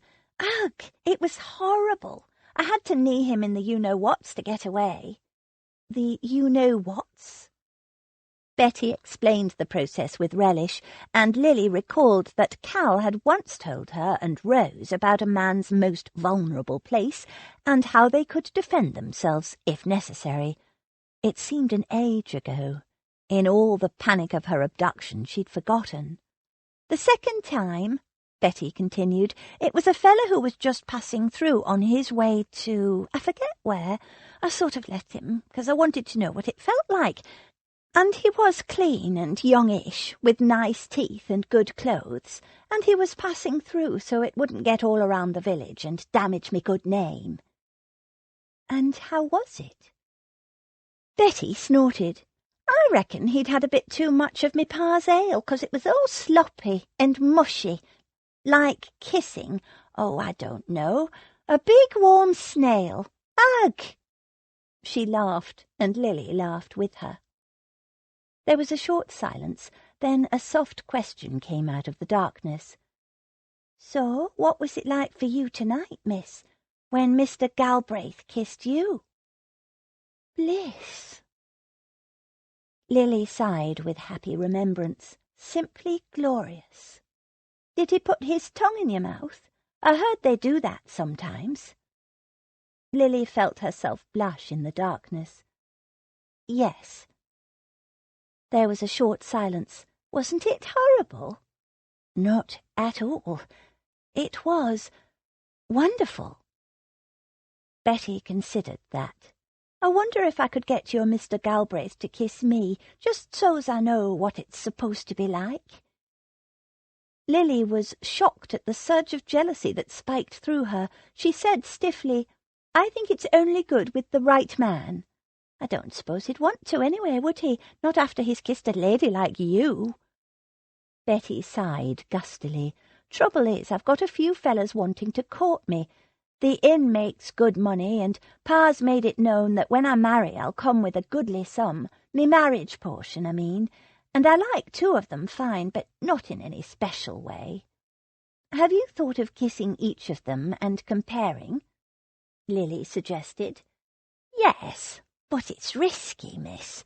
I don't know what it's like for ladies from London, but around here you let a fella kiss you, and next thing the vicar is calling the banns, or else your reputation is shot." "I see." Lily pondered that. It wasn't all that different in London, not for unmarried girls of good family. But kissing Edward was her secret, her very special, precious secret. Nobody in London need ever know. A yawn surprised her. "We'd better get some sleep. It's going to be a long journey tomorrow." "Night, Betty." "Night, miss." Lily snuggled deeper into bed, closed her eyes and relived every sensation of the kiss. Kisses. He wanted her. She could feel it. It wasn't just someone paying her an empty compliment. Edward desired her. She'd been attracted to him from the first. Like all the other girls who'd flocked around him at Cal's wedding reception, she'd been drawn to him like a moth to a flame. She'd hung back, knowing a man like Edward Galbraith was completely out of her league. But tonight he'd kissed her. On 2 separate, glorious occasions. Oh, he'd claimed it was merely a case of passing lust, and maybe it was, but inside she was still tingling, and she was dazed, dazzled, delighted. She didn't want to sleep. She wanted to dance and sing and twirl madly around and kiss him again. Edward Galbraith had kissed her, ordinary little Lily Rutherford, twice. But even as she thrilled to the memory, guilt pierced her. She had no business kissing a man under a fitful moon, while her family was at home, frantic with worry. "Any news?" Em came to a standstill as she and Cal asked the same question simultaneously, and realized in the same instant what the answer must be. Cal had just arrived home. It was almost midnight, but Em, though tired, had been putting off going to bed, just in case. "They didn't go to France," Cal said wearily, pulling off his soaked greatcoat and gloves and dropping them on a nearby chair. "Not from Dover, at least. Storms in the Channel prevented anyone crossing for the previous 2 days. All the ships were still tied up. I checked every one of them, and every hotel and inn, as well as inquiring at every post-inn on the way. There was no sign of either of—" He broke off as he took in his surroundings. Under the spatters of mud, his face paled. "What the devil are all these flowers for? Em?" Em hurried forward and hugged her husband tightly. "Hush, it's not what you're thinking. We put it about that Lily has the influenza, and the flowers are from her well-wishers. We've also been inundated with fruit." He kissed her, a kiss full of rough desperation, then wrapped his arms around her and held her close for a long moment, rocking slightly. His weariness, his despondency were palpable. "Don't worry. I'll find her." He released her, smoothed a curl back off her face, and gave her a rueful smile. "Sorry, I've made that pretty piece of nonsense you're wearing all wet and muddy." As if she cared about the state of her dressing gown. Her husband was worn to the bone. He'd ridden from London to Dover and back, and from the wrung-out look of him he hadn't had a wink of sleep in days. "It will be Gretna, then." He passed a hand over his stubbled jaw. "I just need a change of clothes and something to eat, and I'll be off." He was swaying with exhaustion. "You'll do nothing of the sort," Em said firmly. "You're going to have a hot bath, then a hot meal, then sleep." She tugged on the bell-pull. "I don't need—" Burton, the butler, arrived, still in his day clothes and neat as a pin. He picked up the discarded clothing, saying, "You rang, m'lady?" "A hot bath and a hot meal for his lordship, please, Burton." The butler bowed. "At once, m'lady." "I'll take the bath and the meal, but I can't wait around," Cal began when Burton had gone. "How long is it since you slept?" He shrugged. His beautiful grey eyes were bloodshot with dark rings beneath. She said softly, "The night before the Mainwaring route, was it not?" He said nothing, but his expression confirmed it. Through cracked lips he said, "Do you think I can sleep while some bastard has my little sister in his power?" "Do you think you can search for her effectively without sleeping?" She countered. "You told me once that a person who gets insufficient sleep does not think clearly. They make mistakes, remember? We were talking about the war." She gently rubbed his rough stubbled cheek with her palm. "Be rational, my darling. Sleep tonight and make clearer decisions in the morning." He hesitated, and she added, "If Gretna is the villain's destination, the men you sent to search for her on the road will be there. They might even have found Lily by now." "But they might not, and "Did you not tell them that if they failed to find her on the road, one of them was to remain at Gretna and watch for her until further notice, while the other one returned with whatever news they had?"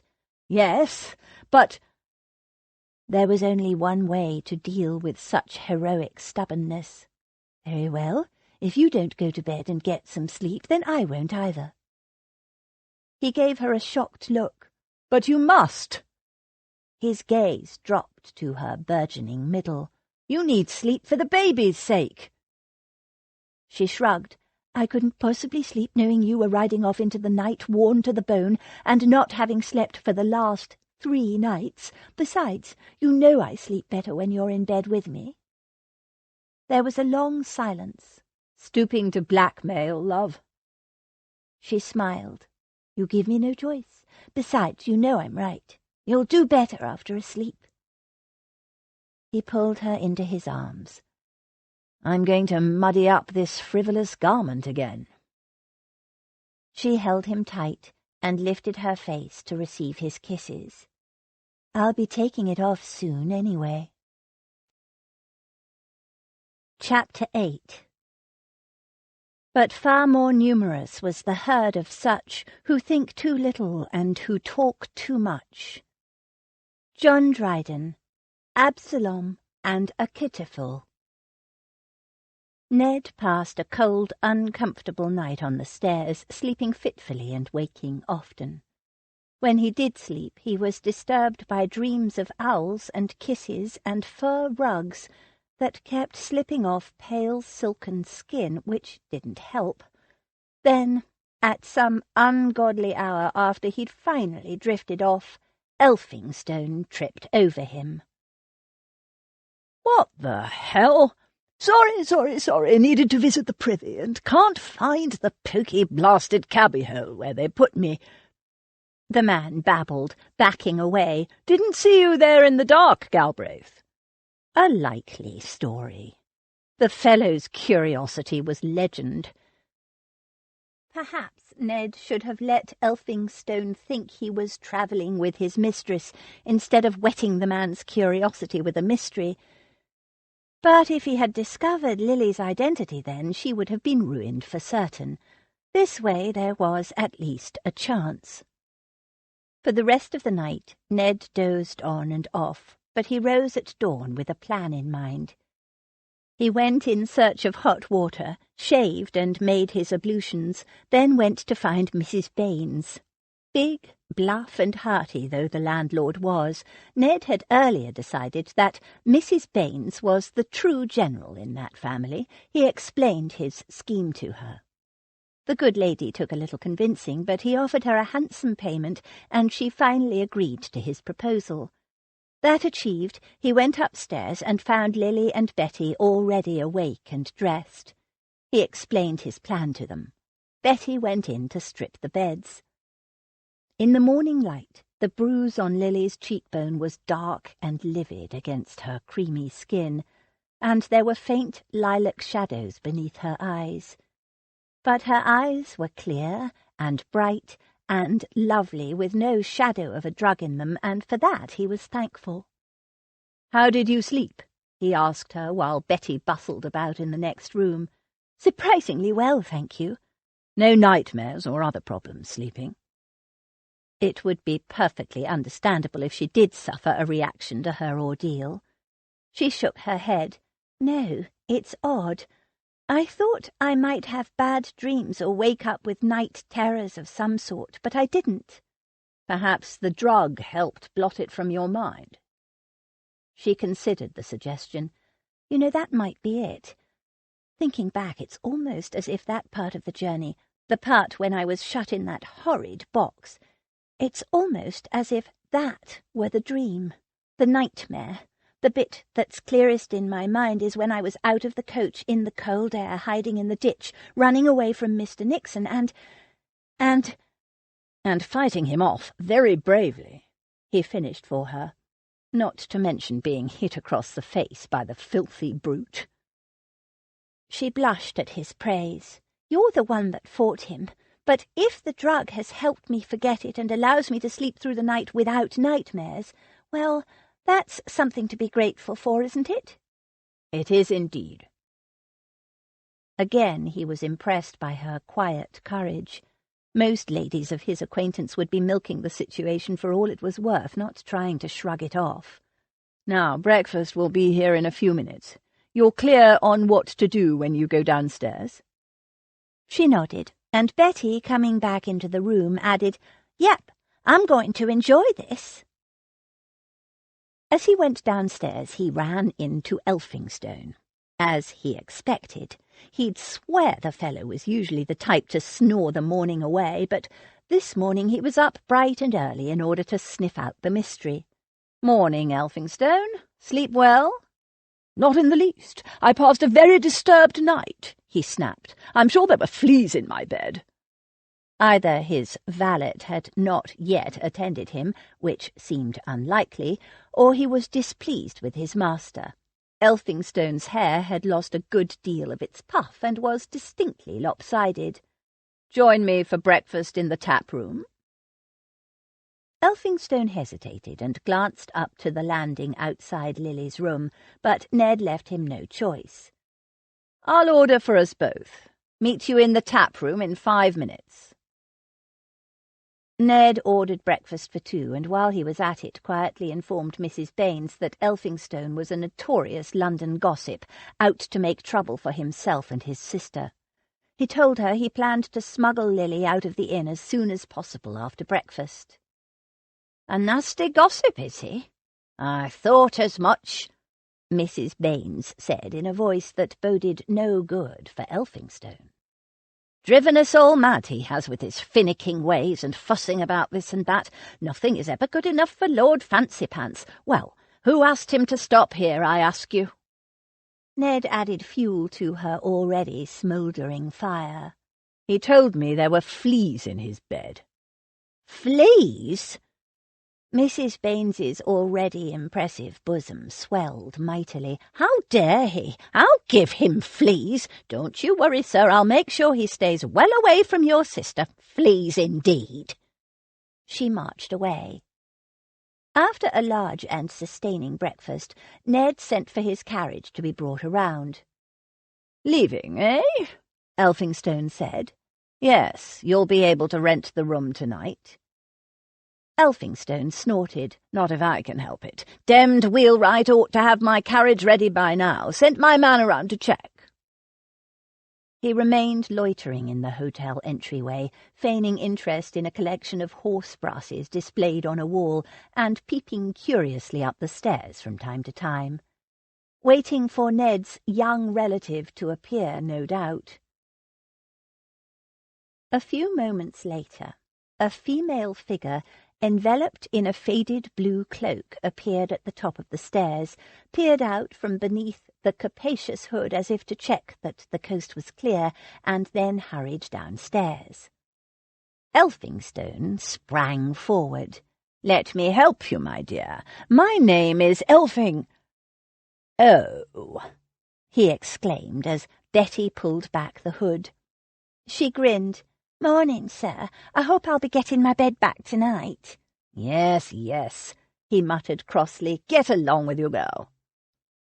He returned to demonstrate further fascination with the horse brasses and ignored Betty as she collected a large knotted bundle from her mother and went outside.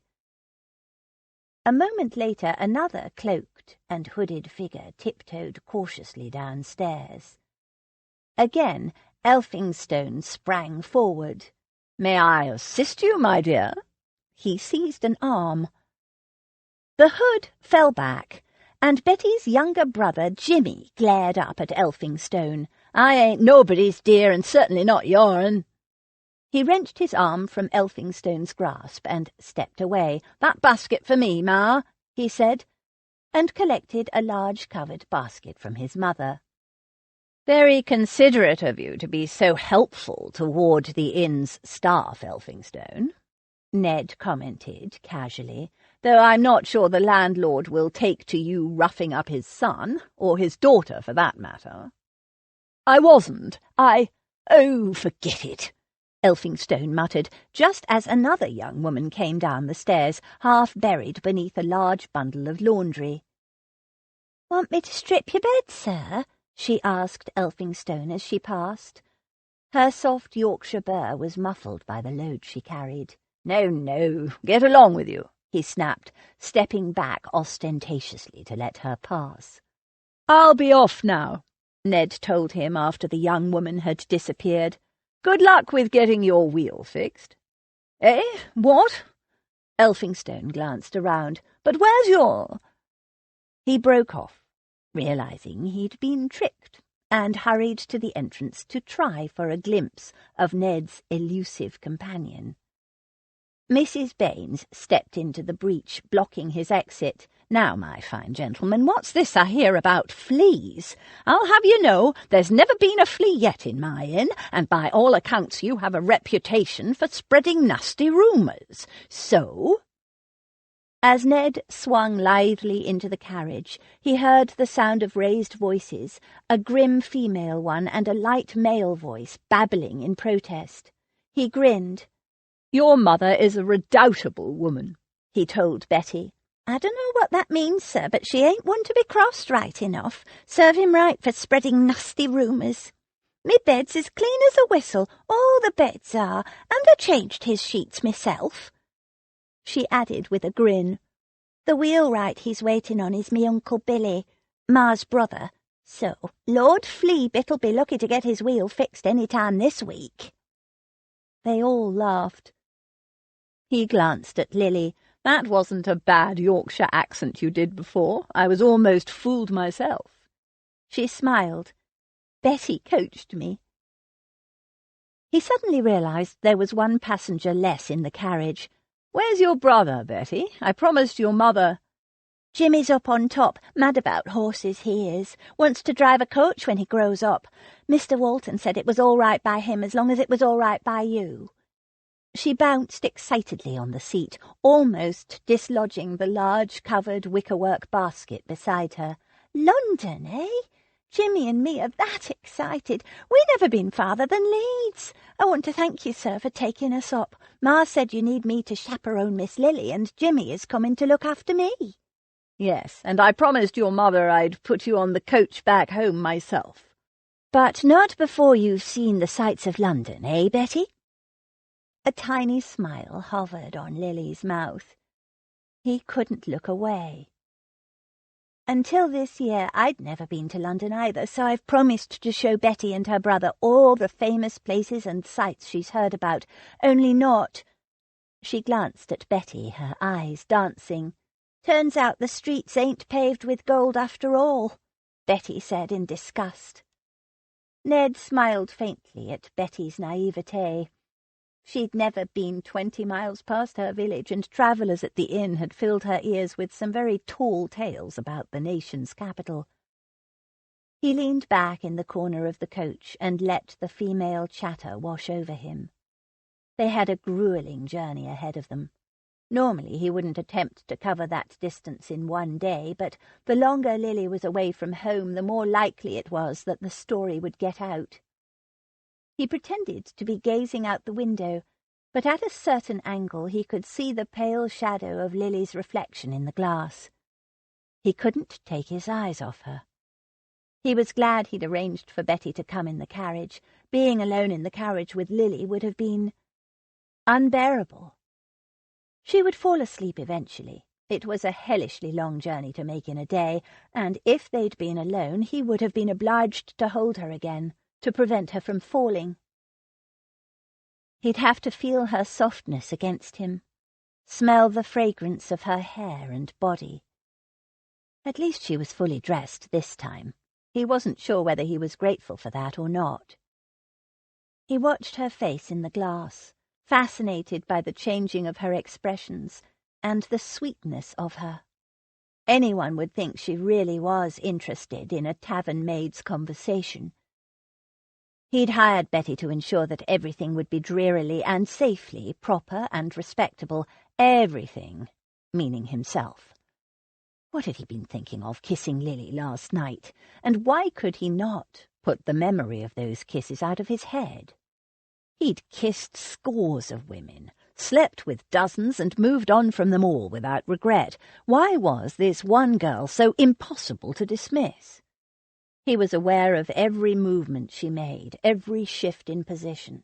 His ear was attuned to the timbre of her voice, and whenever she moistened her lips, it was as if he could still taste her. 15 more hours to London. It occurred to him suddenly that the girls had fallen silent. He focused on Lily's reflection in the glass and found her staring back at him, or at least his reflection. Or was she staring through his reflection and beyond to the passing scenery? He couldn't tell. She cocked her head and gave him, or the window, a little smile. Did she know he'd been watching her? He gazed thoughtfully out the window a moment longer, pretending fascination with a flock of sheep, then turned away from the window. Ah, the bucolic pastoral life.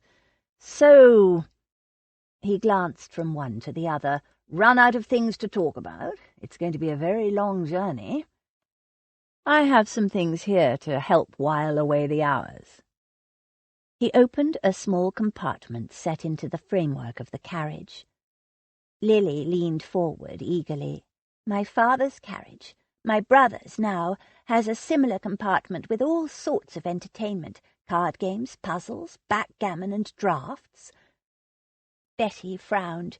Don't the pieces slip off the board with all this bumping around? No, they're specially made for travelling, she explained. They come in a little wooden box that opens out flat with hinges to form the board.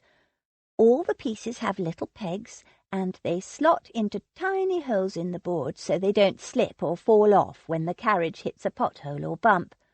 Cal's set has chess pieces too, from India, I think, carved in ivory and ebony. It's beautiful, but I don't play chess.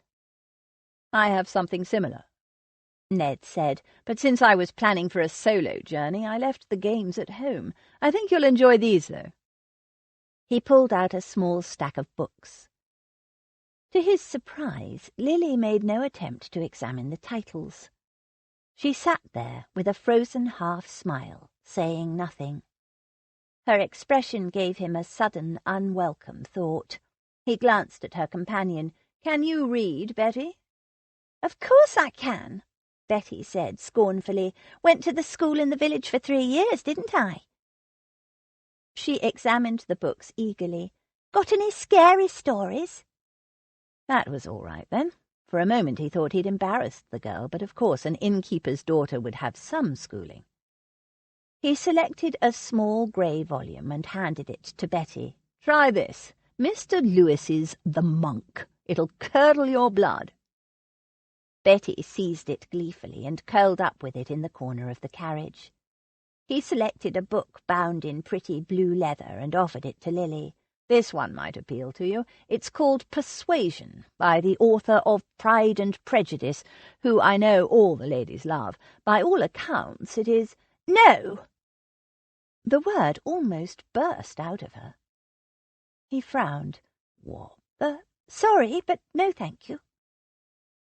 She avoided his gaze, her colour a little heightened. Already read it? Then what about— No! I cannot. She took a deep breath and seemed about to say something, but then she hesitated, slumped a little, and said in a defeated-sounding voice, I get sick if I try to read in a moving carriage. She sounded almost ashamed, but plenty of people suffered from travel sickness in a carriage. Never mind, I used to have an aunt with the same problem, he said easily. I'm sorry now I didn't bring any games or puzzles. There was a short silence. Then he added, Have you actually read Persuasion? No, she said stiffly. Then what if I read it aloud to you? She blinked. Aloud? You'd read it aloud for me? He nodded. It would be my pleasure. I never get carriage sick, and I'd quite like to read this. So, how about it? That would be lovely. Thank you. She gave him a brilliant smile. He opened the book and began to read. Sir Walter Elliot of Kellynch Hall in Somersetshire was a man who, for his own amusement, never took up any book but the baronetage. As he read, his voice deep and clear, even over the rattle and creak of the carriage and the sound of the horses' hooves, Lily's panic slowly subsided. "Can you read, Betty?" "Of course, ask the innkeeper's daughter that. Don't bother asking the Earl's daughter. No question that she could read. I get sick if I try to read in a moving carriage." It was perfectly true, except that she felt sick whenever anyone asked her to read. When was she ever going to get over this? The fear of people discovering that at the age of 18 Lady Lily Rutherford still barely could read, and not at all if anyone was watching her.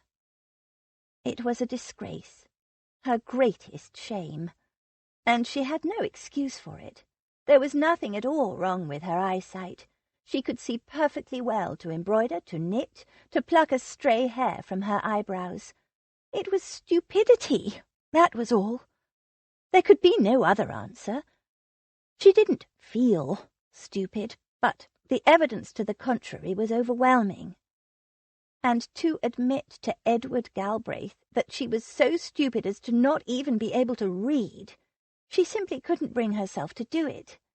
That look would come into his eyes, the look she dreaded but was so horridly familiar with, the look first of incredulity, then scorn, or worse, of barely disguised pity. And then they treated her as if she were really stupid and couldn't understand the simplest things. If Edward ever started to talk to her like that, she couldn't bear it. He read on, his voice deep and almost mesmeric, carrying effortlessly over the rattle of the carriage and the sounds of the horses. His 2 other children were of very inferior value.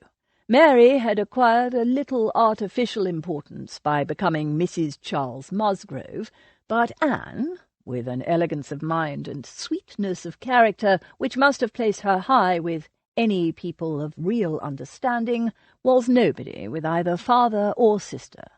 Her word had no weight, her convenience was always to give way. She was only Anne.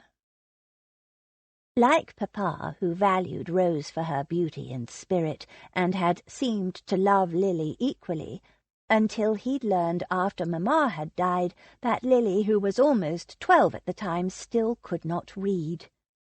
Papa had called her an imbecile, and so he'd sent them both, punishing Rose as well for Lily's inadequacies, away from everything they knew, from everything they loved, to an exclusive school in Bath, and promptly forgot about them. She had lost her father's love when she was almost 12. An imbecile, an embarrassment to the family. Lily forced the lump in her throat away. There was no use dwelling on the painful recollections of the past. Old hurts might not heal, but they eventually faded. She had to believe that.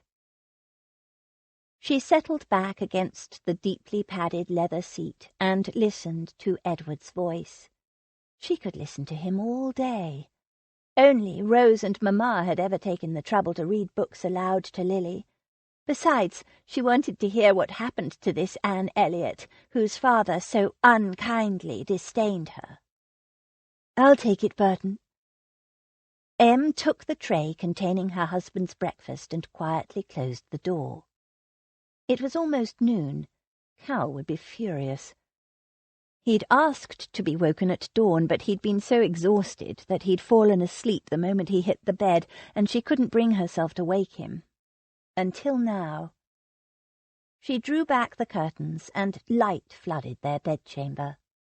Cal stirred, pried open bleary eyes, stared at the weak spring sunshine, and sat bolt upright.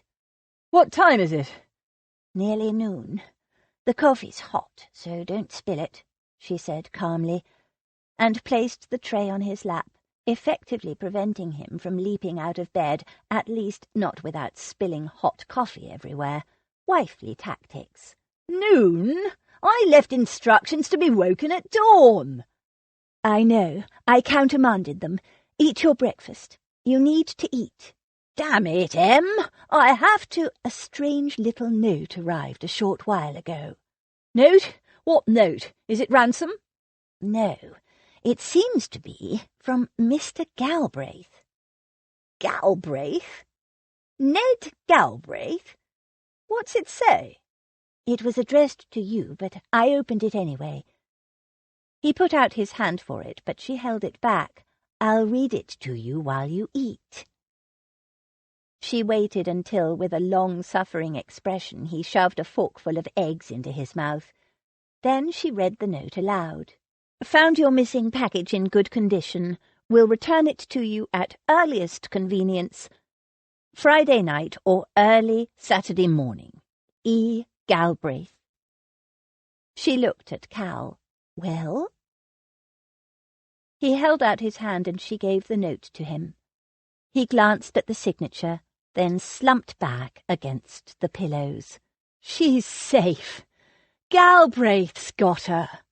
Thank God." Em plopped down on the bed beside him. Coffee slopped over, dripping onto the tray, but they neither noticed nor cared. "I thought that's what the note must mean, but I couldn't be sure." Rose and George burst in. "Is it true? Lily's been found? She's safe?" Clearly they'd been listening at the door. Cal nodded. "Yes, she's safe. My friend Galbraith has her. He's bringing her home." There was an outburst of relief, laughter and tears and hugging. And when it was all settled and the coffee well and truly spilled, Rose plonked herself on the end of the bed. "We thought that's what the note must mean, but why would he call Lily a package? Why send such a peculiar message?" George nodded. "Yes, why not just say Lily's safe and he's bringing her home?" Her dog, Finn, had followed her in. He sidled up to Cal's side of the bed and sat down, looking mournful and underfed. "It was something we learned to do during the war. Send messages that on the surface appeared innocuous, but that the person receiving them would understand." Cal passed a piece of toast to the dog. "When did the note arrive?" "About half an hour ago," Em told him. "It was brought by a young man, dirty, unshaven, and mud-spattered, so I wasn't sure what to think, especially as he claimed he was to be paid £5. She turned the note over and showed him the postscript. "But then I realized he looked much the same as you did when you got home last night. He's in the kitchen now, being fed, if you want to question him." "We already have," George said. "He doesn't know anything about Lily, just that this note was sent by a man who arrived at the inn he drinks at, with a girl he claimed was his sister."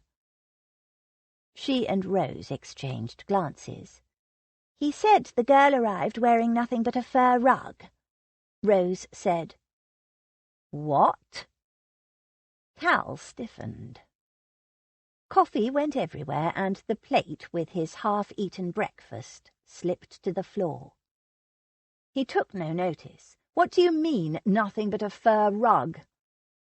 Rose shrugged. "That's what he said. And before you go and try to shake more out of him, he said he hadn't seen her himself, but that's what he'd heard." Cal swore under his breath. Em slipped her hand on his shoulder. "People can get things muddled," she said quietly. "There's no point worrying about it now. We'll see Lily and Galbraith tonight, God willing, or tomorrow, and then we'll find out what really happened." She gave the girls a look. "Thank you, girls. George, if your dog has finished with Cal's breakfast, you can take him outside." Relieved but subdued, the two girls left. Cal's gaze burned into M. "Naked but for a fur rug?" he groaned. "Stop imagining the worst. Your friend Galbraith said she was safe. Just remember that." She slipped her arms around him and lay beside him, her head on his chest. "All we can do now is wait." Chapter 9.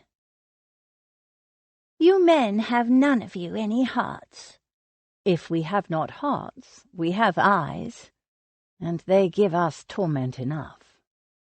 Jane Austen, Northanger Abbey. After a while, the journey took on a rhythm.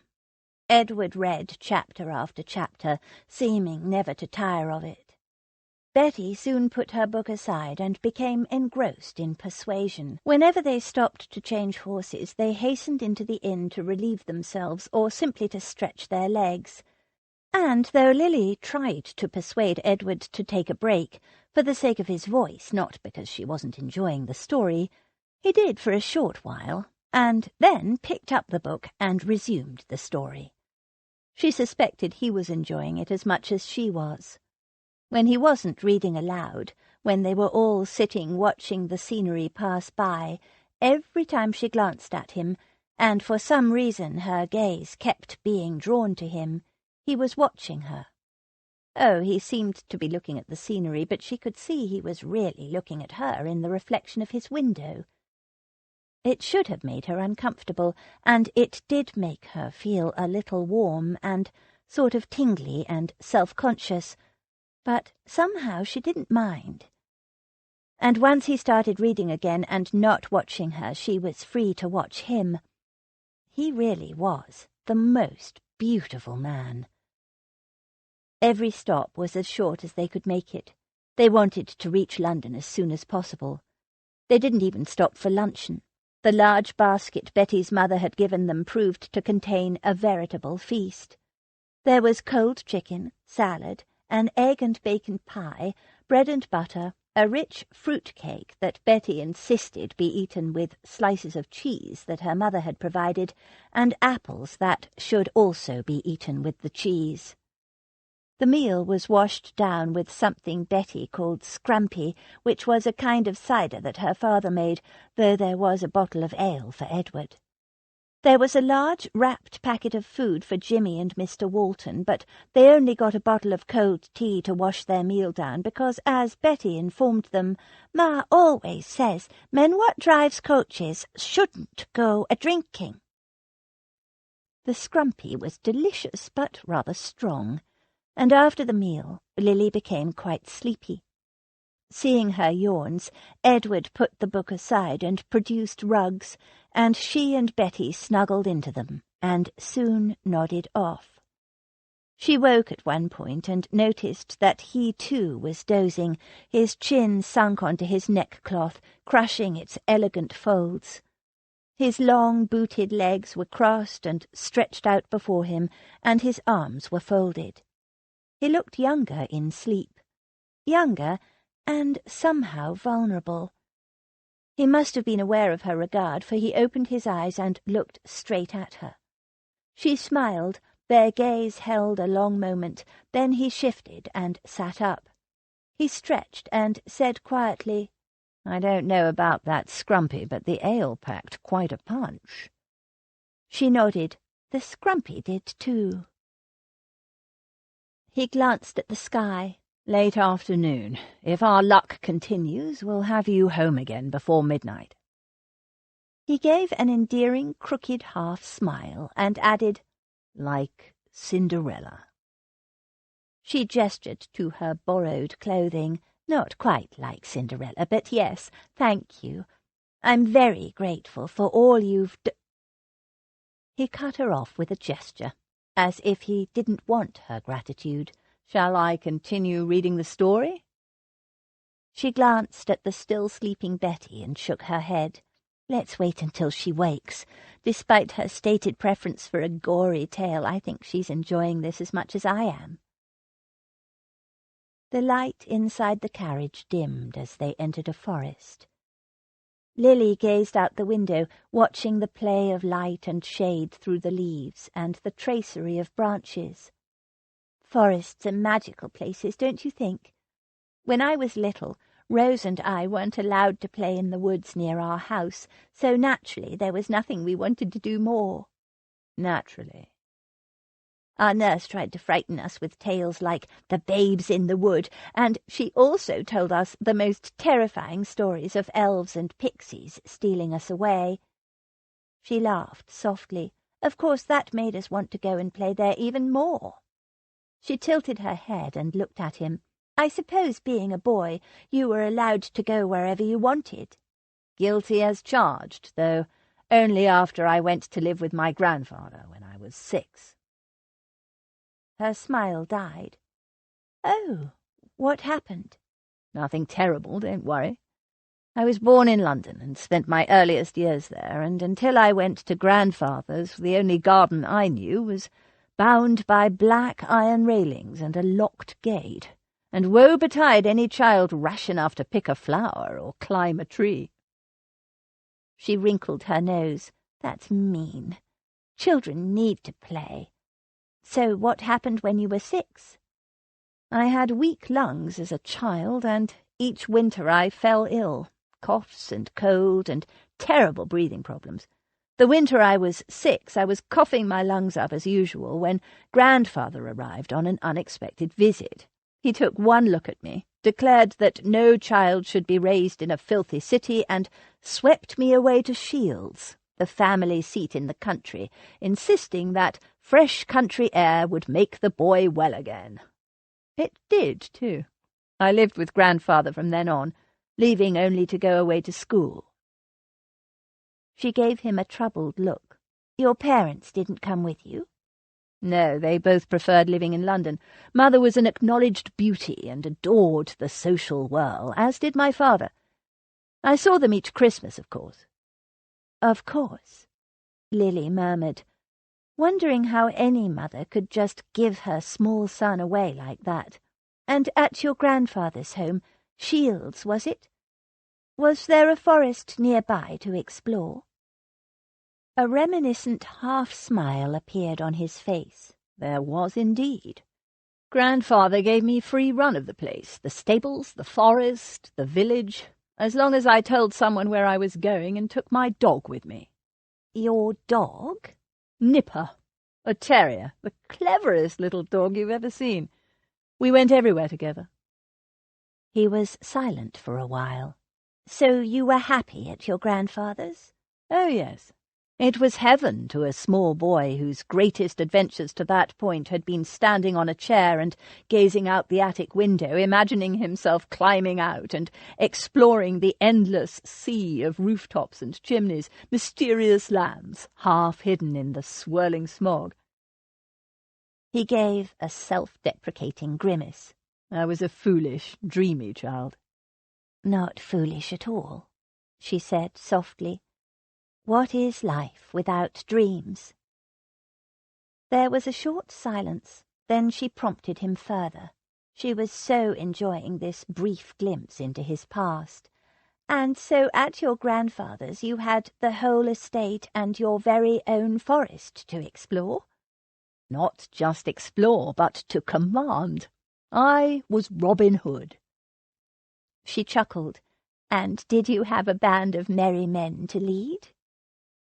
And there suddenly was that bleak look. I did.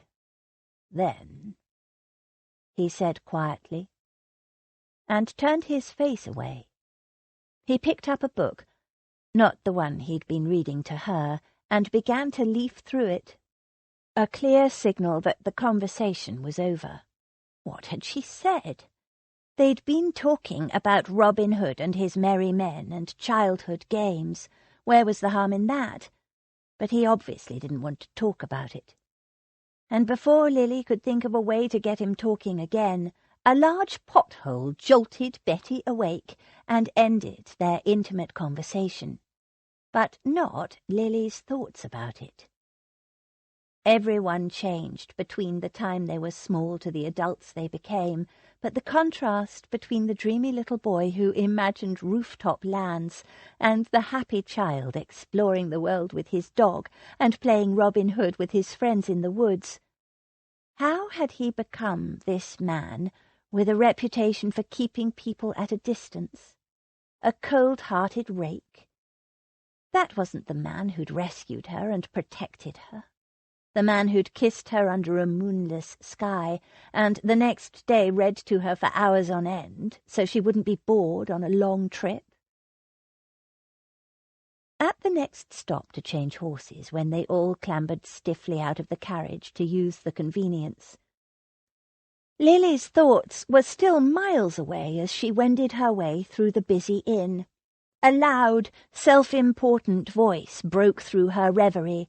"Lady Ampleforth requires—" Lily didn't wait to hear what Lady Ampleforth required. She dived through a nearby door, dragging Betty with her, and found herself in a private parlour where a plump, elderly lady sat by the fire. She was dressed in shades of puce and wore a purple and gold turban. At Lily's gasp, she peered toward the doorway, then groped for and began to raise a lorgnette. Oh, heavens!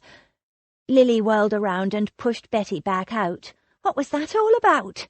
Betty said as they hurried to the conveniences out the back. That old lady! She knows me! Worse, she knew Aunt Agatha. So she mustn't see me. She did see you. No, she's very short-sighted, so she saw me, but I don't think she recognized me. She didn't have her lorgnette up in time. She pushed Betty in front of her. Have a look, will you? See if she's anywhere to be seen.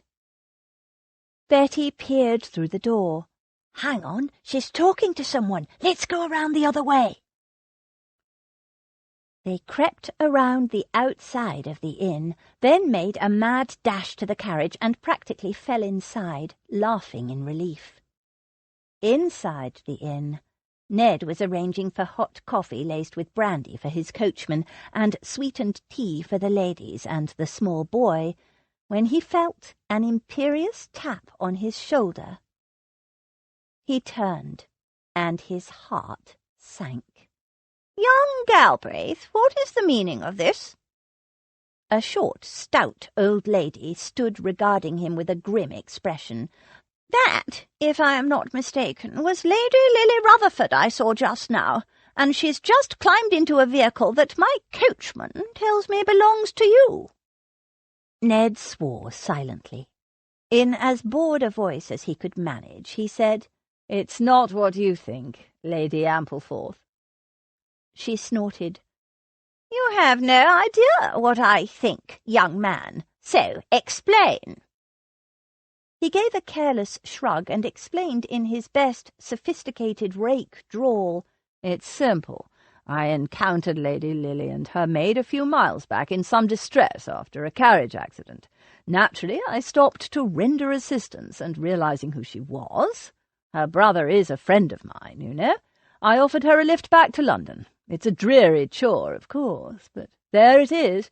Nothing else a gentleman could do." She raised a well-plucked eyebrow. "Is that so?" "It is," he said firmly. "I trust you're satisfied that there's nothing more to it than that. Gossip, especially when misplaced, is such a bore, don't you find?" She drew herself up to her full 5'1" and gave him a militant look. "I quite agree. I abhor gossip, especially when misplaced. Convey my respects to your grandfather. I trust he's in good health." "I shall, thank you, and he is. Good afternoon, Lady Ampleforth."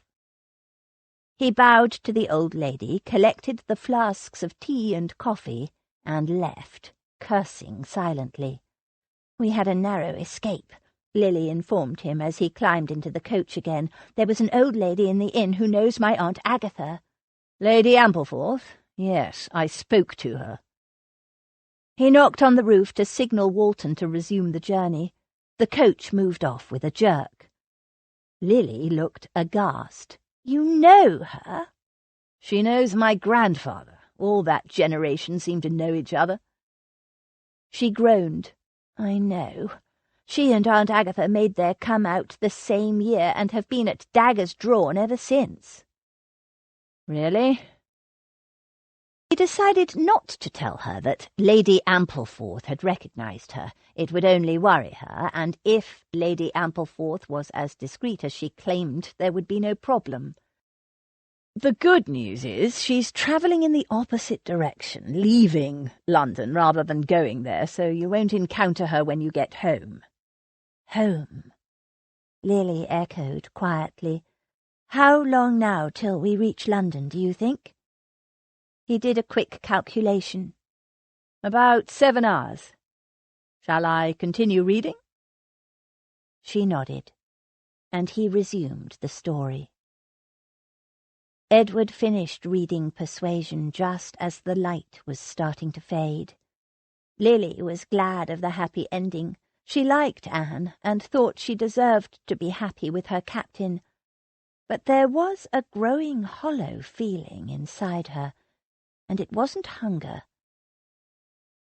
They hadn't stopped for dinner. There was enough food left over in Mrs. Baines's basket to keep them all satisfied. Not that Lily ate much. The closer they got to London, the more nervous she became. 3 hours to London. At the last change of horses, Walton, the coachman, had lit the carriage lamps. Not many people travelled at night. It was too dangerous. But Edward was determined to get Lily home as soon as possible, and she could only be grateful. She was desperate to see her family. Walton had also sent young Jimmy down, much against the boy's will, to travel the last few hours inside the coach. How could Walton stand it? Lily wondered. 16 hours driving a coach. She was exhausted just from travelling, and she'd taken a nap or two along the way. But when she raised it with Edward, he'd shrugged and said he'd offered to hire Walton as an assistant driver, and he'd refused. After Jimmy joined them, they played guessing games and memory games and told a few stories, but everyone was tired. And soon Betty and her brother curled up in a corner of the coach and slept. Lily wished she could sleep too. Edward had said he hoped they'd get to Mayfair before midnight. She was exhausted, but nervous energy kept her awake. The coach pulled up outside Ashenden House just before midnight. In the faint light of the gas lamps in the street outside, the occupants of the coach stretched and straightened themselves. Ned was a little surprised. He'd expected Lily to be out of the coach in a flash, up the stairs and into the arms of her family. Instead, she was tidying her hair and tugging her borrowed dress into place, as if she were nervous or something. Walton let down the steps and opened the carriage door. Lily took a deep breath. "I don't know how to thank you for everything you've done." "Then don't. It was my pleasure." Ned didn't want her gratitude. He climbed out to hand her down, and at the same moment the front door of Ashenden House opened, and Cal and his wife came rushing out. Lily practically fell out of the carriage into their arms. Hugging, kissing, laughing, weeping, they walked slowly back into the house. Ned gave Walton an enormous tip, gave him the next 2 days free, and sent him off with the horses and carriage for a well-earned rest. "Coming in?" Cal stood at the front door, waiting. It was less an invitation than an order. Inside the house, pandemonium reigned. As Ned entered, 2 young women dressed in bedgowns and loosely fastened dressing gowns came flying down the stairs in bare feet, shrieking. They embraced Lily repeatedly, hurling questions at her so fast they would have been impossible to answer, even if they hadn't all been laughing and weeping and hugging and exclaiming in dismay over Lily's bruised face. A little overwhelmed by the outburst of female emotions, Ned was relieved when Lady Ashenden finally said, "Come along up to bed, girls. It's late. We're all tired, and poor Lily looks completely worn out. Your questions will keep. Plenty of time in the morning to hear what happened." She made arrangements for one of the maids to provide beds for Betty and Jimmy and whatever else they needed, and ushered the 3 girls upstairs. The girls hurried ahead in a tight clump, still talking. Just before Lady Ashenden reached the first landing, she glanced back at Ned and said, "I'm sorry, Mr. Galbraith, you must think us complete savages. We are all at 6s and 7s in the joy of Lily's homecoming, but let me say how truly grateful we are to you for returning our darling Lily to us." Ned bowed. He hated being thanked. Lady Ashenden added, "You will call tomorrow, I hope?" Again it wasn't quite an invitation. He glanced up, saw Lily looking down at him, and heard himself say, "Of course, Lady Ashenden." The ladies disappeared. Their voices died away, and silence fell. Ned turned to take his leave. "I'll be off then, Cal. Step into the sitting-room a moment, Galbraith, if you please." Cal seemed a bit stiff. Ned wanted to find his own bed, but assuming Cal had questions he wanted to ask without the ladies present, he entered the sitting-room. A cosy fire was burning, and he crossed the room to warm himself in front of it. "So, Cal, you have questions for me, I presume? The messenger who brought your note—" "Oh, you got it. Good. No problem about paying him the extra, I hope. He must have ridden through the night." For a man whose sister had just been returned safe and sound, Cal seemed very tense. Cal dismissed the matter of money with a curt gesture. He didn't offer Ned a seat. He just stood with his legs braced apart, eyeing him with a grim expression. "The messenger told me when you carried my sister into that god-forsaken village inn she was naked, but for a fur rug." "Not naked. Under the rug she was wearing one of my shirts." Cal's fists clenched. "Why was she virtually naked? Did that bastard—" "No, that was my doing. I made her strip." "Your doing?" Cal took 2 steps and grabbed Ned by the throat. "You stripped my baby sister naked and—" Ned broke his hold and pushed him away. "Calm down, you fool. It's not what you think. She stripped herself." Some demon of provocation made him add, "And if you haven't noticed, she's no longer a baby." "You bastard!" Cal threw a punch. Ned blocked it and shoved Cal backward. "Oh, don't be such a fool. She was soaked to the skin and half frozen, so what would you have me do? Let her catch her death of pneumonia? Besides, she stank to high heaven." Cal said belligerently, "My sister does not stink." "She does when she's fallen in a ditch full of God knows what.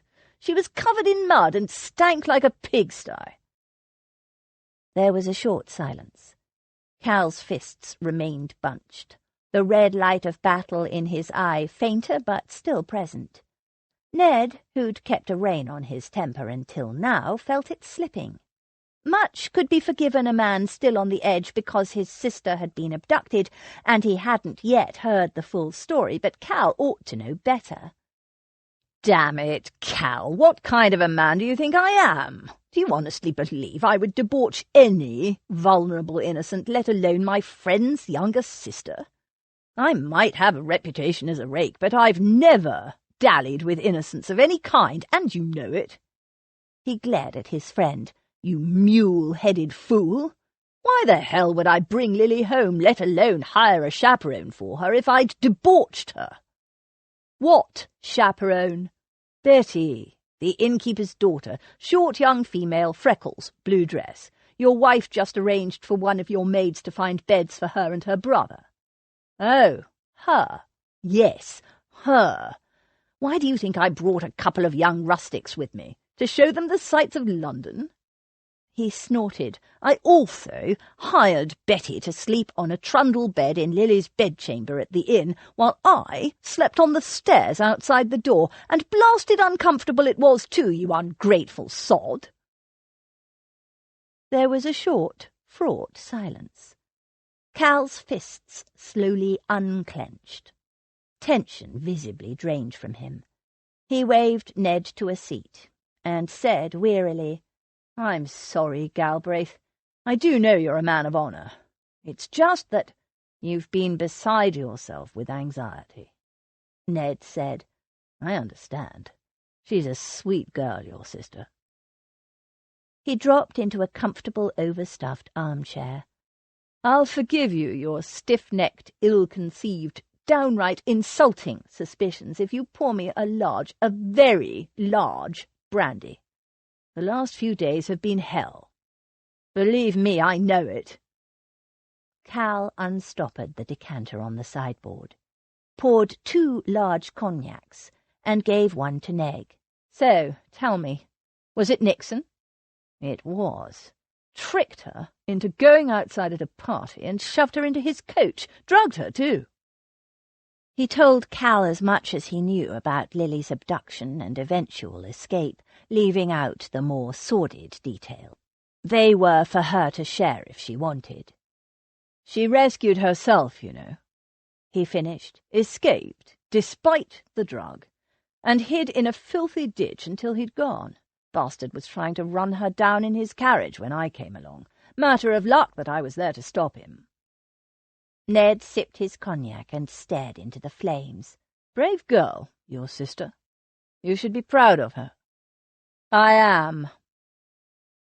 Cal frowned into his glass a moment. "I'm stunned by what you've told me. It's hard to believe that my little Lily was so resourceful. I've always thought of her as a bit helpless." Ned thought of what Lily had told him. How she'd worked to keep the feeling in her feet alive so she could run. How she'd blocked the mouth of the bottle with her tongue to prevent being drugged further. How she'd caught the fabric of her cloak in the catch of the lock. And afterward she'd never once fallen into hysterics or had a fit of the vapours, as she would have been quite entitled to do. Helpless. Cal might love his sister, but he didn't know her very well. Quite an ordeal that filthy swine put her through. She seems to have weathered it remarkably well, but, as you and I know, sometimes these things can hit you later when the danger and the drama have passed." Cal nodded. "I know. I'll warn Em. She and the girls will take good care of Lily." They sipped the fine French cognac and listened to the fire crackle and hiss. "You really slept across her door, like a faithful hound?" Cal said after a few minutes.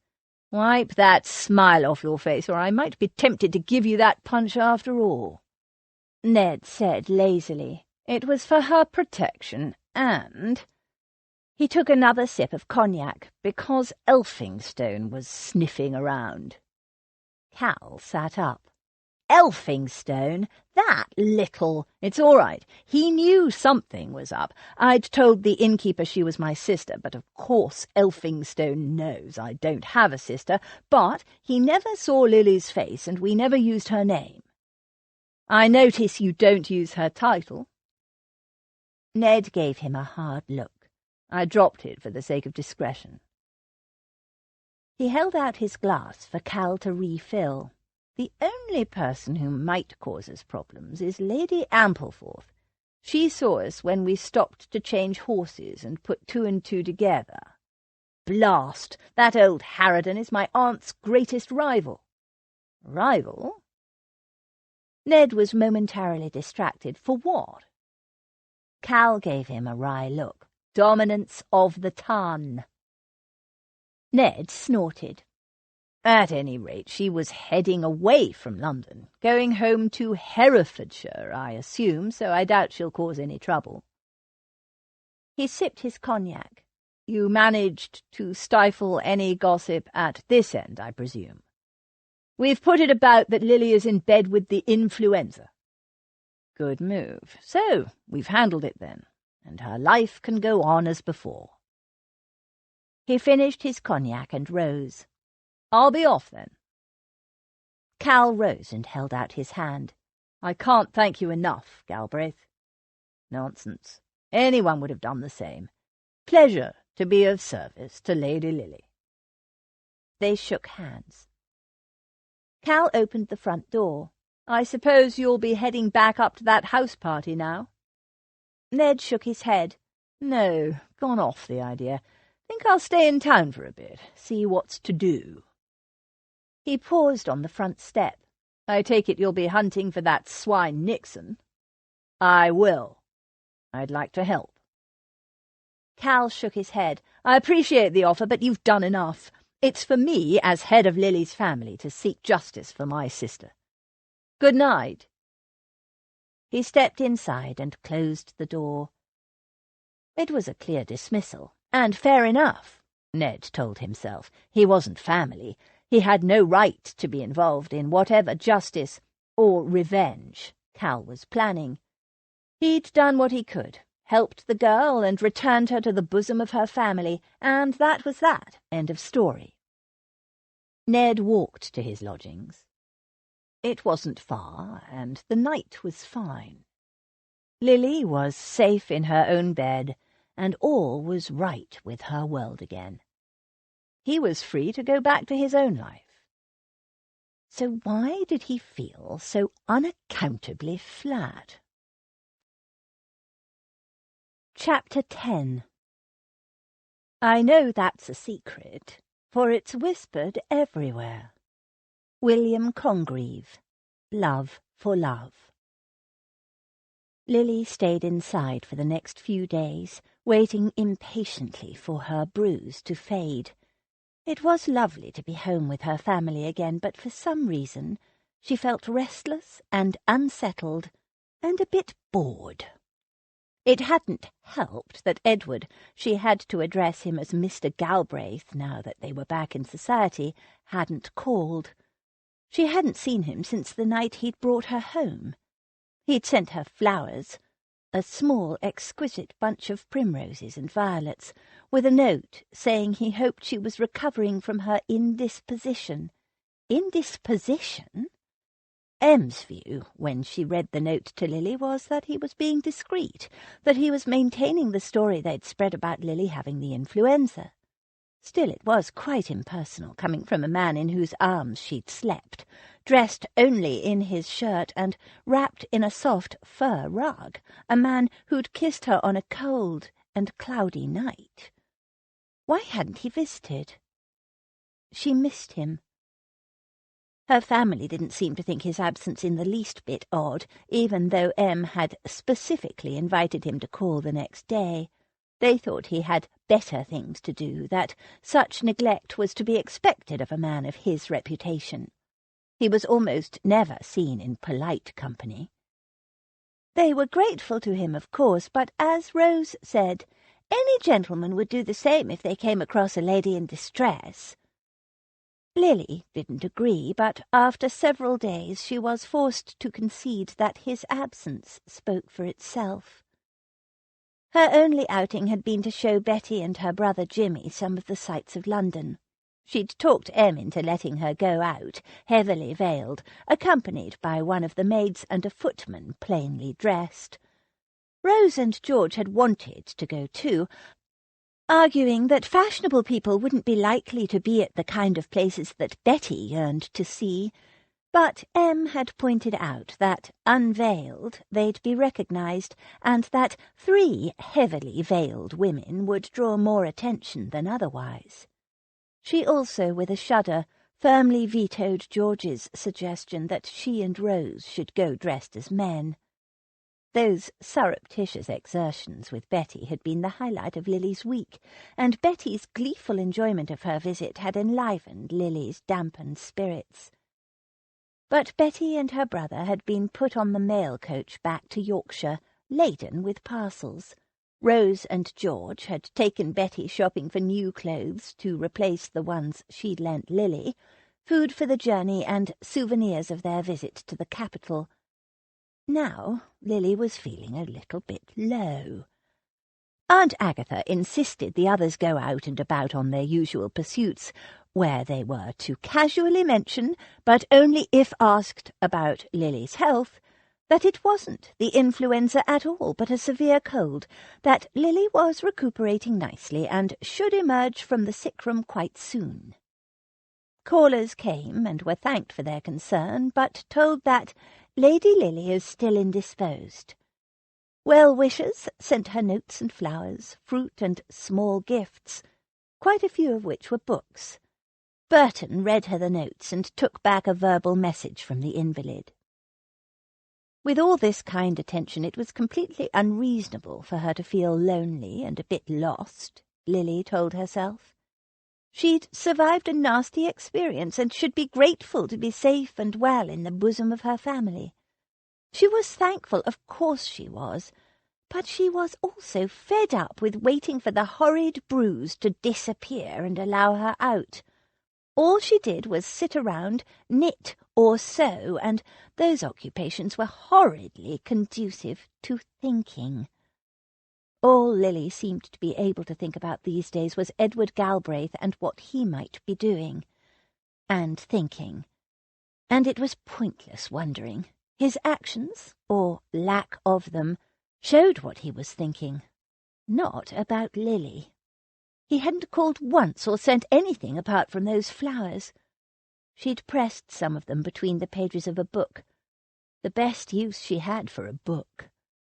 But there was no use brooding about him. To him she was just a parcel he'd had to deliver. Rose and George had told her about the note he'd sent Cal. As for the kisses that haunted her dreams, he was a rake after all. He probably had that effect on all the women he kissed. She needed to forget about Edward Galbraith. She needed activity, entertainment, distraction.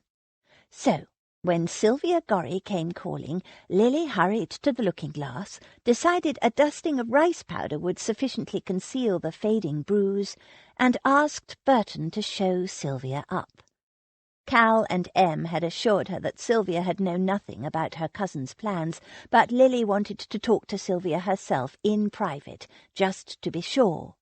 "Mrs. Arthur Gorry," Burton announced. And Sylvia hurried in, talking 19 to the dozen. "Oh, you're out of bed already. I've brought you some candied licorice root. It's supposed to be marvellous for colds. I had the impression... But no matter, you seem to be almost recovered. No red nose, I see. It's the worst part of a cold, I think, that scabby redness from all the disgusting blowing and sneezing. But you are looking pale." Lily waved her to a seat, and Sylvia sat, saying, "I'm so very relieved to see you, dear Lily. I was so worried." "It was just a cold," Lily began. "I don't mean that. Though I'm glad you're recovering. No, I meant... I suppose you heard about your brother bursting into my house in the wee small hours demanding I produce Cousin Victor. He planted such horrid suspicions in my mind about you and my cousin. He actually believed you two had eloped. Well, how ridiculous when you had barely exchanged more than half a dozen words. But such things weigh on one's mind, you know. And Victor had disappeared, and so had you." "Yes. Oh, I know you took ill and ended up in the wrong bed. Rose's, was it not? And confused everyone. I was never more relieved when I ran into Miss Lady Ashenden in the park the next day, and she told me you were ill. Not that I was pleased you were ill, of course, but I was so relieved to find that you hadn't run off with my cousin. As a matter of fact, you must think it strange of me to feel such doubts about my cousin. Actually, but I don't really know him that well. He only came to England recently, and when we became reacquainted... Well, there was I, with my stick-in-the-mud husband, and here was this charming and personable new cousin. I cannot tell you how delightful it was to have a handsome young relative to squire me around the parties that Arthur, that's Mr. Gorry, my husband, refuses to attend. Yes, but... my husband is furious with me because Victor owed him money, but it seems he's disappeared off the face of the earth, and I can't say I'm sorry. Some embarrassing things have come to light since he left, and— Oh, I forgot. I brought you some ice cream from Gunter's. Nothing is as soothing for a sore throat as a delicious creamy ice, don't you think? Although your voice doesn't sound too bad. When I had the influenza, my throat was so hideously painful I sounded like a rusty saw. She laughed. Your butler should be bringing it up shortly. Well, what perfect timing! Here he is now, she finished, as Burton entered with a tray containing 2 bowls of creamy ices. Hope you don't mind if I join you. I do adore ice cream, but my husband thinks it's a frivolous indulgence. Lily, who had been about to confront Sylvia and inform her that her cousin was every bit as big a villain as Cal had suspected, and more, subsided. She examined Sylvia's face as she handed Lily a bowl of ice cream and dug happily in herself. There was no shadow of guilt or even self-consciousness in her eyes. Surely, if she'd known or suspected anything about the abduction, it would show. In any case, why would Sylvia conspire with her cousin to commit such a dreadful act? There was no benefit to her in it that Lily could see. Lily didn't particularly like Sylvia, but she'd never been unkind to her. Quite the contrary. No, she decided as she ate her ice cream. Sylvia had been deceived by her cousin, just as Lily had. Several days later, Aunt Agatha stripped off her gloves and directed an accusing look at Lily, who had been summoned with the rest of the family, the female members. Cal was out. "The rumours are proliferating. They should be abating by now. You sent out those thank-you notes, did you, Gail?" "Yes, of course."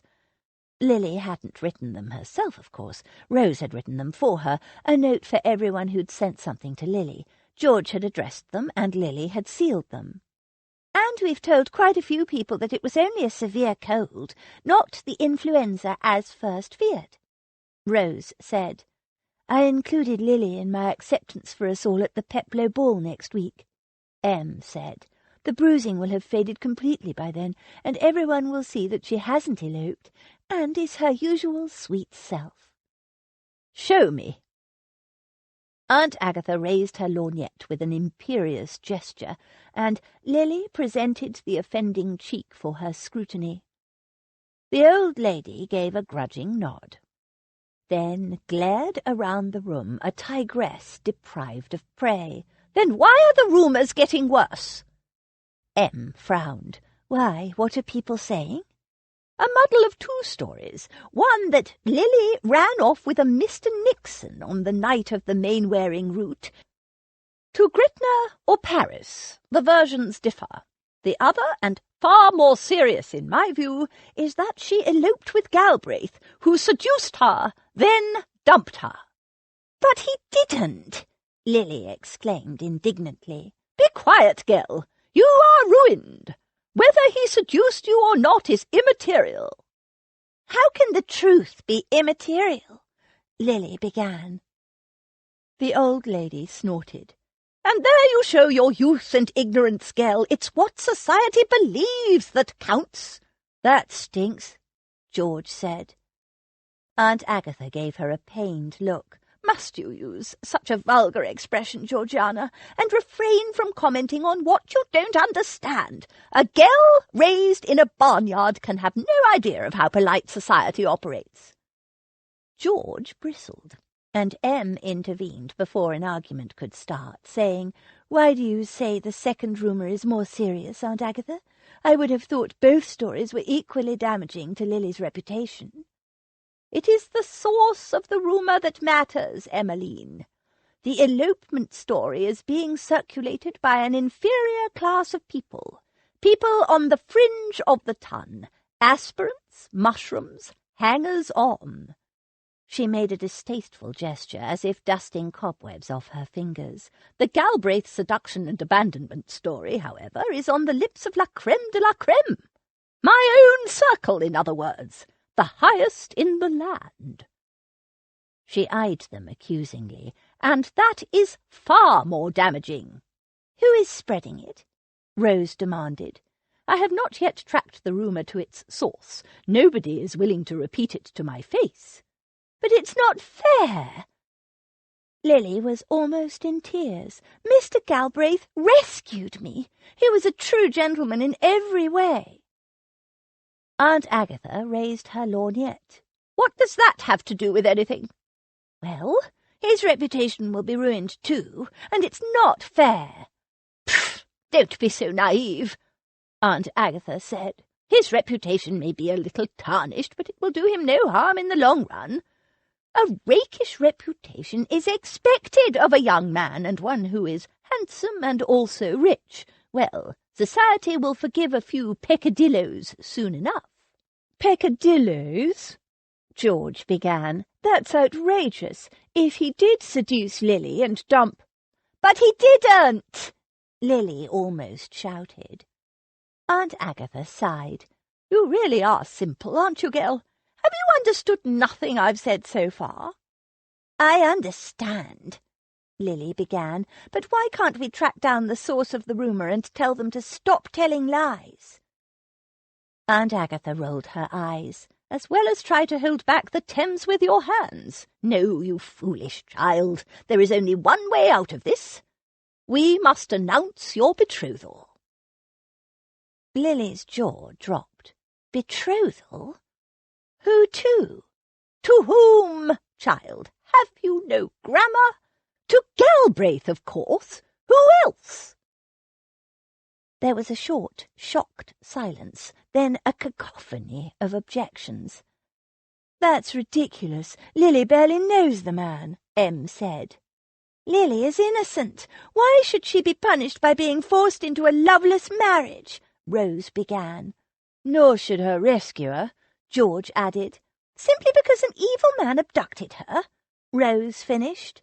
"A man forced into an unwanted marriage is bound to resent his wife, whether she does the forcing or not," George said. Her parents had been forced into marriage. It had been disastrous for all concerned. Aunt Agatha gave what, in a less dignified person, might have been called a shrug. "Life isn't fair, but it's nonsense to suggest anyone is being punished. Galbraith is a good match. He'll inherit his grandfather's title in a few years, and the estate is extensive." "She doesn't need to marry for money or a title," George argued. "She already has a title, and when she turns 21, she'll inherit a fortune. We all will." "Which makes her an excellent match for Galbraith," the old lady said. "But Lily has always wanted to marry for love," Rose declared. Aunt Agatha snorted. "Love? Pah! Love and marriage have nothing to do with each other." "It does in this family," Em said. Aunt Agatha stabbed her lorgnette in Em's direction. "You made a marriage of convenience to my nephew. Don't try to deny it, Emmeline, and you must admit it has worked out very well." "It has," Em agreed, "because Cal and I fell in love, and I want the girls, all of them, to have that opportunity. I took a chance when I agreed to marry Cal. I never expected to love or be loved, only by any children I might be blessed with." She placed a hand on her swelling belly. "I was long past my first youth, alone in the world, or thought I was, poor and unlikely to be courted ever again. I expected to remain a spinster for the rest of my life, until Cal made his proposition." "And it turned out very well," Aunt Agatha said irritably. "Yes, but it could have been otherwise. We were lucky." Em caught Lily's hand and squeezed it fondly. "Lily is young, just 18, with her whole life ahead of her. She has a loving family, financial security, and a growing circle of admirers. Just look at all the flowers she's been sent. I won't allow her to be forced into marriage just to satisfy the sensibilities of a bunch of old gossips spreading false rumours." "Well said, Em," Rose declared. George clapped. Aunt Agatha, unimpressed, curled her lip. Those admirers will soon fade away once it's known she's soiled goods." "But I'm not," Lily said indignantly. Aunt Agatha sniffed. "In the eyes of the world you are. Gossip is like acid. It eats away at the truth. Face it, child, if Galbraith doesn't marry you, you are ruined." "If you say she is ruined one more time, I shall scream," Em declared. Aunt Agatha directed a baleful glance at her. "Vulgar displays of emotion will not help the situation, Emmeline."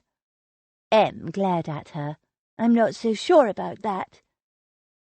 For a long moment nobody said a word. Then George spoke up. "You haven't said much, Lily. It's all very well for everyone to be telling you what to do, but what do you want?" Lily's thoughts were in such turmoil she couldn't think of a single thing to say. Marry Edward Galbraith, whether he wanted to or not? She looked at George and shook her head. "Lily's wants have nothing to do with it," Aunt Agatha snapped. "The Rutherford name has been besmirched, and marriage to Galbraith is the only solution. She won't be the first bride who's found a husband thus. It is the way of the world." "And what if Mr. Galbraith doesn't want to marry me?"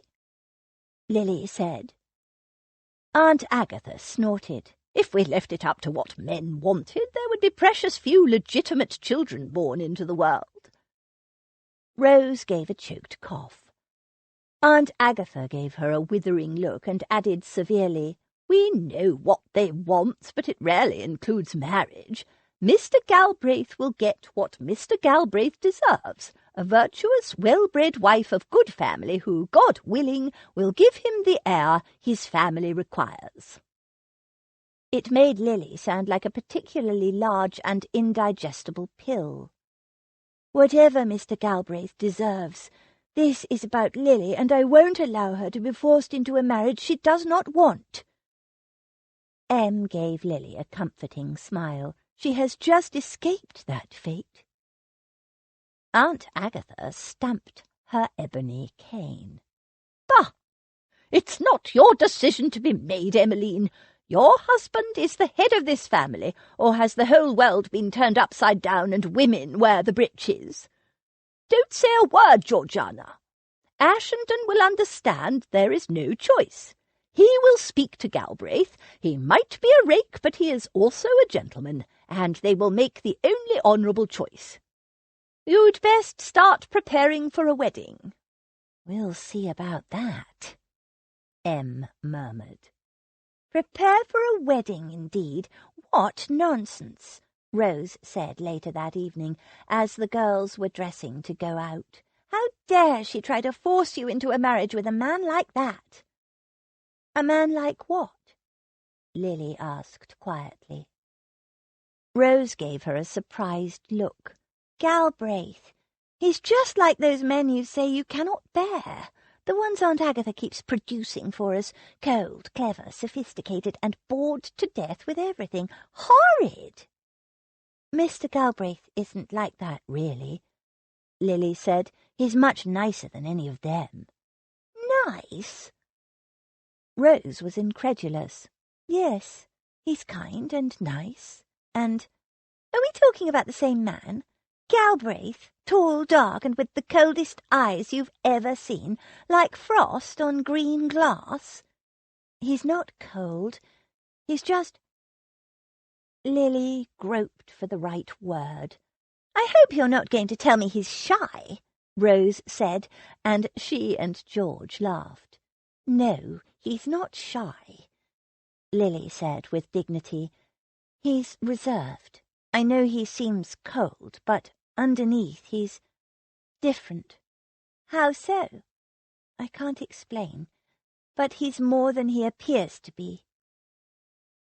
Rose gave a snort worthy of her aunt.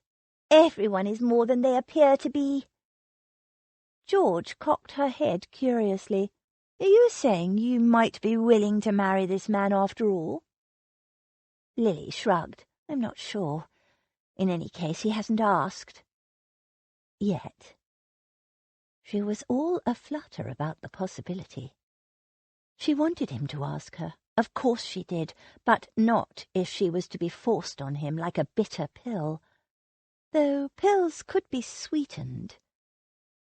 But he's shown not the slightest bit of interest in you. If he did propose, it would only be out of duty. Lily bit her lip. Cal and Em weren't in love when they got married. Rose eyed her narrowly. You're not in love with Galbraith, are you, Lily? No, of course not. She lied. She wasn't sure if she was in love or not. She was, to put it simply, in turmoil. Rose gave her a long, thoughtful look. I hope it'll never happen, Lily, darling, but if you gave your heart to that piece of granite, I fear he'd break it. Ned Galbraith had heard the rumours himself. At first there were just the odd few sly, suggestive hints, then one or two of his friends taxed him openly with it. He denied all knowledge of it and went in search of Elphinstone. As luck would have it, he encountered the fellow as he was leaving his lodgings. Ned pushed him back indoors. What the devil do you mean by spreading rumours about me and Lady Lily Rutherford? Elphinstone's eyes almost popped.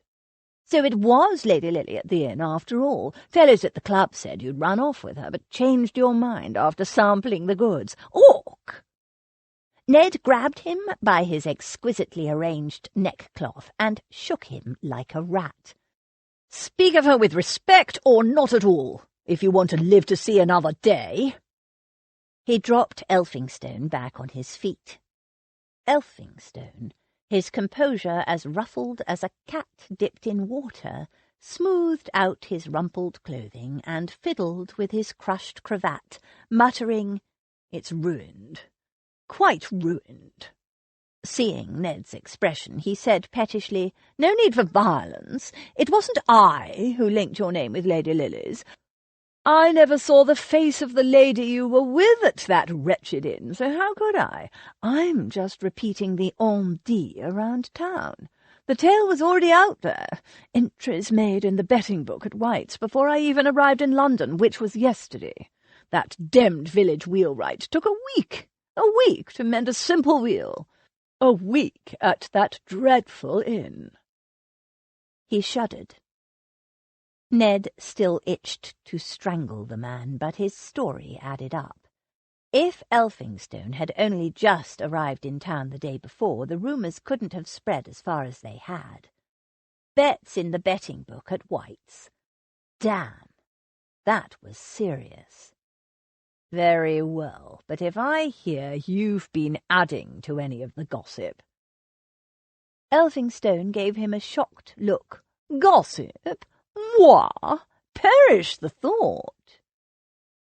Elphinstone was still spouting faux indignation when Ned left. Deep in thought, who the hell had spread the scandal?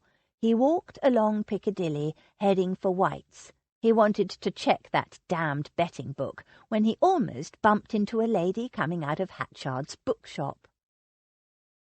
"Watch where you're walking, young Galbraith." Startled, he looked up and came to an abrupt halt. "Lady Ampleforth? You're in London?" She gave him a dry look, a singularly foolish observation. "I thought you were on your way to Hereford." "Changed my mind, didn't I? Now, if you've quite finished blocking my way—" He stepped back. She handed her parcels to a waiting footman and prepared to enter her carriage. And it hit him. He lunged forward and stopped her. "There's a scurrilous story circulating among the ton linking my name with that of Lady Lily Rutherford." "Is there really?" Her look of mock innocence confirmed his theory. He frowned. "You told me you abhorred gossip." Lady Ampleforth gave him a smug look. "Oh, I do." She looked like the cat that ate the cream. "But you're the source of that gossip." He was certain now. It could be no one else. "Nonsense. It's not gossip when you speak the truth. I saw you and the Rutherford girl with my own eyes travelling together." He gritted his teeth. "I explained that." She gave a scornful huff. "And she had a chaperone with her." Another huff delivered her opinion of Betty's value as a chaperone. "If you're finished talking nonsense, I wish to enter my carriage." He didn't budge. "Why? Why would you do this? Lady Lily is a sweet young girl who's never harmed a soul in her life." "No doubt she is," she said carelessly. "I doubt I've ever spoken to the girl." "Then why would you try to ruin her reputation?"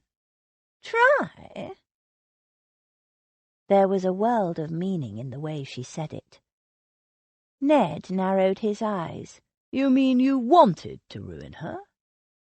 She shrugged. "It's nothing to do with the girl herself.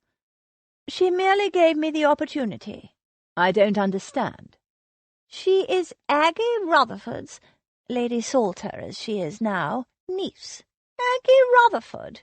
She held herself so high, always has, ever since she was a girl, looking down on the rest of us and thinking she's so perfect." She gave a self-satisfied smile. "And now we have a scandal involving her precious family, and oh, how the mighty are fallen. I trust dear Aggie is squirming as much as I hoped she would." She pushed past him and climbed into her barouche. Shocked by the vitriol in her voice, Ned watched her fussily arrange herself. To ruin Lily for the sake of some ancient feud with Lily's aunt. "You vicious old trout! If you were a man—" She laughed. "Words, words, words. Sticks and stones, they used to tell me." She smiled. "But words can hurt after all, can't they, young Galbraith? Coachman, drive on." Fuming, Ned watched her drive off. He'd never taken much notice of the old lady before, but she'd always seemed pleasant enough. Did his grandfather know she was such a spiteful old cat? If not, he'd enlighten the old man when next he came to London. He continued on to White's, where he greeted a couple of friends and acquaintances with the appearance of cool insouciance. He chatted of this and that, and then, aware of the covert interest of several members, he wandered over to the betting book and scanned it in a casual manner. There were the entries Elphinstone had mentioned, linking his name and Lily's, Mr. E.G. and Lady L., with bets made on a variety of possible outcomes. He swore under his breath. He left White's and went straight to Jackson's boxing saloon, where he burned off some of his rage and frustration in a couple of fast and furious bouts. All the time his fists were flying, his thoughts were turning over and over, looking for a way out, for both of them. He was all wrong for her. She was all wrong for him. He thought of the whispers, the sly looks, the cunning innuendos she would face. He recalled the smugness of that malicious, gossiping old bat, and the entries in the betting book. The reputation of an innocent girl so easily and carelessly ruined. If it were anyone else but Lily. Why couldn't the woman he'd rescued and accidentally compromised be older, plainer, more experienced, more self-reliant, the kind of woman he'd taken as a mistress from time to time? The sort of woman who wanted nothing more from him than his body, and occasionally his company, and usually his money. Lily would want so much more. The kinds of things he didn't have in him to give. He wasn't opposed to marriage. He'd gotten almost as far as the altar last year with a woman who was all the things he required in a wife. She didn't even like him much. But Lily dreamed of love. He could see the swirling echoes of those dreams in her eyes whenever she looked up at him. His fault for kissing her, for rescuing her. Lord knew what kind of man she imagined him to be. All he knew was that he wasn't that man, could never be that man. Oh, he presented well enough from the outside, and he had a name and position and wealth enough to keep a wife in comfort and style, but inside he was a husk of a man, unfit to marry any sweet and dreamy young woman. But they were trapped in a scandal not of their own making.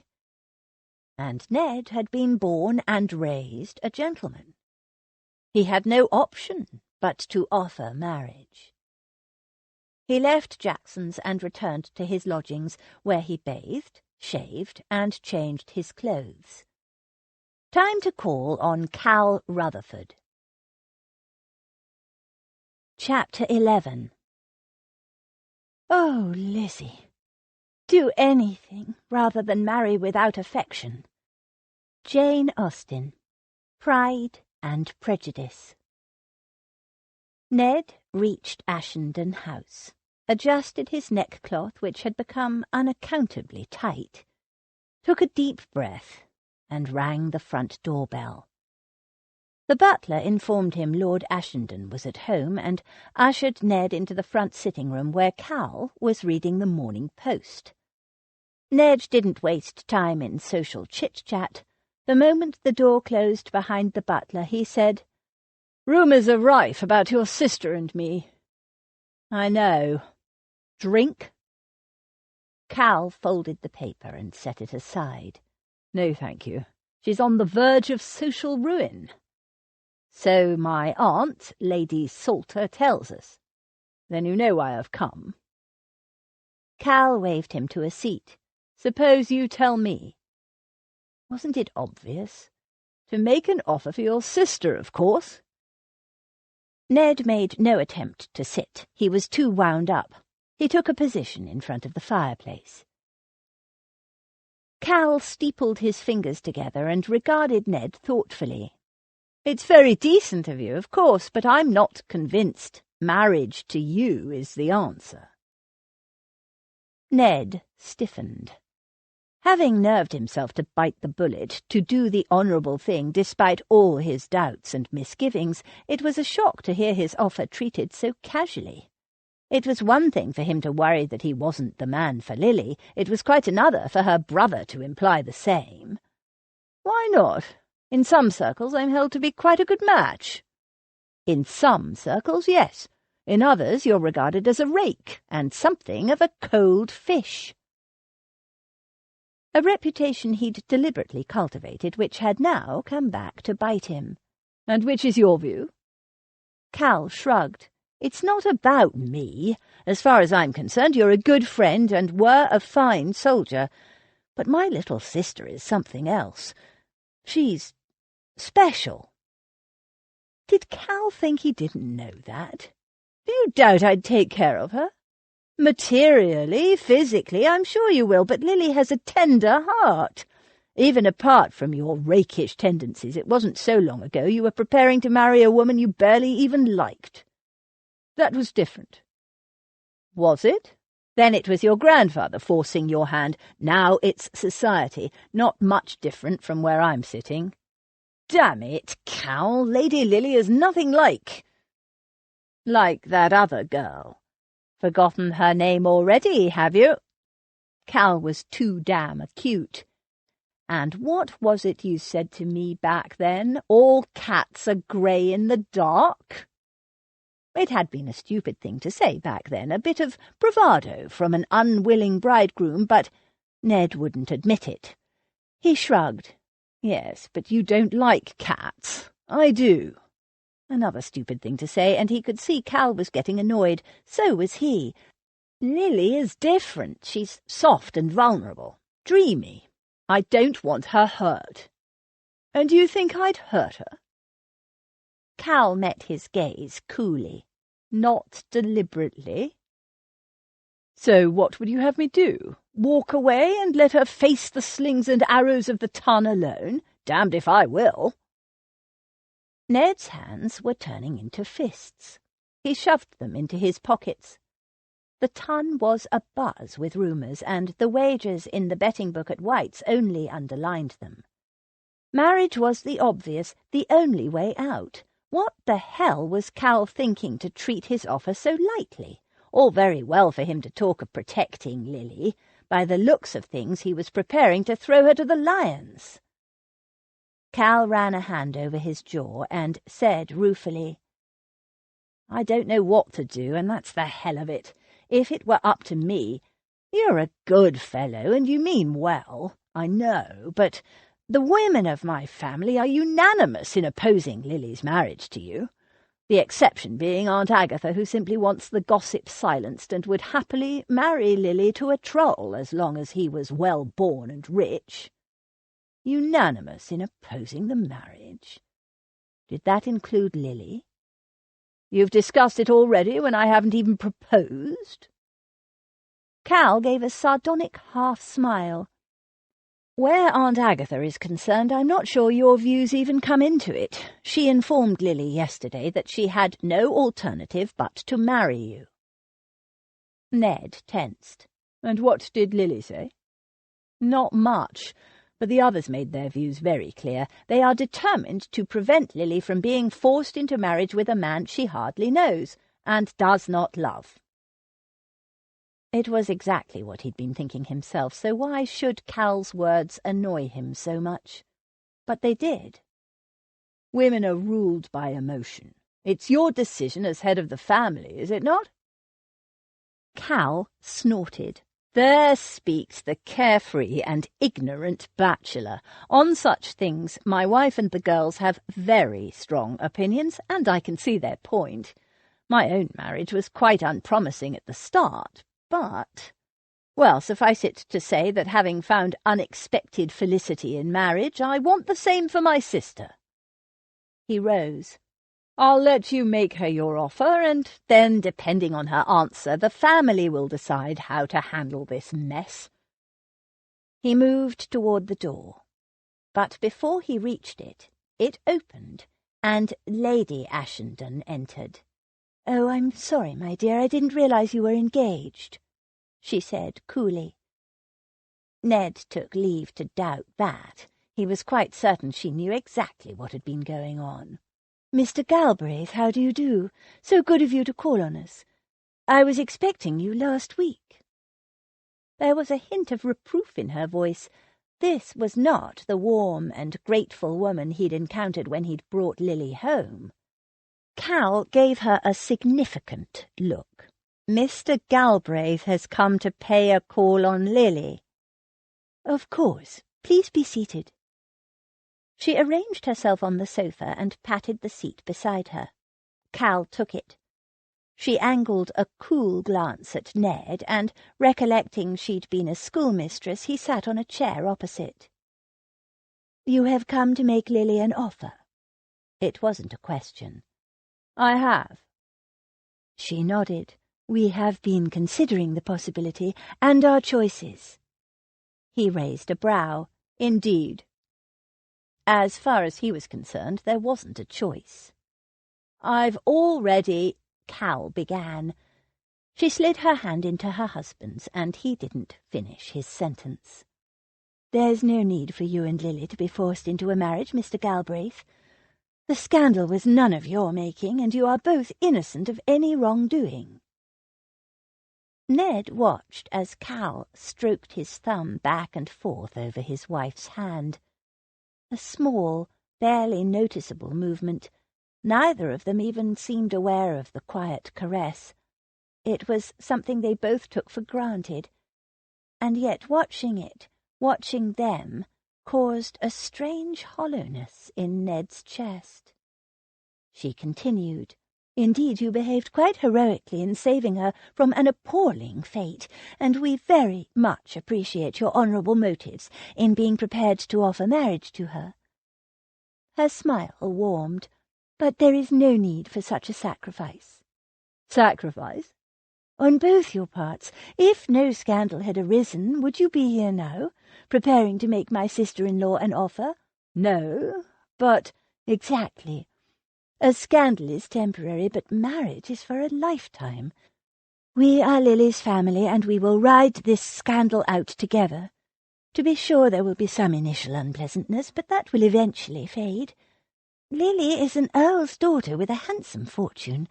There will be gentlemen aplenty willing to overlook a whiff of scandal for the sake of marriage with a titled heiress. So there's no need for you to concern yourself any further." It was a clear dismissal, and he should have been relieved. Instead, he was angry. This was the second time members of the Rutherford family had told him that Lily was none of his business, that he should take himself off and forget about it, about her. But they were the ones who had let her be abducted in the first place. He was the one who'd saved her and brought her home, and he was not to be dismissed with a pat on the head like a schoolboy returning a stray puppy. "How?" he asked. Lady Ashenden paused in the middle of rising, and Ned repeated his question.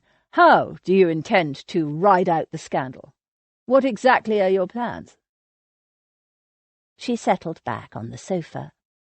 "Since the rumours are contradictory, and there were no actual witnesses, we shall simply ignore it and go on as usual. Eventually some other scandal will occur, and the Tun's attention will move on. And in the meantime, Lily must simply endure being gossiped about until it dies down. Not acceptable."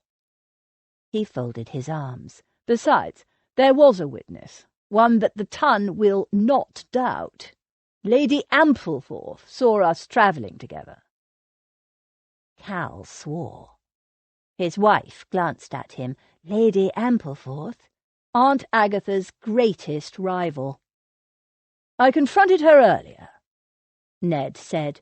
"She has seized on it as a way of paying your aunt back for some ancient insult, and is quite gleefully doing her best to keep the rumour alive. Short of a bullet, you won't shut her up."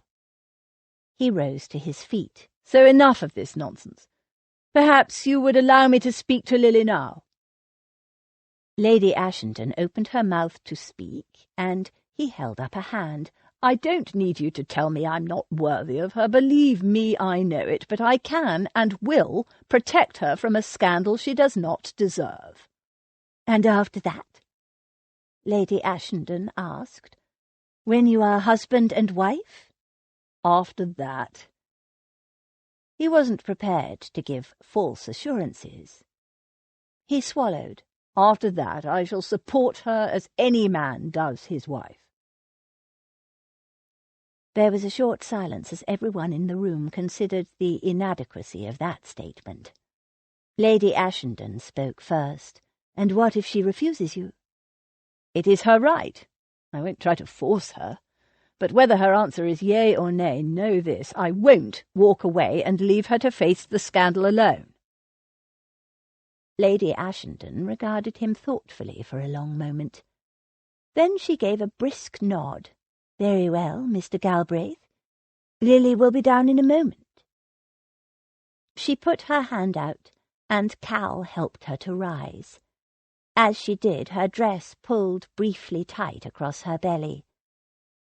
She was in the family way, Ned saw, probably why Cal allowed his wife so much license.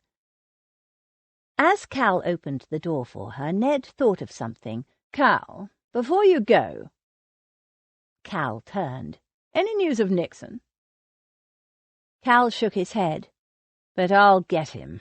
Don't you worry." The door closed quietly behind him. Ned paced back and forth in front of the fireplace. For the second time in his life he was about to offer marriage. He wished now that he'd accepted that drink from Cal. He was ridiculously nervous. He went over in his mind the words he would use to make the offer.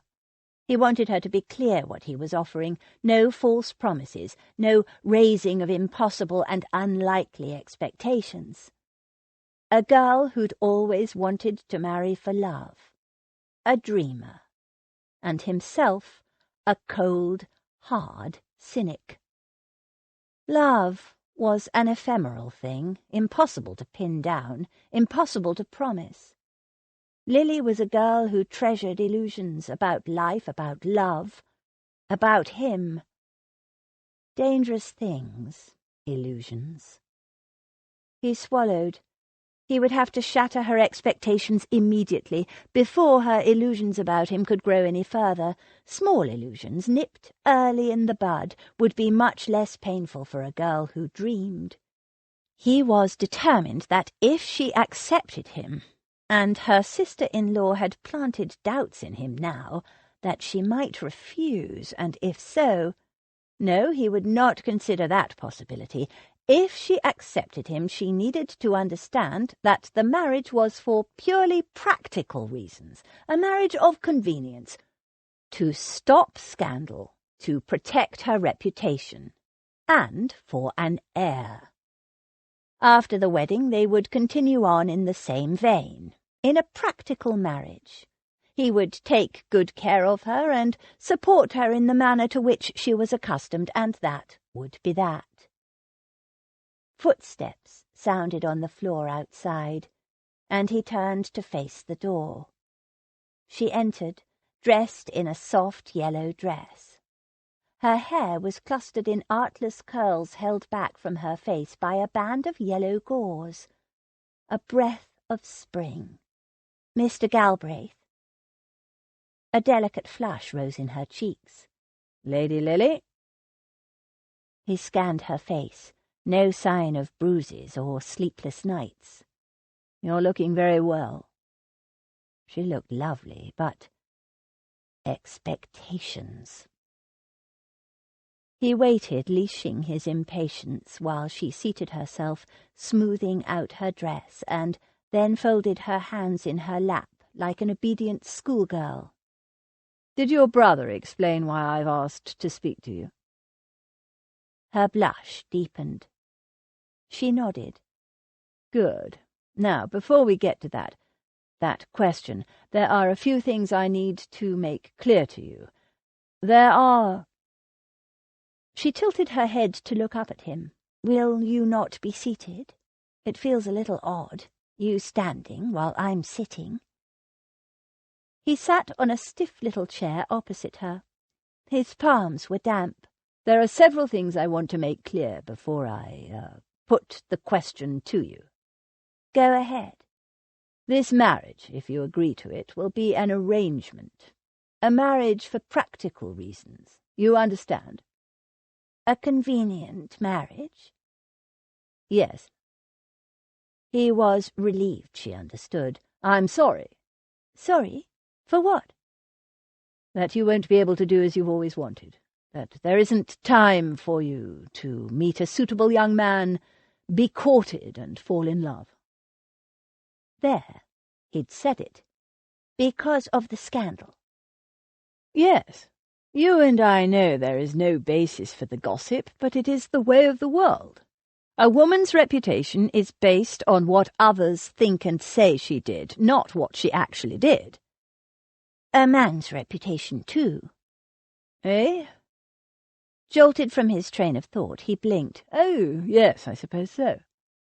"They're saying you seduced and took advantage of me, but I know you are a man of honor, and would never—" He interrupted, saying in a hard voice, "They're saying that because they know I've seduced many women in the past." "Oh." Illusion number 1 shattered. "It is why I am called a rake by some. You know what a rake is?" "A man who can't be trusted with an unmarried girl." "Exactly." He wasn't going to muddy the water by telling her he never dallied with innocence. Better she have no romantic expectations of him before, if she agreed to marry him. "That house party I was going to when we first met—" "We first met at Cal and M's wedding," she said, correcting him. "When I ran into you on the road then. Do you know what happens at those parties?" Without waiting for her to reply, he explained what sort of a party it was, that several married women had already invited him to share their bed, and that he probably would have accepted. He needed to strip her of any illusions she might cherish about him in that area. She was a little pale when he finished, but all she said was, "It doesn't sound as though you like that sort of party very much." "I don't." "Then why do you go to them?" He shrugged. He didn't have an answer that wasn't desperately cynical. "The point is, you don't know me at all." "I know more than you think. I know that you knew Cal at school, that you went to war also, and that you are a war hero like him, and—" "A hero? On the contrary."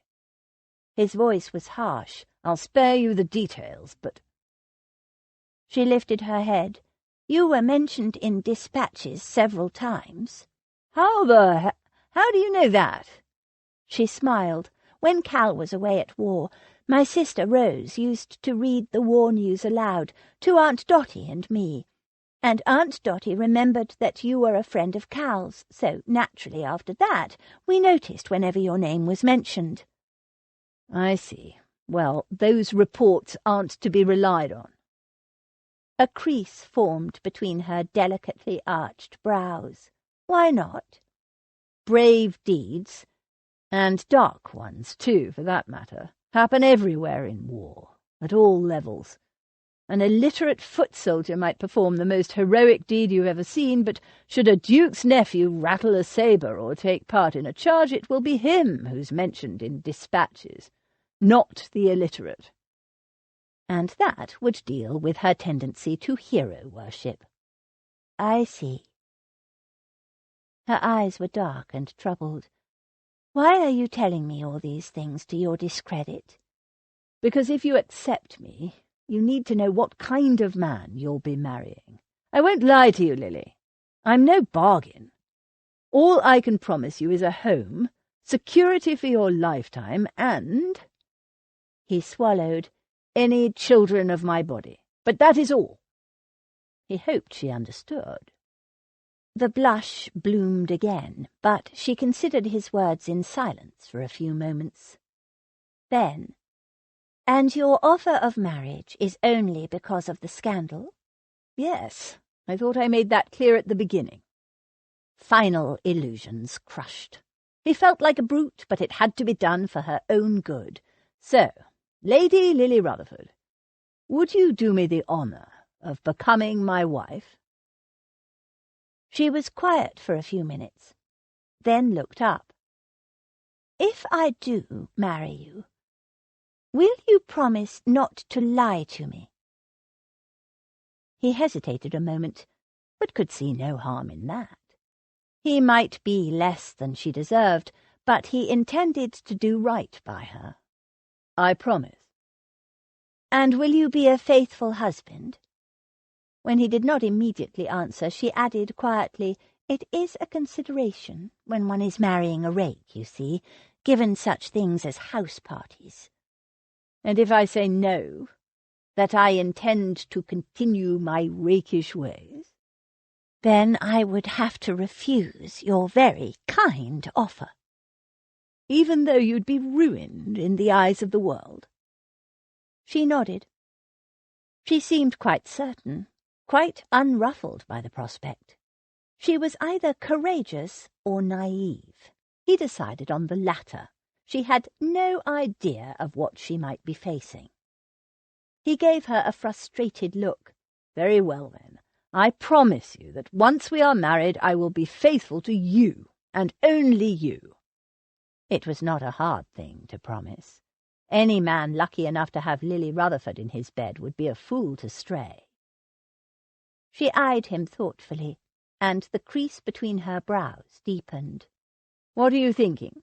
he asked after the silence had stretched to an unbearable point. "I'm thinking you might come to regret that promise. Both of them," she admitted. He shrugged. "What's life without regrets?" She considered that a moment, then shook her head briskly. "No, I was wrong to ask you. I give you back both your promises." Was that a refusal? "But honesty and fidelity cannot be forced. Unless they are freely given, they have no value. Society, My Aunt Agatha and my brother might have forced your hand to this marriage, but it's up to us to make it work." He frowned. "You mean we should go into it without expectations?" It was exactly what he'd wanted from her. If she expected nothing of him, he couldn't disappoint her. So why did the prospect now make him feel so unsettled? "It's not exactly how I'd put it, but yes, if you will accept that I will do my best to be a good wife to you, and you will—" She waited, giving him an expectant look. "Try to be a good husband." "And try not to disappoint her too much." "Then God bless us both." God help us, Ned thought. And then he realized the implications of what she'd said. "Does that mean—" "Yes, Mr. Galbraith, I will marry you."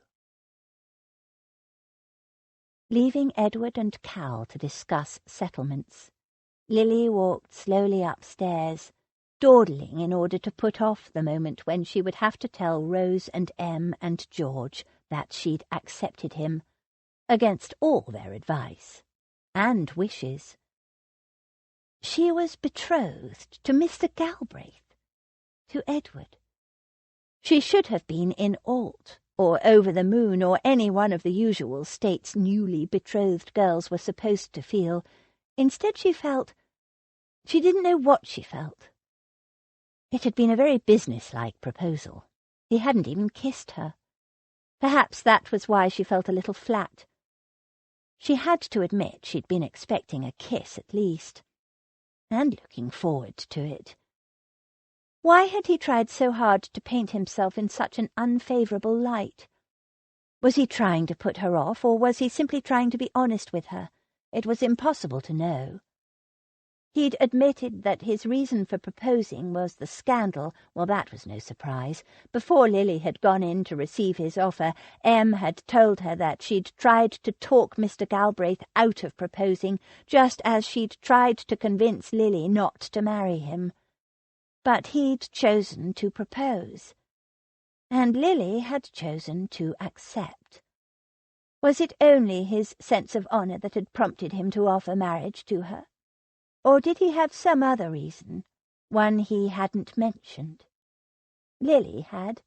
She hadn't admitted it to anyone except Rose yet. She wanted Edward Galbraith. More than wanted. She loved him. At least she thought she did. Rose said it wasn't love, that she was confusing love with the gratitude she felt for her rescuer, and Lily did feel grateful. But when Edward had kissed her in the dark woods and held her in his arms, it wasn't gratitude she felt. When she'd told Rose and George about the kiss, Rose's view was that Lily was too inexperienced to tell. Galbraith was a rake. It stood to reason he would know how to kiss. What Lily needed, Rose said, was to be kissed by a lot of other men. Then she'd know what value to put on Mr. Galbraith's kisses. Except Lily didn't want to kiss a lot of other men. She only wanted one man to kiss. Edward. George had said that Lily didn't need to kiss anyone else, that any man who shared his kisses around like Mr. Galbraith was reputed to do wasn't worth having. There was sense in their opinions, both of them. But Lily wanted Edward with a desperate yearning. She thought of him constantly and even dreamed of him. Was that love? She didn't know. Em had suggested Lily was perhaps a little infatuated, which was understandable given the dreadful situation he'd rescued her from. It was also understandable, Em said, that she was attracted to him. He was an attractive man and could be quite charming when he wanted to be. But he was so much older than Lily, nearly 28 to Lily's 18, and so much more experienced. Perhaps Lily could look around a little more. The Ton was full of charming and eligible young men. That made sense too, but Lily didn't want to look around. She felt certain, almost that she loved Edward. But was she in love with him? Didn't there need to be two who loved to be in love, both of you loving each other? It was hard to know. He hadn't hinted at any feelings. He'd said things like, "I'm no catch, you deserve better, I'm no hero, I am a rake," all very clear messages warning her off admiring him in any way. But the more he tried to make her dislike him, the more she wanted to hug him. He was so much more wonderful than he thought he was. Was she doing the right thing in marrying him? She didn't know. Was she doing the wrong thing? She hoped not. All she was sure of was that if she'd refused his proposal today, she probably wouldn't see him again, and that she couldn't bear. Something had begun in that trip back from Yorkshire, and every instinct she had was to nurture it. She felt certain as a girl full of doubts could, that this was what she had to do. She loved Edward, and would do her very best to make him the best wife she could be, and she would hope and pray that he would become the loving kind of husband she'd always dreamed of. He might be marrying in scandal, but she would marry in hope. She reached the landing, turned the corner, and found Rose and George sitting at the top of the stairs, waiting for her. "Well, did you send him on his way?" Rose demanded. "He's downstairs talking to Cal." Rose's eyes narrowed. "What about?" When Lily didn't respond, Rose made a dismayed exclamation. "You accepted him, didn't you? Oh, Lily!"